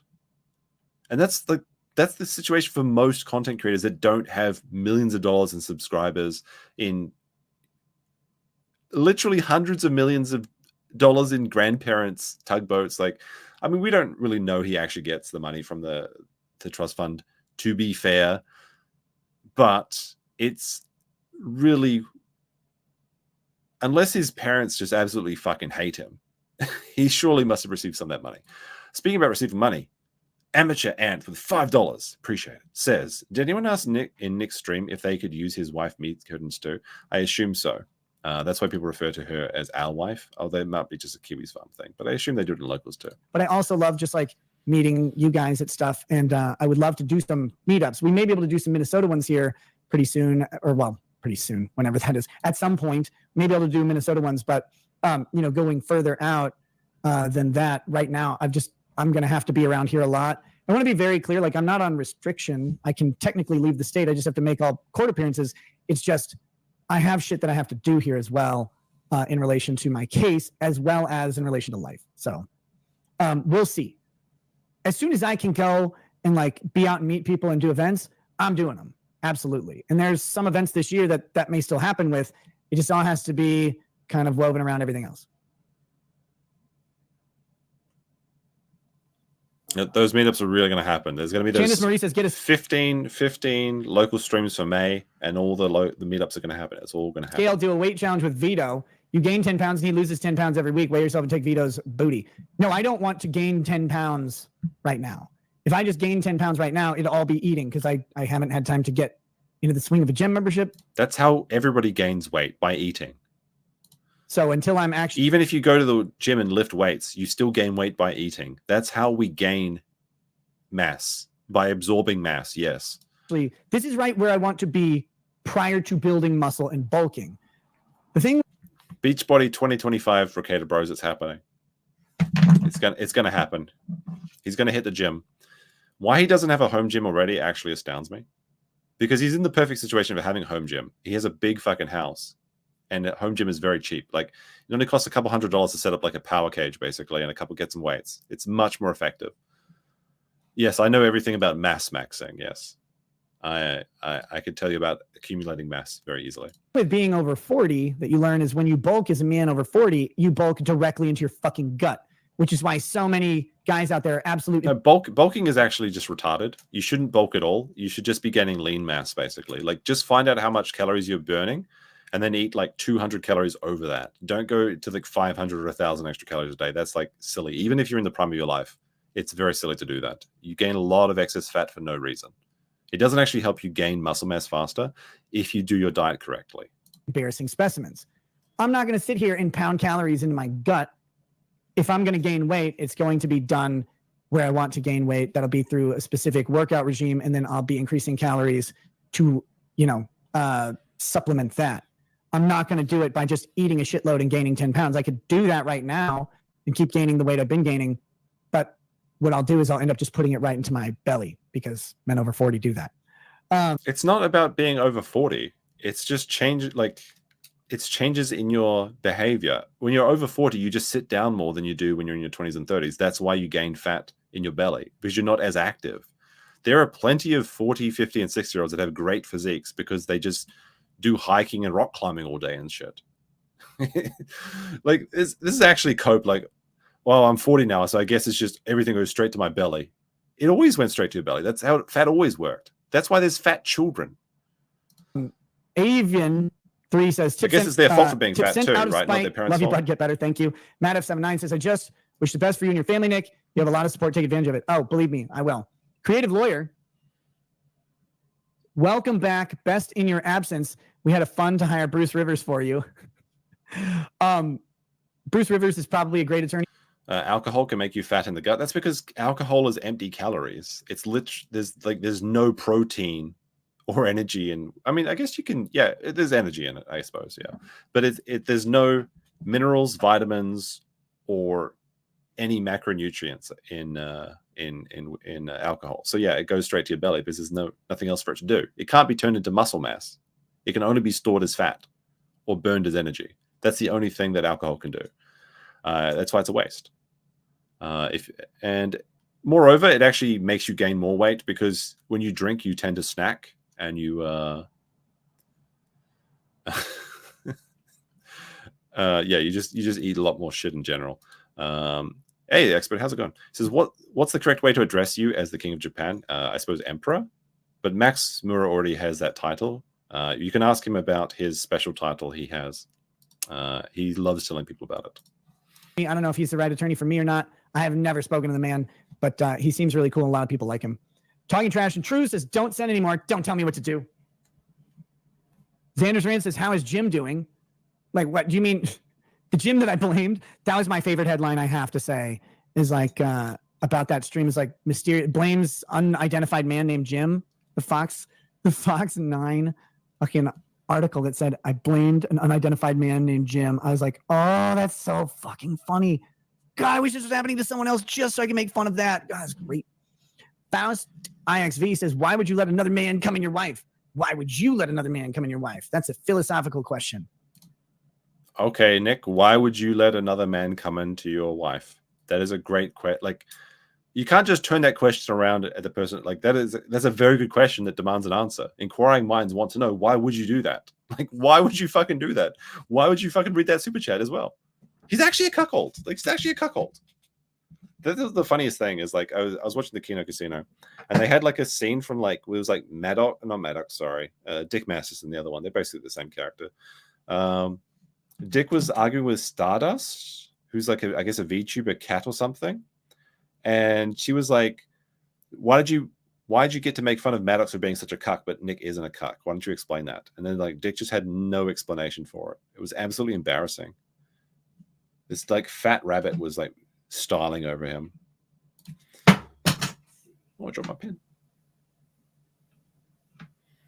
Avian 3 says, what's it like being a black man? It's great. See you later. Billy the Kid Law says, when and if shit settles down later, you should try getting an interview with Ronnie Radke, falling in reverse. So I think that'd be fun. High on my list of people I want to talk to and do an interview with. I want to talk to him about art and creation, of course, navigating the criminal justice world in the context that he had it. A Ghost of Recon says, I'm still trying to figure out what in that warrant was actually probable cause. Again, I'm not going to talk about it online. If I make any comments about the warrant or the probable cause or anything like that, you'll see them filed in court by my lawyer at the time that happens, if it's going to happen. I can't talk legal strategy or anything like that. You guys hopefully can appreciate that by now. All right, guys, with that, we're gonna say goodnight. Let me just get the chat back up. All right, there's a little bit more. Then we'll go into the Turkey Tom video. I promised it. So MR Publius has had a bomb-ass take on the warrant, in my opinion. We're gonna have to go get a drink. I have a bunch of personal opinions about the warrant. I have a bunch of legal opinions about the warrant. I can't share them online. Ghost Recon says, fair, take it easy.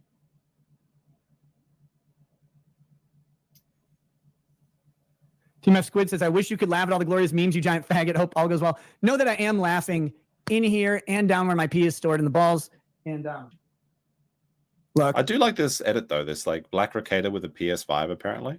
PS5 secured in the dungeon. Yeah, I need to go just get because circumstances can take away the appearance of levity. No one has the right to take away your opinions. No one has the right to take away what you enjoy. No one has the right to take away your amusement. Always remember that. That's actually a tough one. I mean, that's not true though. No one has a right to take away your amusement. It depends entirely what your amusement is. Like, Did you think about this statement for even a second? What if you're a PDF file? Oh, you can't take away my child? It's my music. Yeah, of course they fucking can. Of course they can. And it's kind of cringe to jump to like an extreme example straight away. But of course they can. Like, yeah, if your amusement is not hurting anyone, if you're in the by yourself sort of thing, nobody should give a shit. I think that's true. But like to make a blanket statement like that is just retarded. That was tough for me early on because you have to rein in what you say. You have to, make sure like when you get arrested, especially in a small town and it's big news. I should have said to jump to the veto explanation straight away. That would have been funnier. Oh well, missed opportunity. Every time you go out, you think people are watching you. You don't know who is or who isn't. But you might just be walking past someone and they're like, oh, look at that idiot. He's wearing a stupid shirt. Likely true in my case. But you also don't know if they're looking at you because they saw you in a newspaper or something. And it's really like unsettling. But when you take just a second and you realize that no matter what the outward appearance is and what you have to do for whatever, they don't get to actually take away your internal thoughts. They don't get to take away your enjoyment of things. No one can do that but you. So you find happiness, joy in your circumstances. And maybe you can't blast them online, but we never used to anyway. So enjoy things you enjoy. Find mirth where you can. This is just advice for whenever you're down. Like this isn't like my situation. It's every situation. Take mirth where you can, find joy where you can. And remember, just stop being depressed. What's the matter with you? Just stop it. Just stop being sad. Like when you're sad, just stop being happy. What are you, retarded? When you're sad, just stop being sad. That's what I do. Unironically, that's what I do though. It is actually pretty good advice. Remember that the only person who can prevent you from having those internal reactions and opinions is you. That's it. State can't do it. Internet trolls can't do it. No one can. You have to choose to no longer find the state can absolutely take away your happiness when they take away your children, which they'll do if you don't get your fucking coke habit in order. The good in life. So find it for your own fucking health. Because I said this, I think, last time I talked about Nick, but there's a quote I really enjoy from the June books, and it goes something along the lines of seek freedom and become captive of your desires, seek discipline and find your liberty. You can absolutely become addicted to having freedom and hedonistic pleasures. You have to be really careful to keep yourself in a disciplined state. You can't always be enjoying yourself. You can't always be, in a state of mirth and enjoyment. Sometimes you have to do the hard. Sometimes you have to go to the gym and actually lift some fucking weights, which sucks, but then you feel better later. If you think that life should be this situation where you're always happy, that's not the case. There's highs and lows. That's how it works. If you don't, you'll die. There's no other way to say it. Crasscat says, why did you lie to us for so long after we defended you for over a year? I'm not particularly aware of lying to you, but there's several lies that have happened in this stream. But specifically what this chat is referring to is presenting your lifestyle as like a traditional, like trad conservative, like father who was standing up against and spoke out against degeneracy. Like Nick used to talk out about how Cuties was degenerate and ridiculous and everyone should be on the wall if they're involved in the production. And now he's like on the veto side of things where he's like, oh, Cuties, it's kind of actually got a point about that. No, fuck off. It's an absolute, like the Nick of like the old Nick is this new Nick is a complete betrayal of the old streams. It's just not the same person. And people do change, but this is wild to see it happen this quick in real time. I think it all started to go downhill from hedonism though. Like that's like I think when it really started to snowball. It's like, how did you become a degenerate? Well, very slowly at first and very quickly. I guess be careful, right? You got to watch out. I don't know what you're referring to, so sorry. I also never asked anybody to defend me ever. I actually usually would tell people not to. So, but yeah, please don't. Please don't. One of my friends, I'll share this last little thing. All right, this is the best. The ending is amazing though. Sorry, this is the best amendment. Just watch this. There's going to be some very insightful thing about to be said. This last little thing. One of my friends said, hey man, it's getting hard to defend you over the scuttlebutt or something. And I was like. And then the stream just fucking ends. He just ends the stream by accident. It just stops there. It's like, hey man, it's getting very, very hard to defend you. And then the stream just cuts off. I mean, that is actually, if you did it on purpose, that's hilarious. but it was like too perfect. He came back in the local chat and said like, "Whoops, guys, I pressed the end button by mistake or some shit. It just stopped." That was the fucking amazing. Like I remember everyone was watching and was like, "Did it just fucking end? What the fuck?" It was almost too perfect. Almost too perfect. All right, I'm gonna get up and get a drink, and then, as promised, we're gonna go through the Turkey Tom video, which is pretty fire. The beginning is great. Listen to this. I'm just a white bread. I'm just a white bread. What could a man with? I mean, that's a pretty good intro. That's a pretty good intro. All right. I'm going to go get a drink and I'll be right back. And then we'll go through this. It's another 40 minutes. It'll only take another 3 hours. Money, a wife, and 5 kids possibly want more in life. Apparently, hard drugs. Description act of. Dude, why would you write a statement that's so hard to fucking read? And fighting with internet strangers. I don't trust any of you, and I hope all of you catch gonorrhea from that white face paint you put on. You disgust me. This is how Nick Rekieta went from internet lawyer to criminal lawyer. I'm done. I'm done with life. Long before Nick ever had aspirations to become a lawyer, he went to Southwest Minnesota State University to get a degree in literature and creative writing. It was during this period, in his early 20s, I was listening the whole time, okay? I'm not hassaning it. I was just listening while grabbing a drink. My fridge is right over there. And kept pictures of them squarely out of the internet, probably wise given the state of things. We do know that Kayla became a stay-at-home mom in 2006. But does she actually do any mum shit? Anyway. Turkey Tom's video might be AI generated. I don't think so. It's pretty good. There's some details in it that are actually very compelling. But there are some things that I would like to talk about in it. Soon after they had their first child. The pregnancy and having to pay the bills are probably what made Nick take up work in customer service for Wells Fargo around the same time. Fortunately for him, he only had to stay there for a little over a year as he managed to get a much more prestigious job as a brokerage representative at Thrivent Financial for Lutherans, an organization. I actually never heard about this detail. I guess all you needed to really do is, I guess all you needed to do was to look at his LinkedIn or something. But I only ever heard about the bank. I heard from going from bank to law school. This is kind of an interesting little detail, though. Are you going to play that? We're going to go through most of this video, I think. It depends how interesting it is. But I'm going to try and inject some commentary and transformative stuff into it. And there'll be no more getting up. No chair stream, I promise. Organization that provided services like life insurance and retirement planning, and at the time employed only Lutheran Christians, indicating that this was Nick's religion. For 3 years, Nick had a life many people would kill to have. He was in his mid-20s, he had a wife, a kid, and presumably another kid on the way. And yeah, like this is the thing that it's kind of a theory that I agree with, really, and that is that he sold the white pill. And so you've got all these different pills, right? Like the red pills, like when you wake up and see society as it is, and like, the society is against you sort of thing. Matrix references. It's been co-opted by a lot of people. Stephen Molyneux used red pill.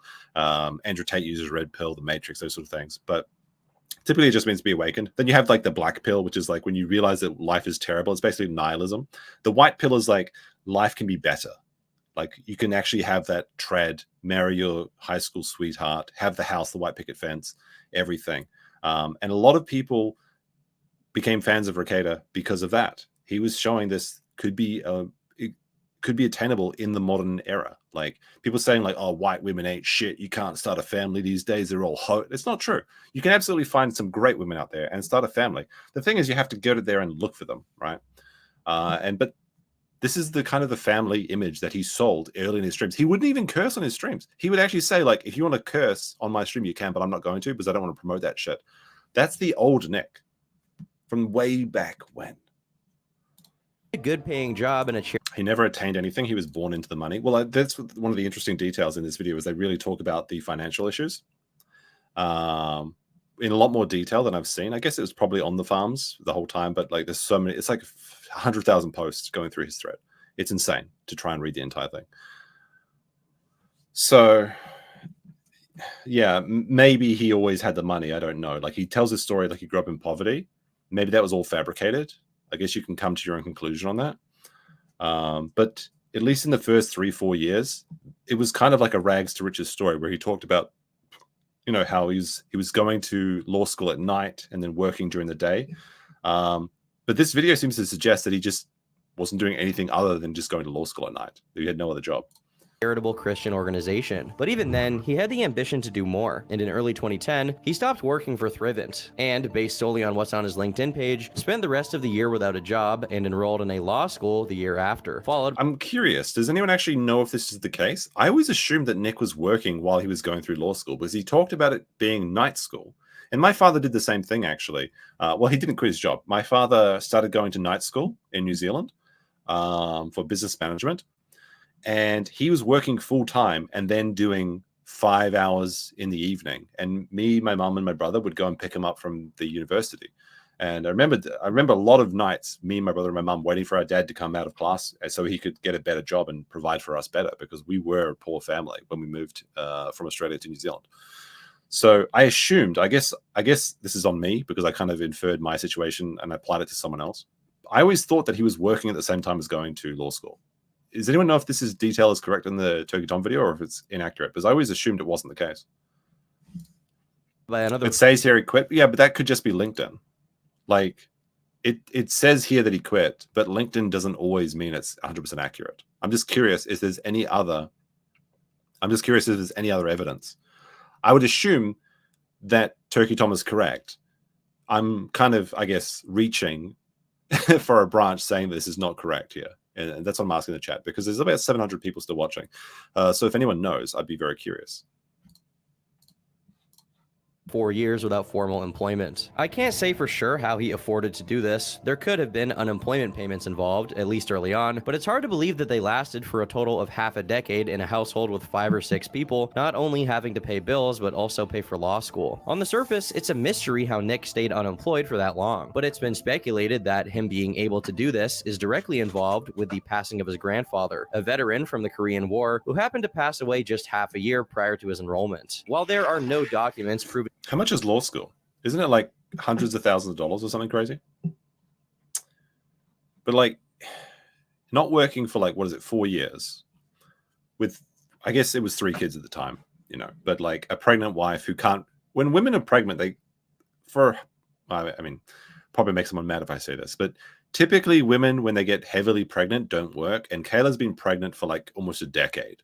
Okay. She probably doesn't have a lot of earning potential. From what we know about her, and just the fact that she's popping out so many babies. So it's unlikely that she's doing anything. And Nick is studying, so he's not doing anything in theory. How the fuck do they afford this? It just doesn't add up unless he's got a massive trust fund. Like, I think the trust fund was the last thing I didn't really believe in. Like, I knew that his parents were not his parents, but I knew that his grandparents were like hundreds of millions of dollars. We're talking like crazy amounts of money. But then, like, I don't know, I guess I just took Nick at his word, saying that he didn't get any money from the trust fund. But the more that I look at the evidence, it's like, how else would he afford this? Unless he just got fucking massive luck with Bitcoin or something. I don't know. Maybe he just didn't tell anyone about it. Grimsbar with $2. Thank you much. He says $2. 2 hours behind. Pugs are stupid. Check Discord. All right, I'll do both of those things. The inheritance, we do know that he had some degree of proximity with his grandfather, since Nick grew up in his grandfather's hometown of Houston. And here's how we know this fun fact. I'm just a dumb motherfucking who's never heard of the streets. I don't know about the streets, right? I don't know where you grew up, but where Nick wants to be black so badly. It's really kind of, he just really wishes he was black. I grew up was the #1 crime neighborhood in Houston, Texas in the 80s. People got shot every day. I've heard this story before, but I've seen like the people have looked up where he lived and it looked like a pretty nice place to live. So maybe if I want to be charitable to Nick, which I don't see why I should be, but if I was to be charitable, I would say that maybe his child's mind remembered things incorrectly. Later on, there's another grandfather inheritance theory that's much more substantiated, but we'll cross that bridge when we get to it. By 2015, he got his diploma and opened a business, Rekieta Law, leasing out an office and everything. At this point, despite having long left Thrivent, it seemed Nick was still very much a conservative, religious person, as remnants of his now deleted activity on Twitter show him arguing with people about atheism, which at the time was very much in vogue as far as internet controversial topics went. Further bolstering his conservative personality were the posts he made online, occasionally tackling contentious contentious subjects like the Black Lives Matter riots, but nothing too risque or radical. However, by late 2017, those look at this. Purple Pros with $2 dues says, gave birth on Sunday, took finals on Tuesday. It makes me feel really bad about my week, so I hope you're happy. I mean, I think I accomplished a lot this week, but I didn't do it enough, so now I feel bad. But thank you. Hey, potentially Sean in the chat. Hey, Sean, can you clear this up? Are you going on legal mindsets? Legal mindsets? Are you going on the sober analysis stream, or is he watching your stream? Is it a restream or is it a duo stream? Is what I'm asking. Love this truncated little analysis, but let us know, Sean. Inquiring minds want to know. He's going on, so you can see Sean and legal mindset. Got to play the clip. Happening is legal I suddenly have in about looks like just under 11 hours, so you can look forward to that. That should be good. I'm looking forward to that stream. Collab confirmed. same dead footprints of Twitter activity show that Nick was beginning to engage with the seedy underbelly of alternative internet personalities. Namely, he participated in discussions regarding the brewing conflict between Dick Masterson from The Dick Show and his former associate, Maddox. This conflict erupted into a lawsuit, dubbed the LOL suit by many, due to how incompetently the suit was put together. I'm no law buff, but from what I can glean, Maddox was asking for $20 million while citing Kiwi Farms posts as evidence of the damages Dick supposedly caused him. It was a pretty silly lawsuit, if we're being honest. Regardless of the suit's merits, or lack thereof, Nick, who was already interested in this niche culture, saw this drama becoming litigious as an opportunity. Hey, this picture is taken in Ty Beard's office. In fact, you can see him right in the glasses. See? Check your reflections. Be careful, guys. For him to further become a part of this community, and so he did. In November 2017, he began posting a series of videos in which he carefully reviewed the files and gave his legal opinion on them. You all by now have probably read this, but I'm going to go through and give you my learned legal opinion, which there's the young Nick. I miss him. Is pretentious and everything. So see how having a little bit of fat in your face makes you look so much younger? Like, obviously this is like 6 years old, so of course he's aged. Everyone knows that, right? But having a little bit of fat in your face goes a long way to making you look younger. Trust me, I know. So when you lose all this weight and you become spooky skeleton mode, that's why he looks like he's aged 20 years in the last 2. It's all because of the fat loss in the facial area, and also the crazy, like, red marks from, I don't know, drugs or something. I'm going to do that with this bottle of Balmore Scotch, which is fantastic. Yeah, drugs and alcohol agents do. And we're going to see how this goes, so just bear with me. It's very fitting that the first video, which indirectly led to his current situation, has Nick opening a bottle of scotch in the first 30 seconds. Many more episodes of Nick's review of the LOL suit ensued, and by January 2018, he had achieved his objective of becoming recognized in this little corner of the internet, as Dick invited him to take part in one of the episodes of The Dick Show. It's actually kind of funny, like, he completely boomed his way into an internet career because he wanted to post the video of the lawsuit on the Facebook Dick group, but he couldn't figure out how to do a Facebook video. So he's like, well, I'll just upload this on YouTube and then I'll post it to Facebook. And then as a result of the YouTube algorithm and people liking the content, because, you know, it was pretty interesting. Like, having a lawyer break down what it actually legalese means is a very enticing idea for many people, because it is literally just live, real drama in the legal system, right? So it was a good strategy, but then by sheer coincidence, or just, I guess, luck, I suppose. I mean, talent is involved as well, of course, absolutely. But just, it's kind of funny how, like, sometimes mistakes turn out to be the greatest money makers. It's actually often the case. You'd be surprised how often that happens. Possibly due to the advice he had been receiving from people who were following his uploads, he began live streaming his lawsuit reviews on YouTube, since they were all unedited anyway. While Nick gained reputation with Dick and his cohorts, he made himself an enemy of Maddox, who eventually went on something of a campaign to label Nick as the blackface lawyer. So what's kind of funny here is that, so Maddox was really mad at Nick, and he launched his website saying, like, Nick is a blackface lawyer. And then Nick said that it was defamation because I never practiced law in blackface, which is technically true. So he did blackface, which honestly I don't care about. I think it's funny. I don't think people should be upset about people wearing blackface or yellow face or white face. It's all just like grow up. Come on. It's not. It's just a joke. It's just a joke. And he's making fun of Drexel more so than black people. But that's besides the point. Maddox was pretty funny to make this website, but then Nick said he was going to sue him for defamation unless Maddox showed up on his podcast, and he never did. So Maddox had to retract the statement by starting a website that says Nick is not a blackface lawyer. So he just added not to every instance of blackface lawyer. Very funny little move by Maddox, actually. A little bit of that petty sort of humor that really made Maddox so famous in the first place. If you weren't a kid when the best page in the internet was on, when it was really exploding through that era of the website, the random geosite time of the internet, that was a fun time to be alive. Maddox actually had some really good content back in the day. Sad to see what he's become, I suppose. But it is what it is. I remember many a funny Maddox drawing on his website and how he used to make fun of children's drawings, and it was pretty edgy and funny at the time. May have been cringe in retrospect, but in those days it was pretty good stuff. Refrain from commenting on the implications this may have, Nick, along with his non-Yakubian counterpart, Drexel, directly addressed the origins of this picture. Context is Halloween. It's at my house. We have a group of very close friends, maybe five, six people. 2005. I came to visit, and all of our friends get together. And then at that point, you're like, look, and then here it is, Nick in blackface. And it's hilarious because he's going as me. I had borrowed your headband. You borrowed the headband, and you're rocking the afro that I was rocking at that time. Yeah. And someone actually said that's not the same guy. He's bald. In spite of whatever one's opinion may be. Never realized how many people did blackface in their past. I've never done blackface. I've done blueface, though. That's pretty close, right? I suppose if you just remove the color, look at me in that picture in black and white, it looks like I'm doing blackface. But yeah, a lot of really famous people have done blackface. Sarah Silverman, Jimmy Kimmel, isn't it? Those two did blackface, I'm pretty sure. Saying I'm a liar? Yeah, Trudeau. He's a very famous one. He even stuffed his socks into his underwear to make him look like he had a big package when he was doing blackface. It's hilarious. Very funny stuff.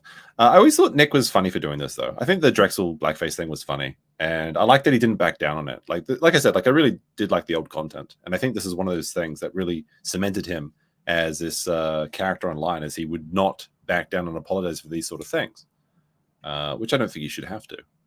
Unfortunate.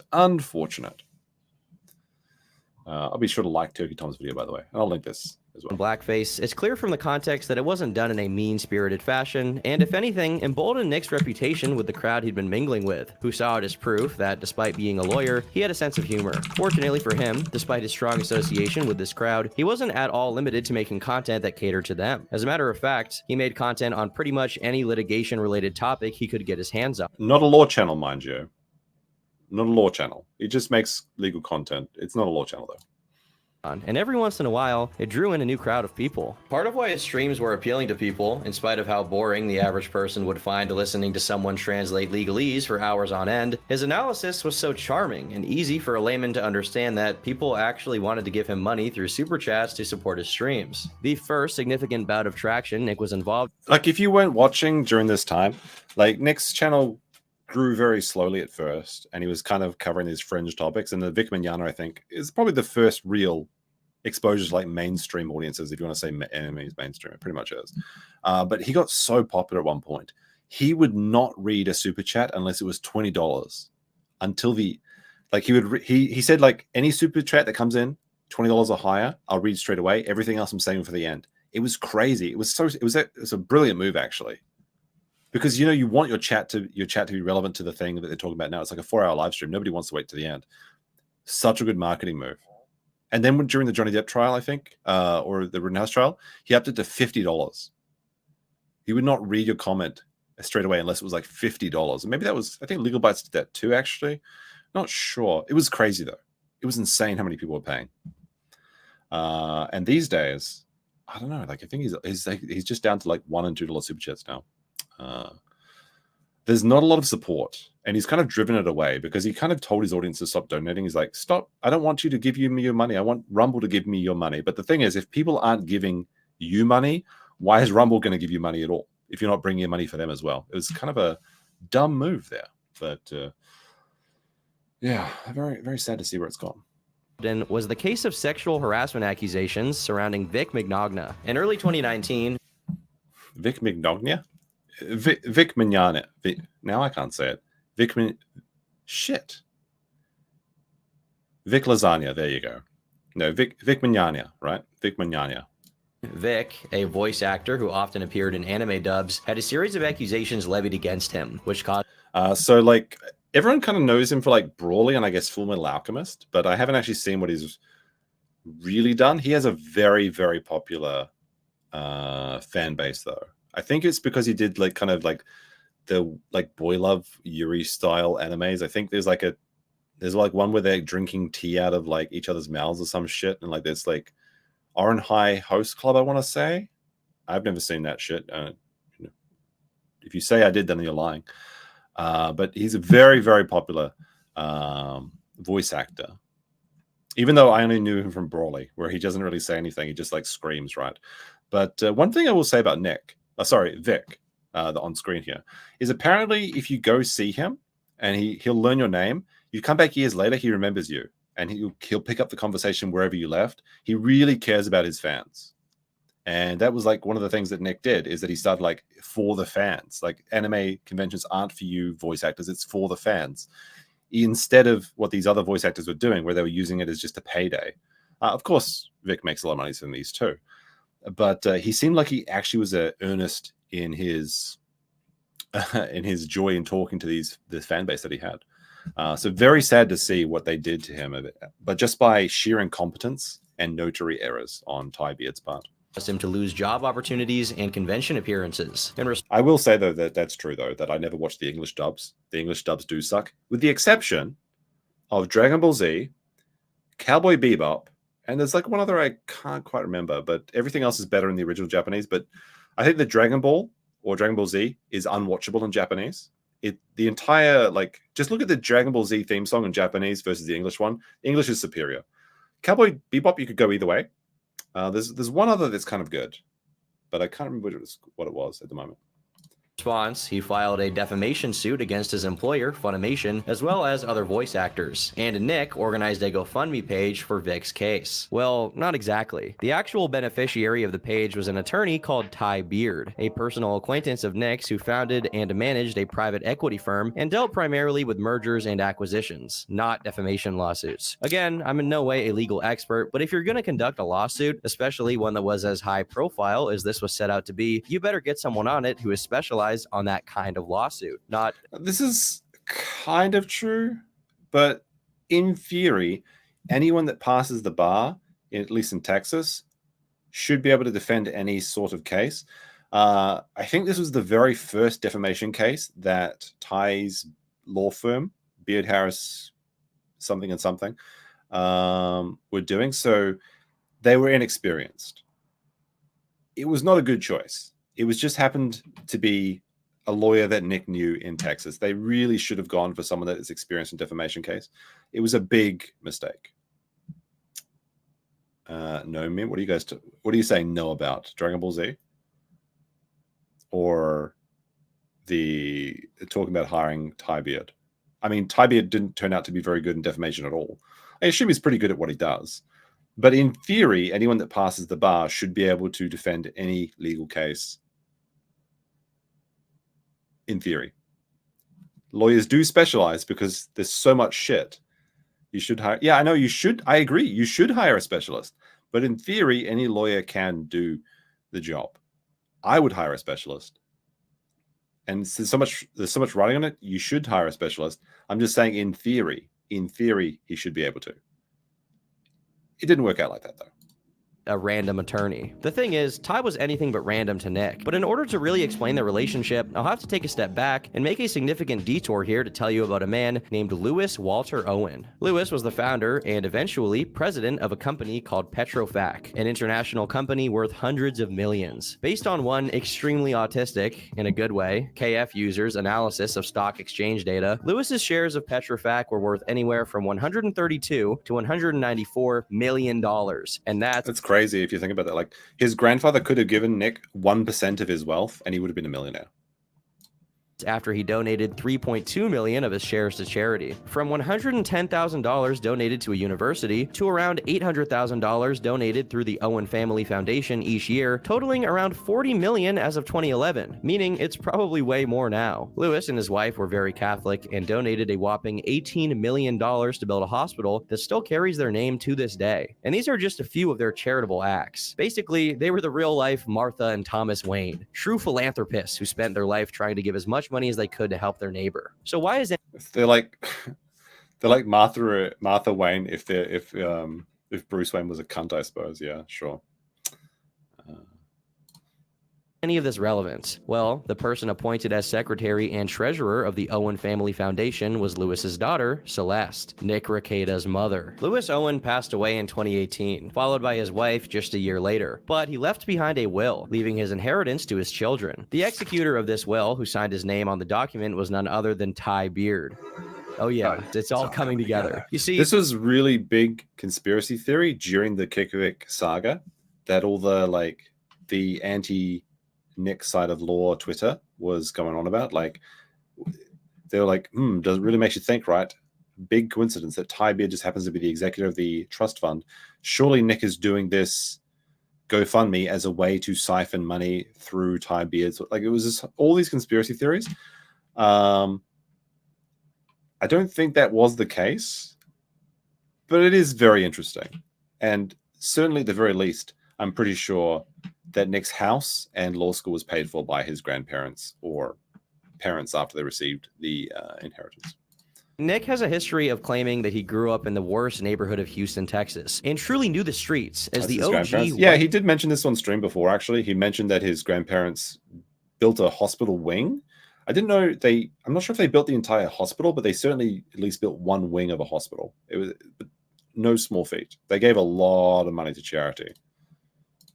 Bred N-word. Additionally, he's claimed that his family's ability to afford all of their kids and homeschool them has nothing to do with having money, because according to him, they were already doing it when they were flat broke and unemployed before he went to law school. This means he's necessarily talking about the time period prior to 2011 when he began law school. But there's a little issue with that. In comments sourced from a Rumble stream of his from October 2023, he bought a house for $269,000 in 2009, 2 years before law school. Wasn't he supposed to be dead broke and raising 2 kids at this point? But that's just the I mean, it doesn't really add up, does it?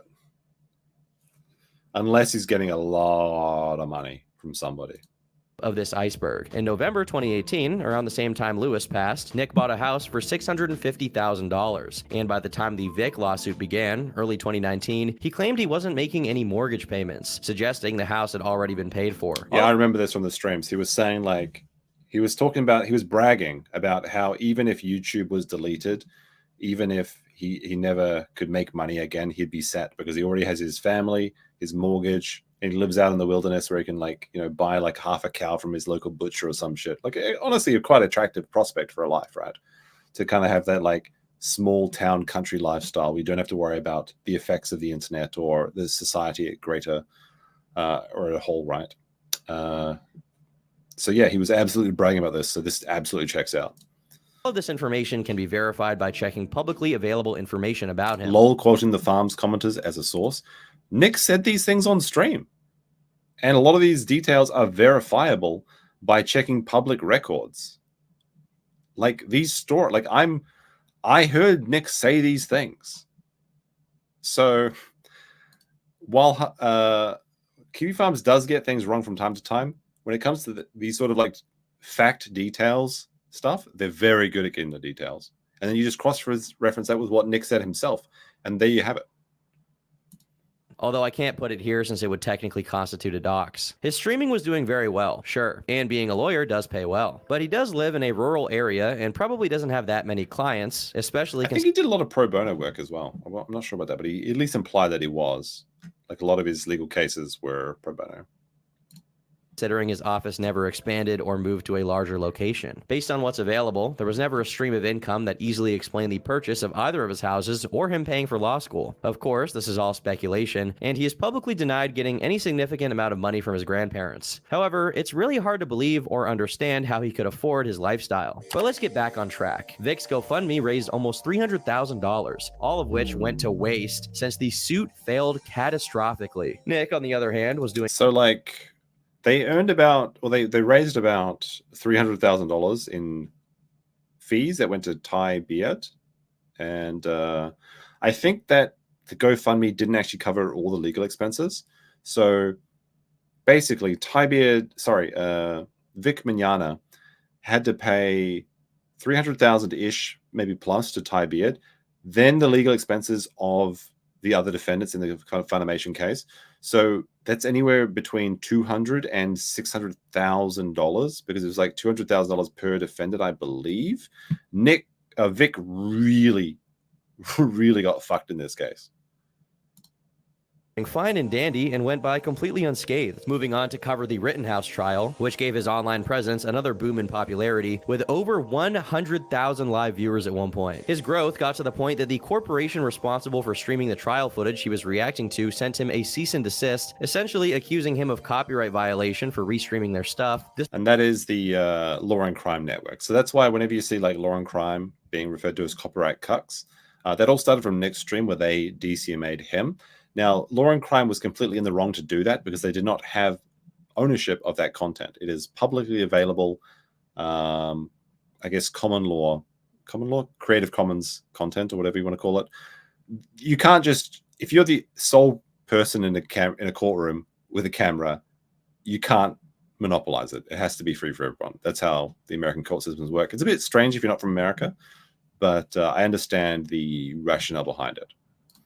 Despite there obviously being a significant amount of commentary over it. Many things can be said about Nick Rekieta, but he was one of, if not the most successful content creator in his genre. Nick Rekieta was long established at this point, but the Rittenhouse trial really sent him up in an unforeseen way as far as his YouTube popularity. And fortunately, at this point, while his alcohol consumption was still present and often featured throughout the entire streams, the most it ever led to was Nick sounding a bit tipsy. Soon after the Rittenhouse boom, I will say that Nick's very good at handling his drink.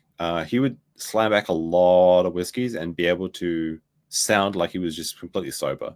You can hear me now because I just had another drink just then. My tongue starts to get a bit tired.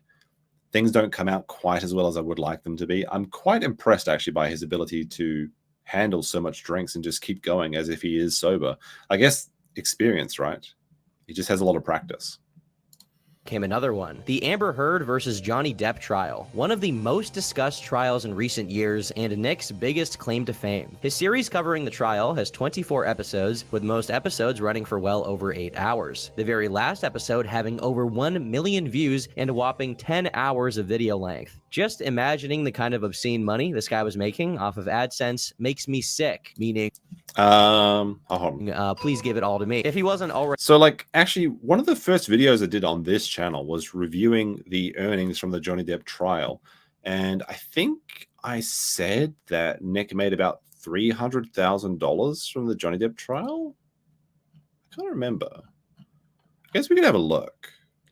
Let's have a quick peek from the past, because I'm always interested in stuff like that. I like the data and the analytics of YouTube. It's a bit of a weird thing that I do. Where was that video? Follow that. This is how much Lord choose. That was the super chat one. I had another one. Let me see. Was it this one? It must have been this one, right? I guess a search by date. That's probably the best way to do that. Date. The money. Here we go. This is how much YouTube has earned. Okay. So this is a very, oops, sorry, wrong one. There we go. This one. So if I go back and have a look, looks like YouTube's figured out I'm not on my other account now, so I'm going to have to watch the Korean girl video.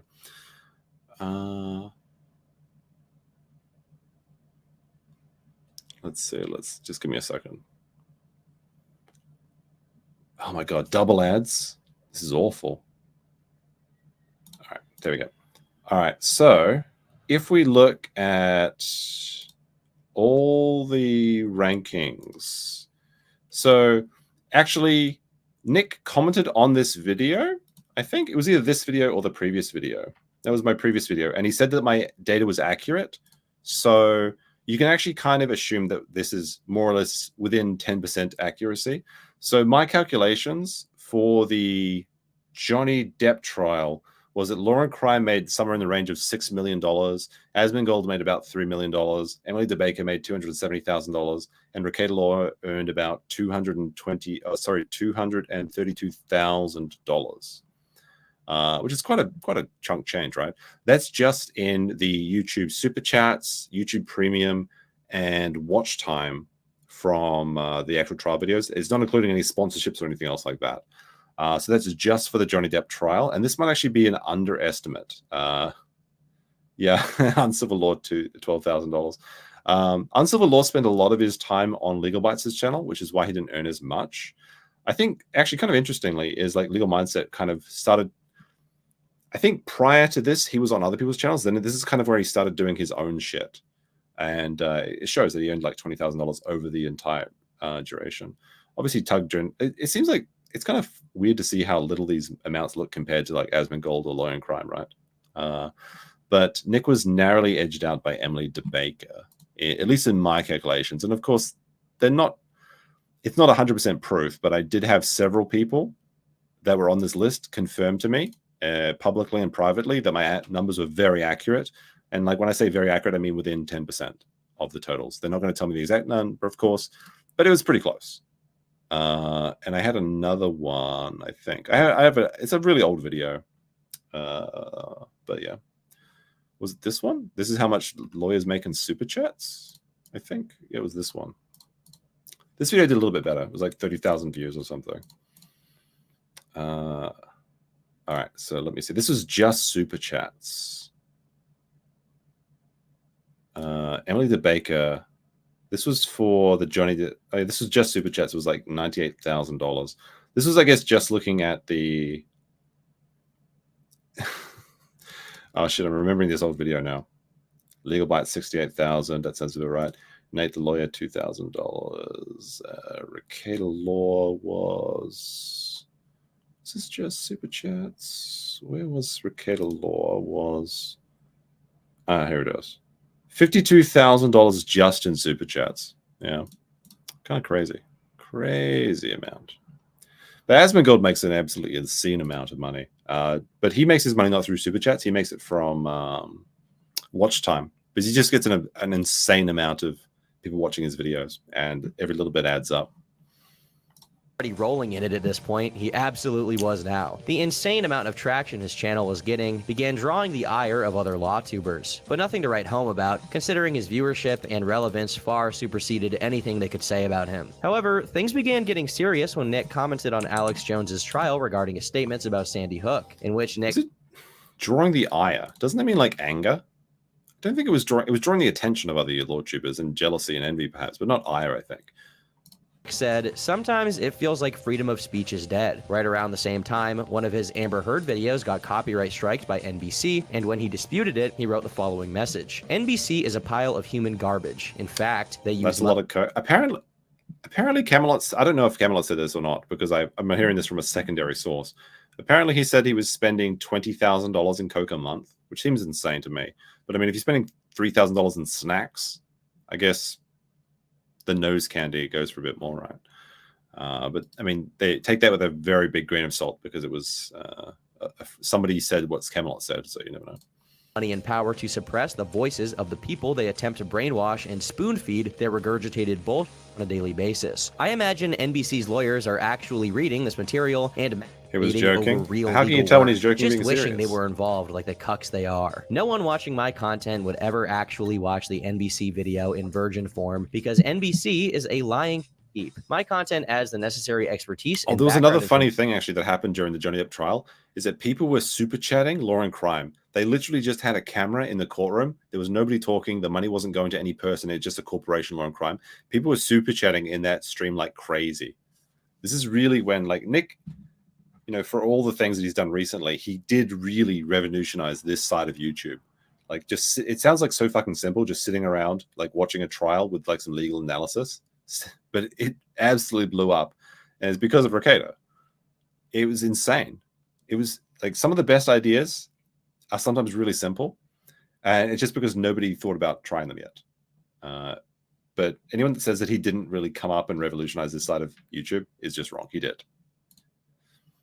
For people to return an informed opinion on the matter presented rather than be spoon-fed all he had to do was just juice stay from a bunch sober. of communists. While the dispute did clear him of the copyright strike, he wasn't safe for long, as not long after, he received a terms of service strike for showing blood, which is more serious and will get you banned far more reliably than copyright. And as a result, he was suspended. A while later, while discussing the Kiwi Farms versus Keffels debacle, he got himself in hot water once again when, in a heated gamer moment, he suggested people like Keffels, in the context of distributing HRT for minors, should face the wall. I'm not saying they should. I agree with that. That was a base take. He's wrong to criticize these people, but this was recontextualized as a death threat against trans people. And as a so Duncan MacLeod was like, he came onto this channel to just not this channel, but he came on Rekieta's channel purely with a motivation to try and get his Twitch channel deleted, because Twitch has this really annoying policy where if you do things off platform, you can get banned on Twitch, which makes no sense whatsoever. Unless it's like some massive federal crime, like blowing up buildings, then maybe remove their Twitch channel, I guess. Sure. But this was a big piece of drama and controversy at the time. Like, a lot of people came out to support Rekieta to get his channel back after this, because he got his channel deleted straight up, like very close to the Keffels drama. And this is before people realized what a creep Keffels was. Like, back at this time, everyone was on Keffel's side. And like, when I say everyone, I mean like the mainstream side, right? Not the fringe side. But now it's like, you even see H3H3 deleting their old videos with Keffels and like disavowing their old content with Keffels and stuff. But it's a different world. It's a different world. Result, he got another suspension in terms of service strike, meaning his channel was now hanging by a thread, and his future live streaming on YouTube was increasingly unsteady. The stress he was under made his problem with alcohol even more intense than before, and now there were large portions of some of his streams in which he was audibly drunk, saying the kind of things that get you banned real fast. You want to take it from me? You better meet a f***ing... Eventually, he did get kicked off the platform for a third TOS strike that was supposedly due to Nick doxing people, but in reality... Oh, yeah, okay, so I remember what happened. Basically, he got a bunch of ethic complaints, and when you do an ethic complaint for a lawyer, you have to give your real information under penalty of perjury. So what he did is he was on 2 strikes, and he said he was going to read the entire, like, it was like 4 or 5 ethics complaints that came in. He was going to read their entirety with their names and addresses, because it was like a public document that had been submitted to him. And before the stream went live, his channel got taken down, as I recall. Or maybe it was like in the middle of the stream. I think I was watching that stream when it happened, actually. It was a long time ago, though, at this point. He doxed people. No, I don't think he actually doxed people. But he said he was going to. He never got the chance. He never even got the chance to dox people. I mean, how could you be committed for a crime you never committed? What is attempted murder? You didn't even do anything. Come on now. But no, like, the thing is, it makes it sound so bad. Like, Nix was doxing people. No, they were sending in false ethics complaints, and they were stupid enough to use their real names and addresses. I think it's fair. I think it would be fair game to read their names out in that situation, because when you submit an ethics complaint violation, you are saying that this lawyer has some way ethically violated their privileges with you. And as a if that lawyer isn't your client, you're just lying straight up to try and destroy his life. So I don't give a shit if he dogs them or not. They deserve that, because they were trying to fuck with his business by lying to the court. So yeah, if you're stupid enough to put your own, if you're stupid enough to put your own contact details on that document where you're lying to try and destroy someone's life, then you deserve exactly what you fucking get. But he never got a chance to dox them. So, it's public record now. I suppose it is, yeah. I think when he came back, he still read them, but he removed he decided to redact the information on these things, but I'm not sure. Again, this is kind of hazy. It's many years ago now. was the result of a mass flagging campaign conducted by Keffel's followers. This event was covered by journalists who, recognizing Rekieta's importance on the platform as pretty much the originator of the genre of law-related YouTube content, highlighted the injustice of YouTube allowing this mass flagging campaign to succeed and lamented the possibility that Nick could even get disbarred for the death threat allegations. Even if that didn't happen, Nick hadn't been practicing law, as he was dedicating all of his time to the channel, which in 2021 pulled in over $700,000 in revenue, which is crazy for content that's completely unedited. Soon after this ban, he took up streaming on Rumble, where he was still pulling in live viewership at the tens of thousands. Fortunately for him, his ban from YouTube... Yeah, like the YouTube banning in many ways probably helped his career. It's kind of funny, but if you get banned, but then you get brought back, people really rally behind you because they're like, this guy's been people tried to silence this guy. He must be important. Some people have even tried to get their own channels banned so that they can try and ride this wave. I think it's a really dumb thing to do, but some people have been very successful with this technique. Not that I'm not saying that Nick did this. Of course he didn't, because it was just like lunatics that were flagging his channel. It's just kind of interesting. It's kind of interesting to see how it's like when you have like you try and assassinate a politician and they survive and then they're even stronger in the polls. It's exactly the same thing, in fact. Where did all these racket simps come from? I guess they probably just woke up. They'll have to go back 4 hours on the stream, though. So if you just go back 4 hours on the stream and then watch on 5 times speed, you might finish at the same time as us. Was lifted, and he returned in October 2022. Because of his brush up against trans activism and censorship, his reputation as a sort of conservative figure became even stronger than it already was. Oh, how little they knew. As early as July, there were signs that something strange was afoot, beginning with Nick having pictures taken of him getting stepped on by girls in cosplay. That's a good wordplay. I like that. Something strange was afoot, and then you've got the foot pick. You've got the standing on people pick. Actually, I'm kind of curious what the stupid fucking YouTube with the comment section in the weird place. I'm kind of curious what the top comments are. This is why you should avoid the Sonotube medallion. It leads to a downward spiral. Very true. Very true. The anime Matsuri convention. Granted, his wife was already there, and this could easily be a simple joke, but it showed a side of Nick that people weren't familiar. Hey, look who's at the table. Look who's at the table. And what ends up happening is I suddenly have. I don't know why that's so. It's like an earworm. The Legal Mindset by Ralph. There's something about his voice that just worms your way into your head. For all of Ralph's failings, his voice is very iconic. The time, the most this could be interpreted as was that, despite being a family man, he comfortably engaged with less than PG or edgy concepts. However, with time, it was becoming clear that he was a little too comfortable. The person he had managing his Discord server, for example, regularly posted extreme hentai to his main Twitter account that would whiten the hair of even the most powerful gooner. This tipped people off that just maybe there was some activity going on in his server that wasn't so appropriate, and that suspicion was more than proven correct. Is this where it all went down? Was it literally Discord's fault again? Can we just chalk this one up to another Discord L? Every single fucking time Discord destroys families, lives, children. It's all this raid on his house with the 26 grams of coke wouldn't have happened if not for Discord. I think we can agree with that.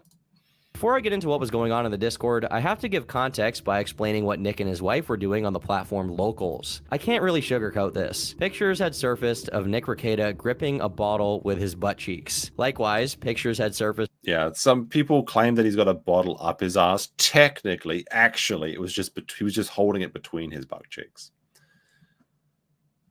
But no, yeah, the bottle pick should never have happened. Of his wife doing that same thing, along with other lewd images of her. All of these made their way to Nick's Discord server, partly because... So when kind of a funny thing is that Lady Rackets, she has very distinctive tattoos. And I remember when people first saw the Lady Rackets bottle being held between the butt cheeks picture, they're like, there's no way this is Lady Rackets. This could not be her, even though it was posted on her own account. And it's like, then who the fuck has these same exact tattoos as her, covering her entire back? And it's like, well, that could be anyone. I mean, it could be AI or some shit. There was some real cope going on at this time. they were relevant to the fact that they were pics of Nick and his wife, but also because the server had an entire chat dedicated solely to not safe for work pictures, something that flew in the face of the conservative image many people had of him. When people brought this up to Nick as if it were an issue, he flippantly dismissed them, as if this wasn't totally incongruent with the rest of his online persona. One user said, "Listen, your wife posts pics of her booty online for strangers. This is the response bound to happen, so you're either in one of these positions. One, you don't care, but you still talk cucks and make fun of men for not having loyal wives. Two, you do care, and so this is one of the positions that Nick has changed on. He said never have naked pictures of yourself online or of your wife online, because they'll get leaked, they'll get stolen, someone will see them, you'll send your computer to the repair shop, someone will find them, just don't do it. And everyone can agree with it. That's good advice. And then these pics start sort of dropping. It kind of just shows you how his perception of what should and shouldn't be has changed over the years. And then there might be the annoying lawyer. Actually, technically, these are just shots from behind of the butt. That's not really a nude pic. Yes, it is. Yes, it fucking is. Okay. Just because you can't look up someone's pussy doesn't mean it's not a nude pic. Are a cuck who wanted her to post her act and get off on it. Or 3, you were overpowered by her macho strength and she is the alpha. It just makes you look like a hypocrite. I think Nick may be going the eye. Yeah, so he left out something that was read here. It makes you look like a hypocrite because of the Jack Murphy drama. The Jack Murphy drama was a big thing on his channel. There was Drexel and Nick. They had both went out and got like special beard face masks that made them look like Jack Murphy. They did a whole show just making fun of the cuckoldry of Jack Murphy. But I guess if it's good for the goose, it's good for the gander. And not more than, 2 years later, he was already engaging in that behavior.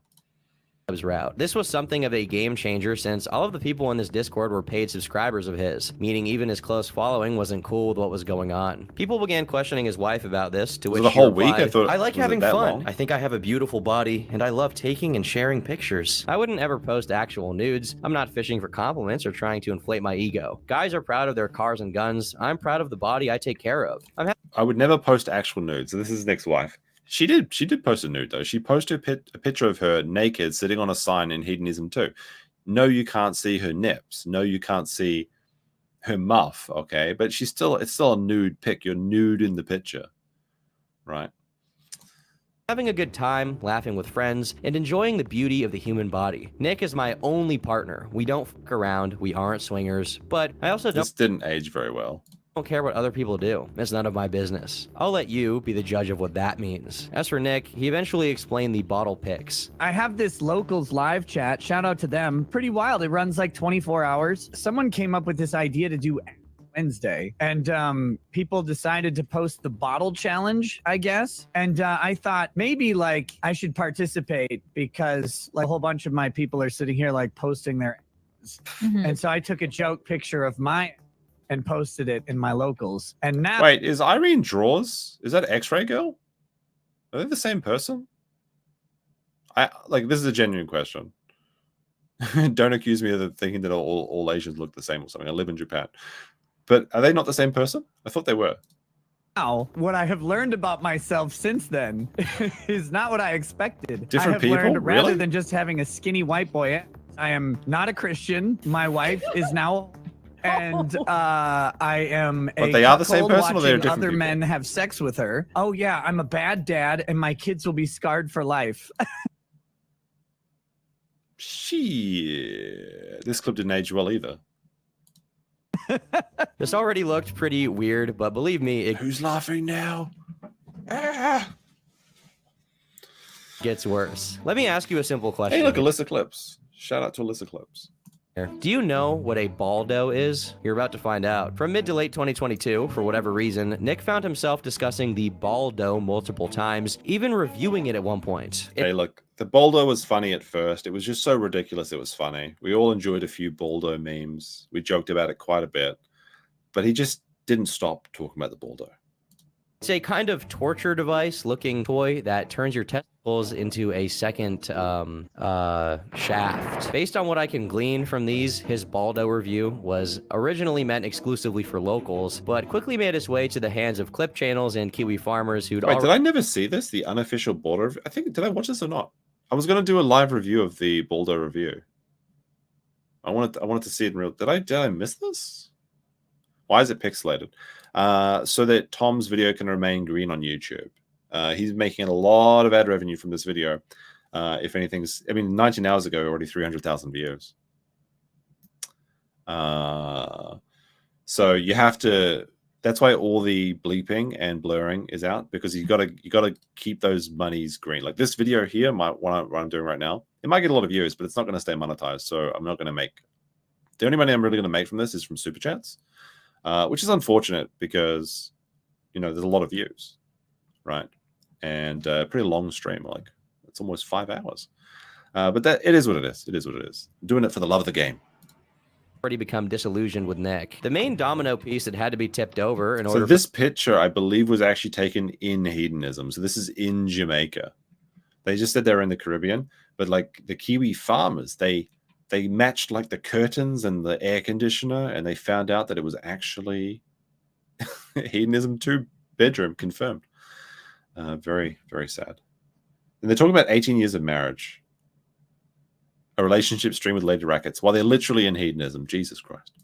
Nick's reputation with his following to be dragged through the mud came in the form of a rather innocuous video in which Nick and his wife celebrated their 18th marriage anniversary. In it, they reveal their Kayla looks so much better with a little bit of fat goes a long way. She looks really good in this part. Mud came in the form of a rather innocuous video in which Nick and his wife celebrated their 18th marriage anniversary. In it, they reveal they're on vacation in the Caribbean, but don't specify where or even what country in the Caribbean. As usual, we can leave it up to KF to schizophrenically investigate the most ridiculous things and Bulldoze Gate does some good work. Succeed in doing it. There are a few posts Very going funny over profile the name, specific strategies they employed in order to figure out where they were staying, such as comparing nude pictures they'd posted of themselves to the marketing material of a certain resort called Hedonism 2, which was... How did this picture get... Did he post this picture himself? Did he actually self-snitch and post this in the Discord or some shit? Of course people are going to figure it out. You should have known. Akio Megapint says, has to go. See ya. Have a good day. Famous for harboring swinger parties. We obviously can't show the bottom of this picture, but the shape of the island on the horizon... I like the Jamaican swimsuit though. That's really... Wait, are they holding each other's... Surely this is Nick's shorts and this is Kayla's bottoms. Nick's not wearing a Speedo, is he? I assume they switched, but I don't know. I mean, they're switching, right? I mean, in the holiday, and I suppose right now, but... is similar, and the difference in sizes can easily be explained by photography. Eventually, both Nick and his wife's Instagram accounts began... it's called focal compression. ...following 2 male strippers by the names of... Soha, La Rekieta. La Rekieta, first interviews on the kill stream. Ardo can't and wait for that. It's gonna be Romaine, good. both of whom worked at Hedonism 2, and they followed Nick back. Honestly, I don't think this much schizo research was I love that he has to blur this entire Jamaican man's lower body. That's pretty funny. necessary since Nick was already well on the path to admitting it anyway. One example of his lack of concern about denying it and maintaining his image was when he got asked about hedonism during a live stream, and this is all he had to say. Nick, did you see that conspiracy theory? And I had to know this because, you know, I joke about this all the time. You talk about the Baldo. Did you see there's an internet rumor about the hedonism where you were at a sex resort? I have to know. I've been looking. I have to know if that's the case. It's simple. I don't talk about where I go, but all internet rumors are always true. Okay. Additionally, I mean, I guess he said it from the beginning, right? I don't tell lies. he openly admitted to doing MDMA and mushrooms during this vacation, which once again informed the audience of what kind of person Nick was becoming. A little while after the Hedonism 2 event came and went, another popped up. On December 15th, 2022, Nick said he was going with his wife to an underwear bar to celebrate his birthday. You cannot get in if you're wearing clothes. You have to wear underwear. I think this is Gay 90s is the name of the restaurant, by the way. She's But in isn't underwear. it- I'm in underwear. We're gonna go have a fucking blast. That's Saturday. Friday is karaoke night at the same bar. We're gonna go do karaoke night. We're gonna have fucking fun. Probably, you know, sing some shitty songs or whatever. And then I don't know what we're gonna do the rest of the time because those are. This is when Sean was part of the group. This is before he got his shower call. And this is back when everyone was having, like, they're putting little emojis in their names. Like, I think this literally was like the people copying Emily DeBaker. because Emily DeBaker, she would put like a purple heart or some shit in her profile name. So every time she showed up in someone's stream, everyone would start spamming purple hearts as like her insignia. And then every LordTuber got it in their head that they had to have their own emoji. So you got Joe's got his like genie, Sean's got his little briefcase. I think like not Legal Vices, Legal Uncivil Law had like the cowboy hat little emoji. And everyone was doing it for a while. It was like, I guess the secret to success is having your own emoji or something. I don't know. It was something silly that they were doing. I'm pretty sure they were all copying Emily DeBaker though. I'm not sure if that's true or not, but that's what I always assumed. Ike with $5 dues says, as all good married couples know, the only place to celebrate your wedding anniversary is at a premier wife swapping resort. True and real. Jesus. Oh my goodness. Oh my goodness. Why just fuck it up? 18 years of marriage down the toilet. I guess he would say that he's doing fine, right? It's not true. It's not true. I guess his marriage is stronger than ever now. There's just an extra woman to pick up the slack. I don't know. It doesn't make sense to me. It's literally an hour out of each night that we're going to do that. Other than that, I don't know. She's got a bunch of surprises planned for me. Again, I have no idea why he keeps being so vague about this stuff since he's talking about embarrassing shit anyway. If you're going to drunk blab about your private degeneracy in public, you might as well be specific. I mean, that's kind of his lawyer sort of weasel words. Like, he never really admits to anything straight up. It always is kind of like, if something like, did you go to a swingers resort? He's like, I don't know. Did I go to a swingers resort? That's weird. It's like, it always is something like that. Like, it was kind of interesting at first, but it's kind of, after seeing it for so long, it's kind of annoying now. Because people are going to figure it out. Once again, KF was on the job and correlated the underwear bar statement with a few other things he'd said about his birthday plans, eventually landing on a certain establishment called Gay 90s, which was the only one holding an underwear party at exactly the same time Nick was going to attend one. How many underwear parties are they holding in Minneapolis? I thought Minnesota was famous for burkas or some shit. Isn't it?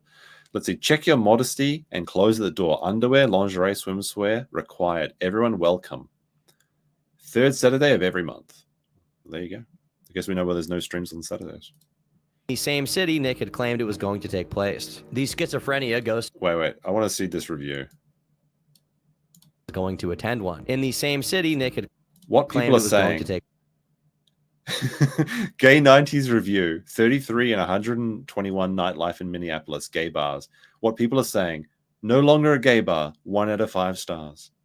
For all practical purposes, this isn't a gay bar anymore. It's a place where straight women and questioning men go to dance and watch drag shows. I just imagine this guy, he goes to Gay 90s. He's like, I'm gonna suck some real big dicks tonight, and he goes in there, and there's just a bunch of women watching drag shows and questioning men, and like, fuck, this isn't a gay bar. I've been lied to. Oh no, dear, oh dear, what a fucking review. September 2022. Placed. The schizophrenia goes to another level when the same poster who collected this information managed to use Snapchat to find people who posted videos of themselves at Gay 90s during the time Nick would have been there, and they managed to find this clip with a somewhat recognizable voice talking in the background. Again, that's some really good audio. It's hard to clean up audio like that. That is Nick's. That's straight up Nick. Like, listen to this. Voice talking in the background. I mean, isn't this Lady Racket singing though? Again, but like, what's amazing is that means that the people on Kiwi Farms were downloading, I assume, Snapchat, because nobody has Snapchat on their phones unless they're like a teenage girl or some creepy weirdo, right? If you're over 20, they were downloading Snapchat and then looking at people's stories on Snapchat, just listening to background audio until they heard someone that sounded like Rekieta to find out that he was there. That's actually some real dedication. You didn't hear it? Oh, we'll play it again, sure. Here, one last time. Voice talking in the background. Again, you got to put on headphones, perhaps, but it's definitely Nick. None of this is particularly damning were it not for the fact that Nick, for a very long time, made fun of cucks and joked about gay people from the perspective of someone who wasn't in line with those lifestyles. Now, he was attending underwear parties in gay bars and going to swinger resorts. Though this part is a lot less relevant compared to the previous revelations, Nick also decided to gift himself a Mustang GT 500. And though I'm sure he made a lot of money off of YouTube, we have to remember that a significant part of what's allowed all of this to take place was allegedly Grandpa Owen's tugboat money, whom I can only imagine is doing cartwheels in the grave. But being the derelict alcoholic he already was at this point, Hey, look, that's what's his name? This guy, like, he deleted his channel or some shit. Like, I talked to this guy once. What is his name? Scott something or other? I can't remember. Shit. What was this guy's name? Scott? Apparently, like, he like hit on someone in his Discord, or like some girl had. No, it's not Tug. It's not Tug. It was Scott. He would like tell campfire stories or something. There was like some chick had cancer or something, and he made fun of her, and then he was hitting on someone, and he just disappeared. I remember like there was some weird like drama between him and Aussie Overlord. Like Aussie Overlord had this like scoop on Amber Heard flying to Australia and like bypassing Australian like biohazard security quarantines, and I think he told that to Scott, and then Scott did a stream about it and stole Hayden's story. Vaguely remember that. Like, it's a long time ago. I think it amounted to nothing in the end, but it was like a big deal at the time. Comes as no surprise that within 48 hours of him having the Mustang, Dex, one of his main and longtime associates, Drexel, revealed in the stream that Nick wasn't going to be streaming because he had driven his car off the road, presumably damaging the vehicle since it had to be towed away. Nick himself, however, doesn't seem to have admitted to this happening, since his post about not streaming that night never mentions it, despite having been visibly irritated. Yeah, so what happened is he went to go buy like a muscle car, or like not really a supercar, but a muscle car, sure, a muscle car. And it was starting to snow, or like the roads were icy, and it didn't have snow tires. And then basically him and his daughter were driving down the road, and they just drove straight off the fucking road over some black ice or something. Like a miracle nobody was hurt. I think the car wasn't very damaged at all, actually. Like they went through a fence, but it was like just broke off straight away. Close near miss, like could have been very bad.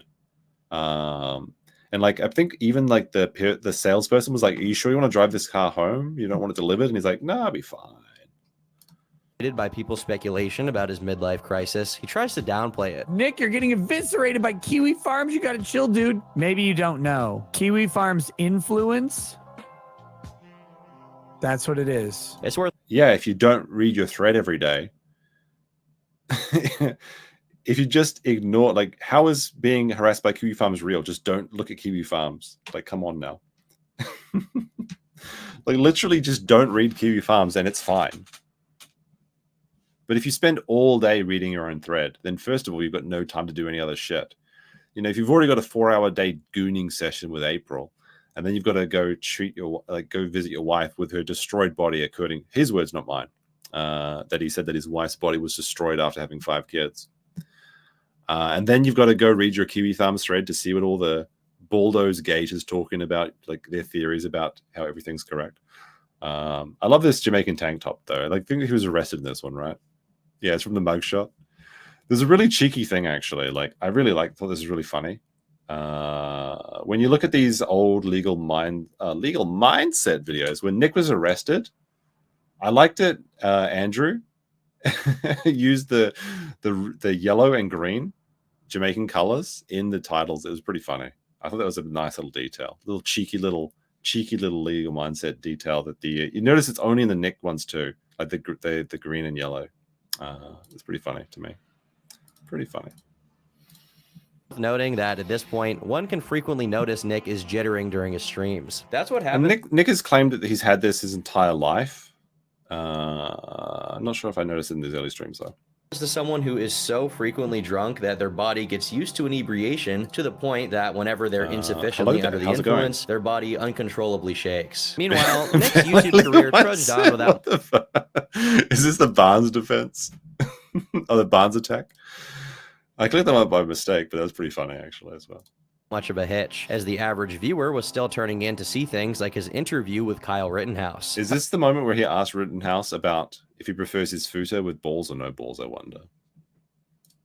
However, the closer following was heavily disconnecting from seeing what Nick was saying about his personal life, essentially rewriting himself as this libertine person who was never morally opposed to the things he was now partaking in. Oh no, homie, I've always been a sex pervert. It's also at this point that he slowly There's some good sound bites. begins to lose weight, further worrying the people concerned for his health, especially since now he was open about doing other drugs besides alcohol. Whatever clout he retained with other content creators was soon to run out if he continued on his path of self-destruction. Right now, I'll take another brief detour to tell you about a rabbit hole that is Nick's relationship with someone named Mandy. For starters, here is a clip of Nick Oh, Mandy. This is where the fun begins, chat. talking to them. Mandy, if I were single, you would never be single again. Pretty unusual stuff for a married guy to say in a public live stream, but that's just the tip of the iceberg. Mandy had been an avid super chatter since at least 2020, and a former follower of Nick's posted some lore to KF, saying, I can confirm that Mandy and one of the chat mods, C. Goody, were flirting, at least as far as them saying it in chat on Nick's night streams sometime around Rittenhouse. While we do have an archive... Is there a bigger Baldo washer than C. Goody? Like, honestly. Comment from C. Goody confirming that they were at least close and on very good terms with each other, Mandy's relevance is made evident in one moment during a very drunk stream of Nick's in which he says, Look, Mandy. Wait, I'm going to read C. Goody's comment here. I feel like we're missing some spice here. Mandy would definitely take all of Camelot's STDs with a smile on her face. In all seriousness, Mandy is a gem, does hilarious art, is hilarious in general, and is a fantastic member of the community. Don't know what we'd do without our scuffed mechanic. I never saw Mandy in the Discord because I was never a part of the Discord, the Rekieta Discord, right? But so the idea that Mandy was this big-tittied, depressed, lonely mechanic that was an artist and also a big super chat earner and also played 5,000 hours of Team Fortress 2, like it was fucking obvious this person was a man from the very beginning. Evidence in one moment during a very drunk stream of Nick's in which he says, Look, Mandy, I'm telling you this right now, Mandy, show up to Anime Matsuri. I will 100%, I will sign your tickets. This is some true hypergamy at work here. Mandy went from flirting with one of the mods to being one, all the way to flirting with the big man himself. Apparently, there was a strong push behind the scenes for Mandy. Imagine flirting with a moderator. I love my mods, but like, come on now. To actually go to the Anime Matsuri thing so that their IRL meetup could happen. But Mandy was the one who had shut it down hard, according to one of the people who claimed to have familiarity with the inner workings of Rekieta's community. But much to his embarrassment and our cringe enjoyment about what I'm about to make you witness, it didn't stop at his awkward-ass flirting. It evolved all the way to him serenading Mandy during a stream. Oh, Mandy. You came and you teased with the picture. Look how young Nick looks in this picture. It's kind of crazy.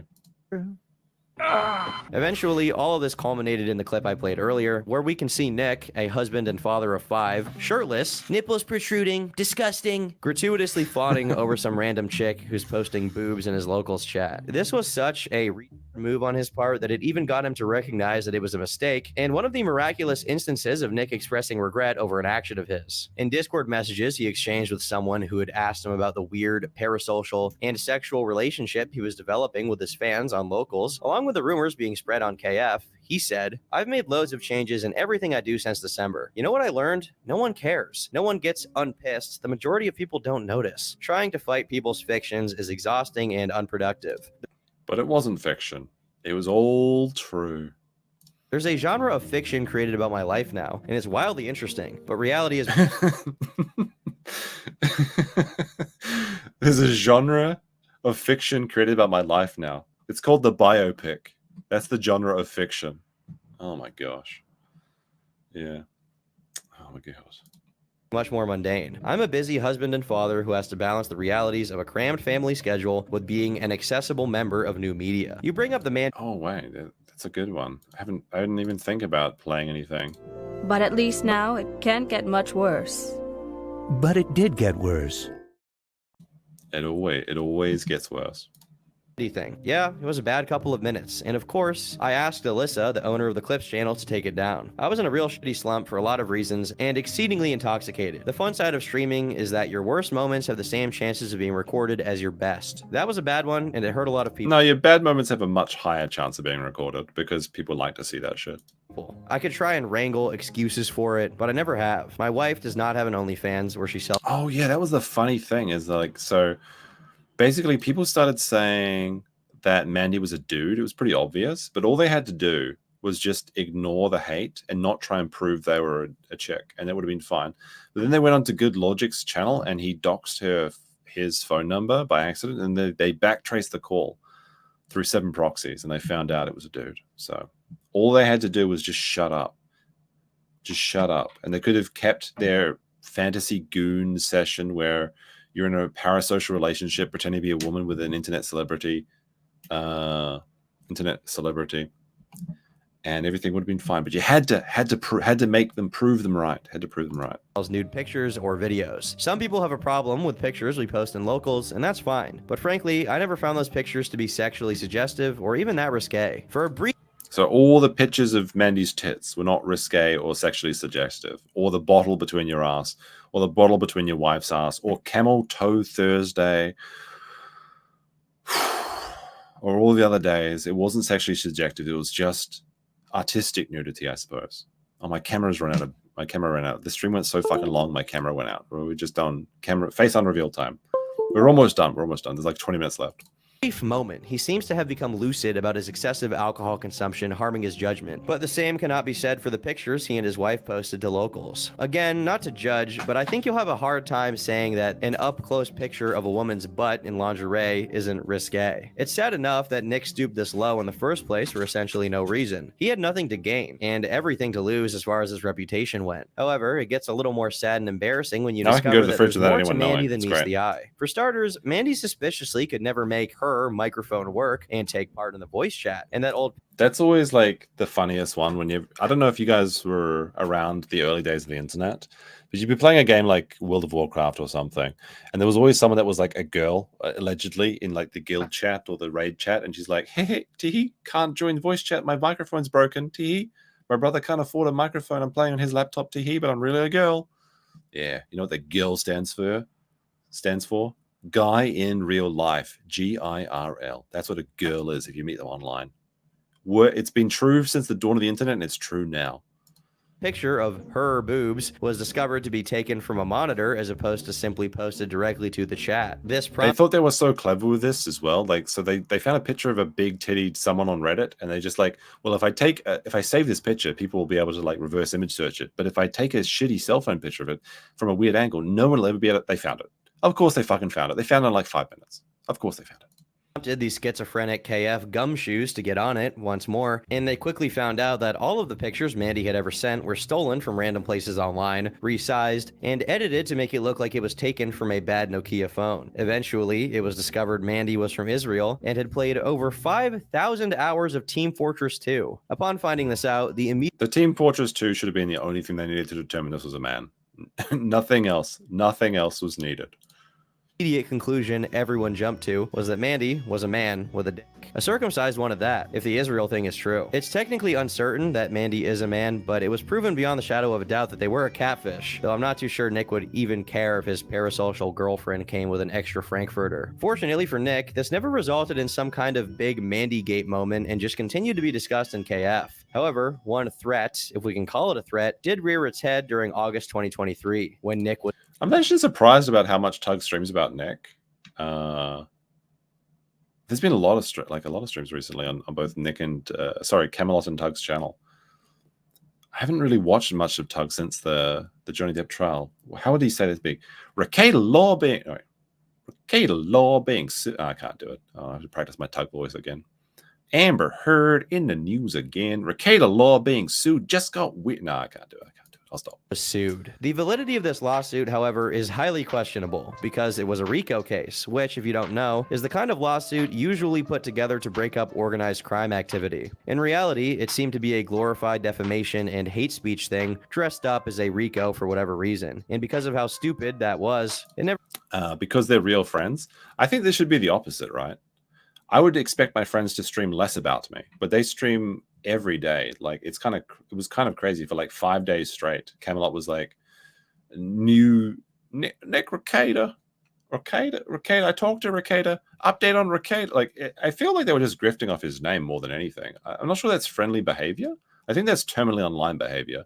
They can be friends, but also terminally online, I suppose.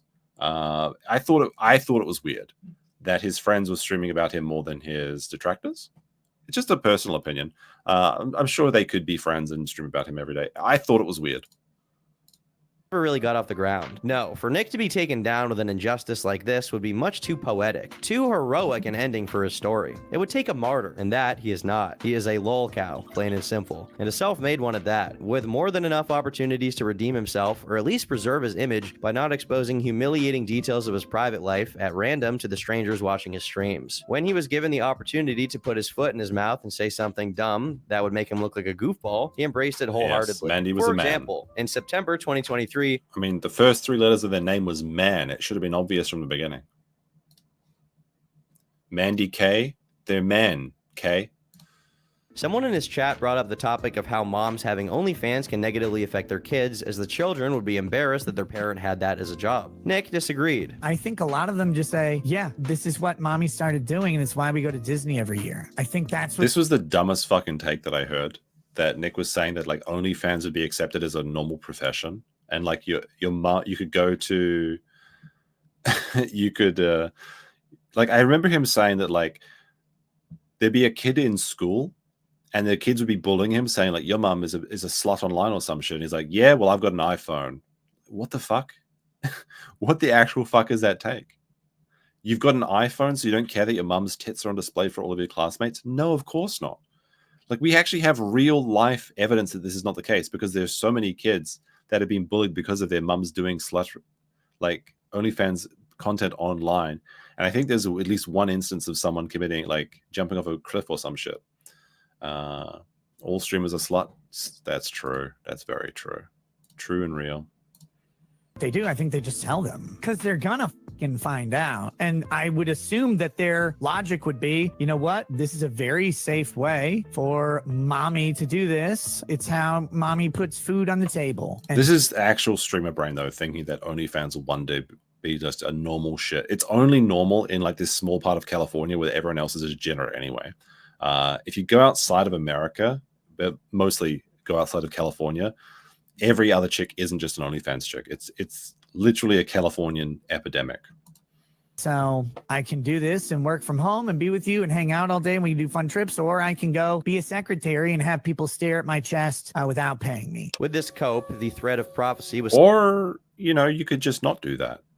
You could be a stay-at-home mom. You could have a proper job. You could do many things except that, I mean, you could do many things that apart from showing your tits. Severed, and Nick chose to persist in the doomed world he'd created for himself. Reality itself decided that enough was enough, and it was time for him to meet the consequences of his actions and lifestyle, and it did so by invoking the cursed talisman of the Ancient One. It says, the stars are aligned, a new host is chosen. Hail unto thee, Nick Chan Rekieta. And then with that came this, and this was so weird because this came before the mention of Sonic in the trademark dispute that we were talking about last night. A Sonic medallion has been passed to me. I don't know where this It was at this moment that his downfall became inevitable. In January 2024, Nick took... You shouldn't mess with the Sonichu medallion curse. If you're a member in the chat, you get access to the Sonichu medallion. It protects you. By posting the Sonichu medallion, it protects you from the Sonichu's evil. If you do not have this emoji available to you, you are susceptible to Magi-chan's influence, and your entire life might get fucked up. Part in a debate with Destiny, and though many people considered him to have won the debate due to his better understanding of the law, Nick was visibly worn down. His clothes looked too large on him due to weight loss, and his face was more sunken than usual. While he was remarkably sober during his interaction with Destiny, probably because he knew what he was getting into and didn't want to make himself look like a total idiot, none of this composure was found on his streams, which hit a new low. message you have for your haters. Thank you for showing up. Try being less poor. Have you ever considered the fact? I mean, we don't all have millionaire grandfathers, but I'll try to be less poor, I suppose. Anybody who's willing to sit for hours and hours at a time in front of a camera just so that maybe 5 people, but hopefully way more, maybe 500, maybe 5,000, but maybe 5 people sit and look at them and go, God damn, I want to shove my fist in their vagina. He'd never been this drunk out of his mind before. Additionally, around the Mandy... I think there was another stream where he was drunk as well. Like, this isn't a new thing. The drunk streams have been around for a while. I mean, I've been drunk on stream too. I don't have a problem with that in theory. It's just the problem is if you have responsibilities. That's the issue. Incident, it seemed like he actually tried to back off from the alcohol, but evidently this effort wasn't very successful. He's incoherent, talking about random insane shit, almost like he's hallucinating. To add to the general sadness of this situation, he was now pretending to have some kind of deal with Rumble to make money off of his streams. Though it's very dubious this was the case, since at this point, his online presence was a shell of its former self, and even the normies had turned out, since his general wet-brained drunkenness turned every... Look, for all my people in the chat, okay? If you just want to stop being poor, I have some advice for you, all right? There's this book that I read. It changed my fucking life. Why does poor people be poor? Read this. It's way better than Rich Dad, Poor Dad, anything. Just read this one book, and you'll literally have as much money as Nick Rekieta. This is grandfather. I don't know how much money Nick has at the moment, but this is a good book. I recommend it. Stream into an insufferable slog. In May, all of this came to a head, literally, as we're about to find out. Nick fires up the Nightmare stream, where he's in complete disarray, completely out of his mind, slurring his words, and constantly moving around in very strange ways. Many people thought back to his claim to have done, among other things, during his stay at hedonism, since there's some correlation between hard drugs and sensorial stims like rubbing your own skin. So I'll say this about drugs, right? I don't have a problem with people who do drugs, but people that do drugs are insufferable, especially the mushroom people, where they're like, you don't get it, man. The psilocybin mushrooms, it rewires your brain. It literally makes you think in a new way. The thing is, they take the drugs, they think in a new way, but the new way they think is always fucking retarded. I've never seen someone take mushrooms, rewire their brain, and come out smarter. I find it very interesting. At one point, Nick received a super chat that contained a link to furry inflation fart porn. But due to being drunk past the point of recognition, he developed a kind of temporary form of Alzheimer's and went on to open this link 6 different times, reacting to it in a different way each time as if he was just seeing it. Unlike anime sucks, cope, and sneed. I hope they include that clip in the thing. Many of his streams that go on for almost 10 hours, this one fast approached its end at a mere 4 after this happened.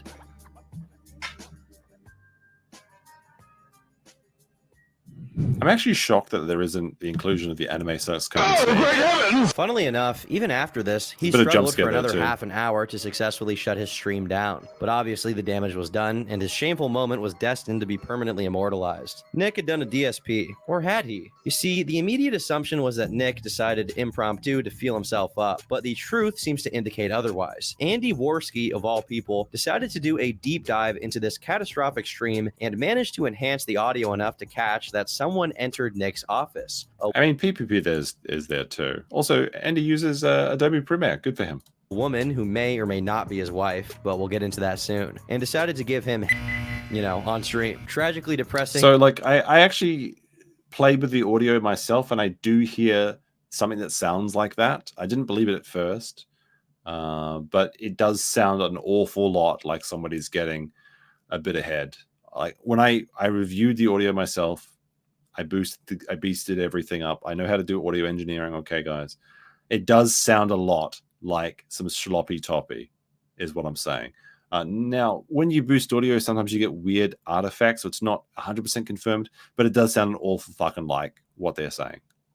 And insane as this stream was, it may have actually been the straw that broke the camel's back, as immediately afterward, the not-so-unthinkable happened. Nick was arrested due to a mandatory reporter's concerns regarding child neglect. The search warrant that led to Nick's arrest has since been published, and I'll be reading its relevant parts right now. Nick resides with his wife and 5 children, ages 6 to 16. The reporter indicated that 4 people from the church had gone to him. It was edited. So this is incorrect. I downloaded the audio from the direct source, and then I played with the audio levels myself, and I heard something similar. Of course, the video that was shown on Twitter was edited because you have to edit the audio to actually hear the levels. But when went to the direct source, I heard the same thing. So take that as you will. Now, I'm not saying that's 100% confirmed because, like I said, sometimes when you boost audio, you hear weird things, and the mind tries to attribute various sounds to various things. So it's not 100%, right? But it does sound a lot like a lot of slurping. Okay, it'd be hard pressed to say it was something else. And given the facts that we know that April being in the house already, it's not really that much of a stretch of imagination to think that's what's happening. Reporting neglect to the children, possible controlled substance abuse, and a questionable relationship with an additional couple. It was reported that he and his wife Kayla had befriended hosts from a different local social media blogger. Those individuals were identified as Aaron and April. It was reported that this couple may have been staying with the Rekietas, and the home was in disarray and cluttered. It was reported by a church preschool teacher that the children had complained of being hungry, not being fed, and wearing the same clothes for 3 to 4 days at a time, and would start to smell. Nicholas was reported to be lethargic and appeared high or drugged driving a car around. Let's see. If it was a BJ, he blew his load really quick. Well, I mean, you're not understanding that he was probably gooning for hours. So that was probably the conclusion of it. Probably the entire stream. That's why his arm's always shaking. It's like the whole 2-hour stream or whatever is just a big goon sesh. Like you gotta make money while you're working, right? That's the secret. You gotta find ways to goon while you're at work. Another individual advised the reporter that Nick will walk out randomly during sermons at church and has noticed behavioral changes in him. It was alleged Kayla looks anorexic, and Nicholas has lost a substantial amount of weight recently. One individual described Nicholas as having... What does a goon session mean? Just don't Google it and live in bliss. Ignorance is bliss. You don't need to know, okay? Just don't. Injection or track marks on his arms. While reviewing Aaron, if you don't search for what goon means, you can continue having a normal life. If you search for what goon is, you'll be changing the path of your life down a dark road that you don't want to be on. Okay, just forget it ever happened. Social media video blogs, Aaron goes on to say that he has experimented with cocaine 3 times and Molly 6 or 7 times in the past. Aaron did a video blog where he said Nicholas needs help and needs to get help for his kids because of his substance abuse. Aaron points out a time in the video where Nicholas has a white powdery substance on his nose. On the next page, the officer also remarks that during the same nightmare stream, Nick takes an hour-long bathroom break at one point and comes... This is defamation. It was 45 minutes. He wasn't gone for an entire hour. That's just ridiculous. It was merely 45 minutes.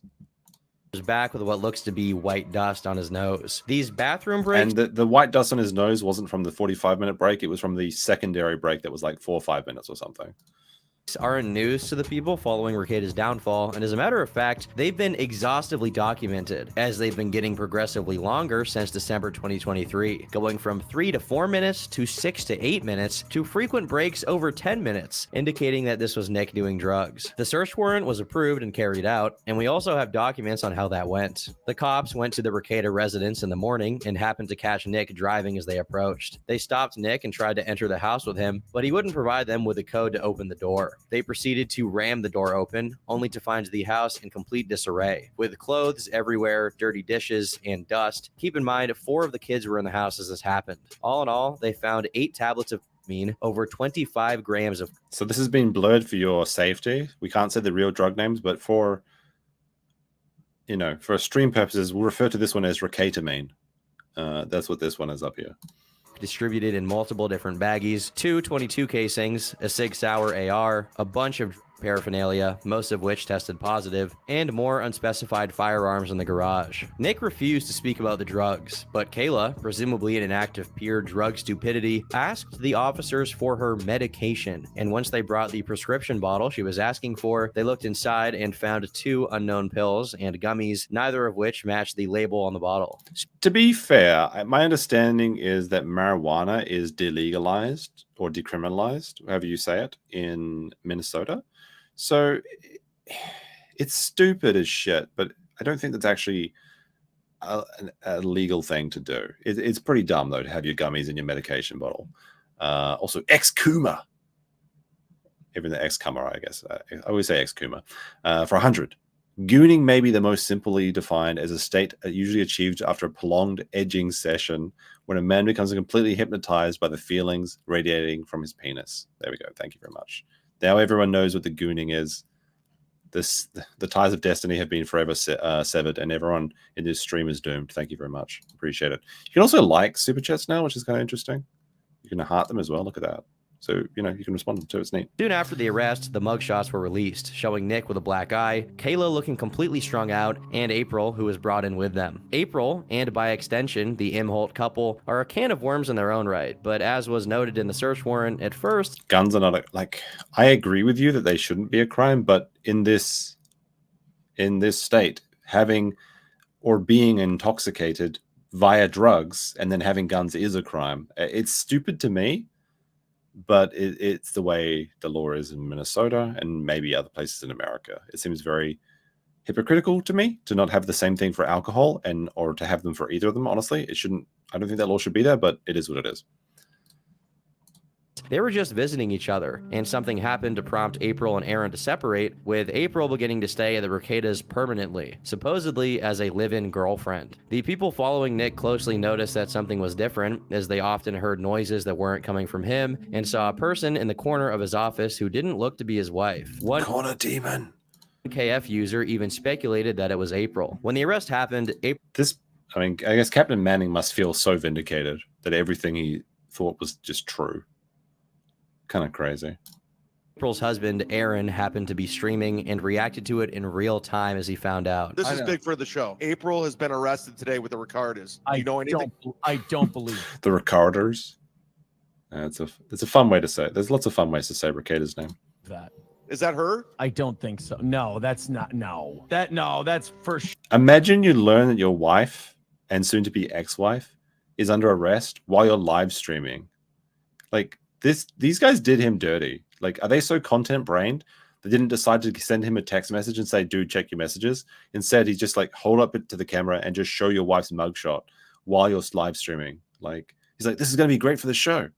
What the fuck is wrong with you? Just send him a text message and then say, dude, check your phone briefly. I don't know. Internet people are weird. Sure been edited. In another moment, Aaron went on to retell his experience with Nick. I remember Nick ripping two massive rails right in front of me, and I literally put my hand on his shoulder, and I said, dude, you need to chill. I'm worried that you're gonna die. No, don't worry. It's okay. I read up about this a lot. I can show you all the literature and everything else. It's okay, because it doesn't all hit you right at once. And I'm just like, what the Another time I told him, I go, this guy, like, I'm worried about this. I remember telling him one time, I go, my wife is doing a lot, dude. Many people reacted to Aaron's comments on the situation negatively, suspecting that he was a lot more involved with incentivizing these behaviors than he claimed to be. In the wake of the arrest, people decided to estimate what kind of sentences Nick could be handed based on the laws in the state of Minnesota, ranging anywhere from 7 to 15 years. However, when Nick had his hearing, which was accessible online, meaning people were watching it, it was discovered that he could be facing over 26 years in prison. Other online personalities reacted. It's very unlikely. I suppose it's not impossible. If there's a man to lose the case, he's the man for the job. We'll have to see. To it too. For example, Dick Masterson, one of Nick's most steadfast allies throughout his entire career, admitted that it was indefensible, though people didn't take this seriously, as many saw Dick as an enabler of Nick's, incentivizing him to go on doing drugs. Another person who entered the peanut gallery was Ethan Ralph, who first virtue signaled about having tried to get Nick sober in private, talk about the blind leading the blind, and then proceeded to sell cheap, shitty merchandise related to Nick's arrest. The actual Ralph turnaround was the funniest thing ever. So there was like a space of like 2 tweets where Nick was like, Ralph was like, I'm not going to jump in on the Rekieta sandbagging. Law Rekieta. And the very next tweet is like, Rekieta's in jail. That fart's not so fucking funny now, is it, Nicky boy? And then he's confirmed for the first trial back. It's unbelievable. Unbelievable. He's confirmed for the first interview. We'll see if that ever happens, I should say. On the 24th of May, April had an early release, which many speculate is due to her. Nick could get 25 if he hired Ty Beard. He could get the death penalty if he represents himself. You never know. But true. for cooperating with the government against Nick. This would be peak poetic justice. Not only did the drugs get him arrested, but his side piece snitched on him, as if his entire lifestyle acted in unison to betray him. Just a few hours after April's release, Nick was also released on bail. As soon as he was out, he made a post to his locals saying, "Obviously, a lot has happened. I'm sorry. For legal purposes, it must be reiterated that the sorry is for the disruption and is in no way related to any pending legal matters. That said, please realize that no one has the full story or picture of anything. It's possible no one ever will. Nothing reported is accurate, and that's not their fault." But this was far from the only time. Yeah, don't believe your lying eyes, you dummies. You thought you saw me drunk on stream, but you didn't. There's always a different possibility to what you see. I'm not going to tell you what that is. You just have to use your imagination. Oh, thanks, Nick. He spoke out after his release. Soon after, DMs he'd sent to a group chat he was in leaked, claiming the neglect report was BS from someone who was out to get him. I'm about to Funnily pass out. enough, It's pretty when late one of for the me. people in the chat It's like 2 accuses a.m. him of doing at 8 a.m. while his kids are watching cartoons, the only thing Nick can be seen objecting to is the 8 a.m. part. The highlight of this. See, this is why these texts are a terrible idea, because Nick would routinely go to stream until 5 a.m. and he'd be like flat out drunk. And then he's like, I got to get up at 8 a.m. to drive. There's no way you sober up in time. There's no way you sober up in time just by sleeping. You don't just sleep. You don't go to sleep and wake up with all your status ailments cured. It's not like a video game. Accuses him of doing at 8 a.m. while his kids are watching cartoons. The only thing Nick can be seen objecting to is the 8 a.m. part. The highlight of this set of DMs is when Nick says, and I'll obviously paraphrase to avoid getting demonetized, "If you think my kids ever went hungry or were neglected, please phantom tax yourself." What the Sigma? He keeps suggesting that this was some random person who decided on a whim to try and ruin his life, when the list of people who attested to... So he's talking to Yellow Flash here. Surprisingly, Yellow Flash was like doing the one thing I think a friend should be doing, and that's telling you when you've hit rock bottom and you need to like get your shit together. I've never really seen Yellow Flash talk like this to somebody else, like on a stream or anything. Not that I watch his content very often at all. I've seen like 1 or 2 episodes of Flashcast. But like, I think this is what a lot of his friends should have been saying to him. It's like, dude, you're a junkie. You need to get help. Some degree of neglect. And it's hard to say to your friends, but it's words that need to be said. Your friends aren't just people that are there for you and saying, filling your ears with like nice, like calm, reassuring words. Sometimes they're the only people that can tell you the hard truths, because they're the only people you'll listen to about the hard truths. Like if it's a detractor, if it's an A-log and they're telling you you fucked up, you're just going to disregard them, right? But if it's someone you care about and you tell them that you've messed up, you need to make a change here, that's who you listen to. Just keeps growing. His congregation members, the mandatory reporter, the cops who conducted the arrest and actually saw both his kids in his house in complete disarray, and even Kayla's sister, apparently. However, if Nick is so confident in his stance here as he's portraying himself to be, why is it that he chose to pay the bail, which was set at $50,000, by the way, just so that he wouldn't have to do a drug test? Of course, it's his right. Yeah, and he paid like, I guess, $5,000 each, so it's $10,000 all up they've paid that they won't be getting back, by the way. If they'd paid the $100,000, they could have got the entire amount back, but the 10% is what the bond company takes. Right to not get drug tested and all of that, but it's not exactly a secret he was on drugs, especially given the things found in his house. Another sign of... Hey, Donna, thanks for the 13 months memberships. Wontons for all. Thank you. You're welcome. I appreciate you joining us.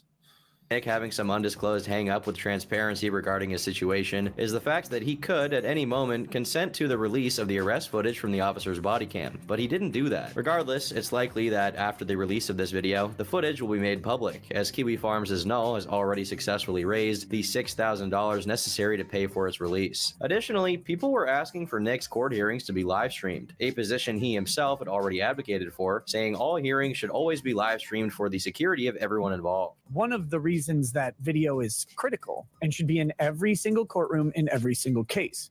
Video and transparency of the courts is something I'm pretty passionate about. 1, because I'm self-interested in making money off of them. 2, because it protects the people from judicial abuse or abuse by the state. And 3, because it protects the citizenry from lies by people about the abuse of the state. I'm honestly not sure if he still believes in this, though. A while after... It's kind of funny how your opinions seem to change when they become about you. I find the incredibly transparent courts of the Americas very strange to me, because I wouldn't want my shit being out in the public and being embarrassing. I understand the argument though that it's like it's to prevent abuse that was of the courts that was seen in like closed courts of England when they were founding America.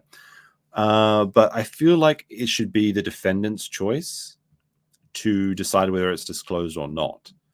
That I feel like you get the best of both worlds in that. If you can, that way the prosecutors have to defer to the defendant if they want everything to be public and seen by all.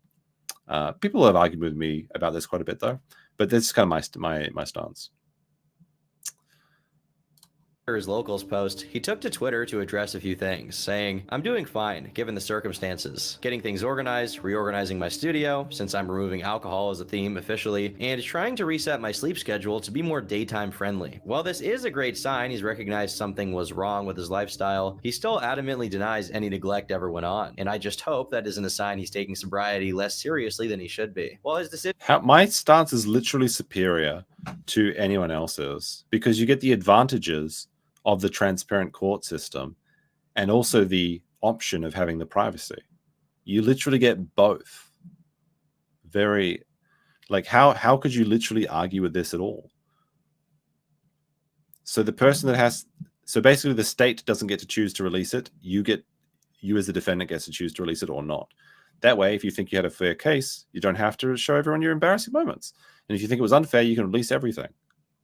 So I think that's the best system. Decisions have been reprehensible, to say the least. To some extent, I feel bad for Nick. He fell for the lie that you can do these sorts of things without suffering the consequences eventually, and at least appears to be under the delusion that what happened to him was due to some vindictive person trying to get at him, not his own fault for letting it get that bad in the first place. Of course, I feel much worse for his kids who are being put through all of this. Some of them not even understanding what happened, since, as the warrant stated, the youngest is just 6 years old. Unfortunately, they will understand, because the internet is forever and there's no way this is going to be deleted unless it's like a massive fucking solar flare that erases all this content. The kids have the curse of being able to get older and then Google their father when they feel like, what was that weird thing that happened to Dad when we were 6 years old? Oh no, let's Google it. Oh shit. So I guess congratulations. You played yourself by being online, like terminally online forever. Had everything a man could ever dream of, and still, it wasn't good enough for him, and in his pursuit of ultimate pleasure, he came dangerously close to his ultimate demise. Even if he doesn't see a day inside of a prison cell due to whatever legal ramifications may come from his trial, he may get disbarred, and his legitimacy as a lawyer and content creator is definitely tarnished for good. I don't think Rekieta being disbarred would actually be much of an impact on his life. It would be a very funny victory for the detractors on Twitter, but since he doesn't actually practice law at all, really, or even show up for Zoom hearings of like court for like traffic violations or whatever, for his mistress, like having the status of a lawyer is just a branding thing. So if he got disbarred, I don't think it would affect him at all, but there is a massive clout loss he's lost here, that like the people that were like the TradCon conservatives, I don't see them ever returning to his show after this exposure of his degenerate lifestyle. The real damage though is the family relationship, of course, between him and the children, and I guess his other family members. If he does return to making the same content he used to make. I've been Turkey Tom. Thanks for watching. It's not a bad video. I thought it was pretty good, pretty concise, pretty normally friendly, 41 minutes. I feel like there could have been a lot more details. There's a lot more stuff that happened, particularly in the early life section of Rekieta. And I would have liked to have seen a complete story with after the body cam was released. But I guess Tom wanted to jump on the hot topic. Of course, we all do. We all do, right? You want to be the first with the rise and fall of Rekieta sort of videos. But yeah, a pretty good primer for someone that doesn't know about Rekieta, but there's a lot more that could have gone into that. That was a very, very long stream. Well, not that. We've had longer. It was like 5 hours. Sorry, wrong button. If you want to get more Rekieta in your life, 41 people are waiting live in 8 hours for the sorry, I'll go back to this one, the sober analysis stream, the sober anal stream. There's no one else streaming right now, so I'll stream raid you there, I guess. Let me just take a quick look to see if anyone else is live. But you can see legal mindset and potentially criminal Sean as they collab on the Nick Rekieta situation, and they try and once for all answer the RQ, the Rekieta question, I guess. So this has been a fun, long stream. And, you know, it's not too late to like the stream. It's not too late to subscribe or say hi in the chat. As the next stream we do on Rekieta will probably be when some more information is dropped. I don't want to just talk about rumors and stuff. I prefer it when more information comes out. Hopefully the body cam can clear up a lot of information, but we'll have to see as it comes out. But you never know. You never know. Of course, if there are topics you wanted me to talk about, you can always suggest them on Twitter or Discord. You can also send things into me on Twitter and stuff. And with that said and done, it is almost 3 a.m., so it is time for me to go to bed. Thank you once again, and we are out. Peace, everyone. Have a great night.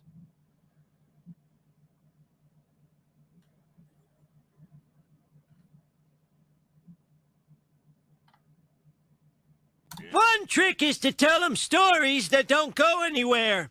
Like the time I caught the ferry over to Shelbyville. I needed a new hero.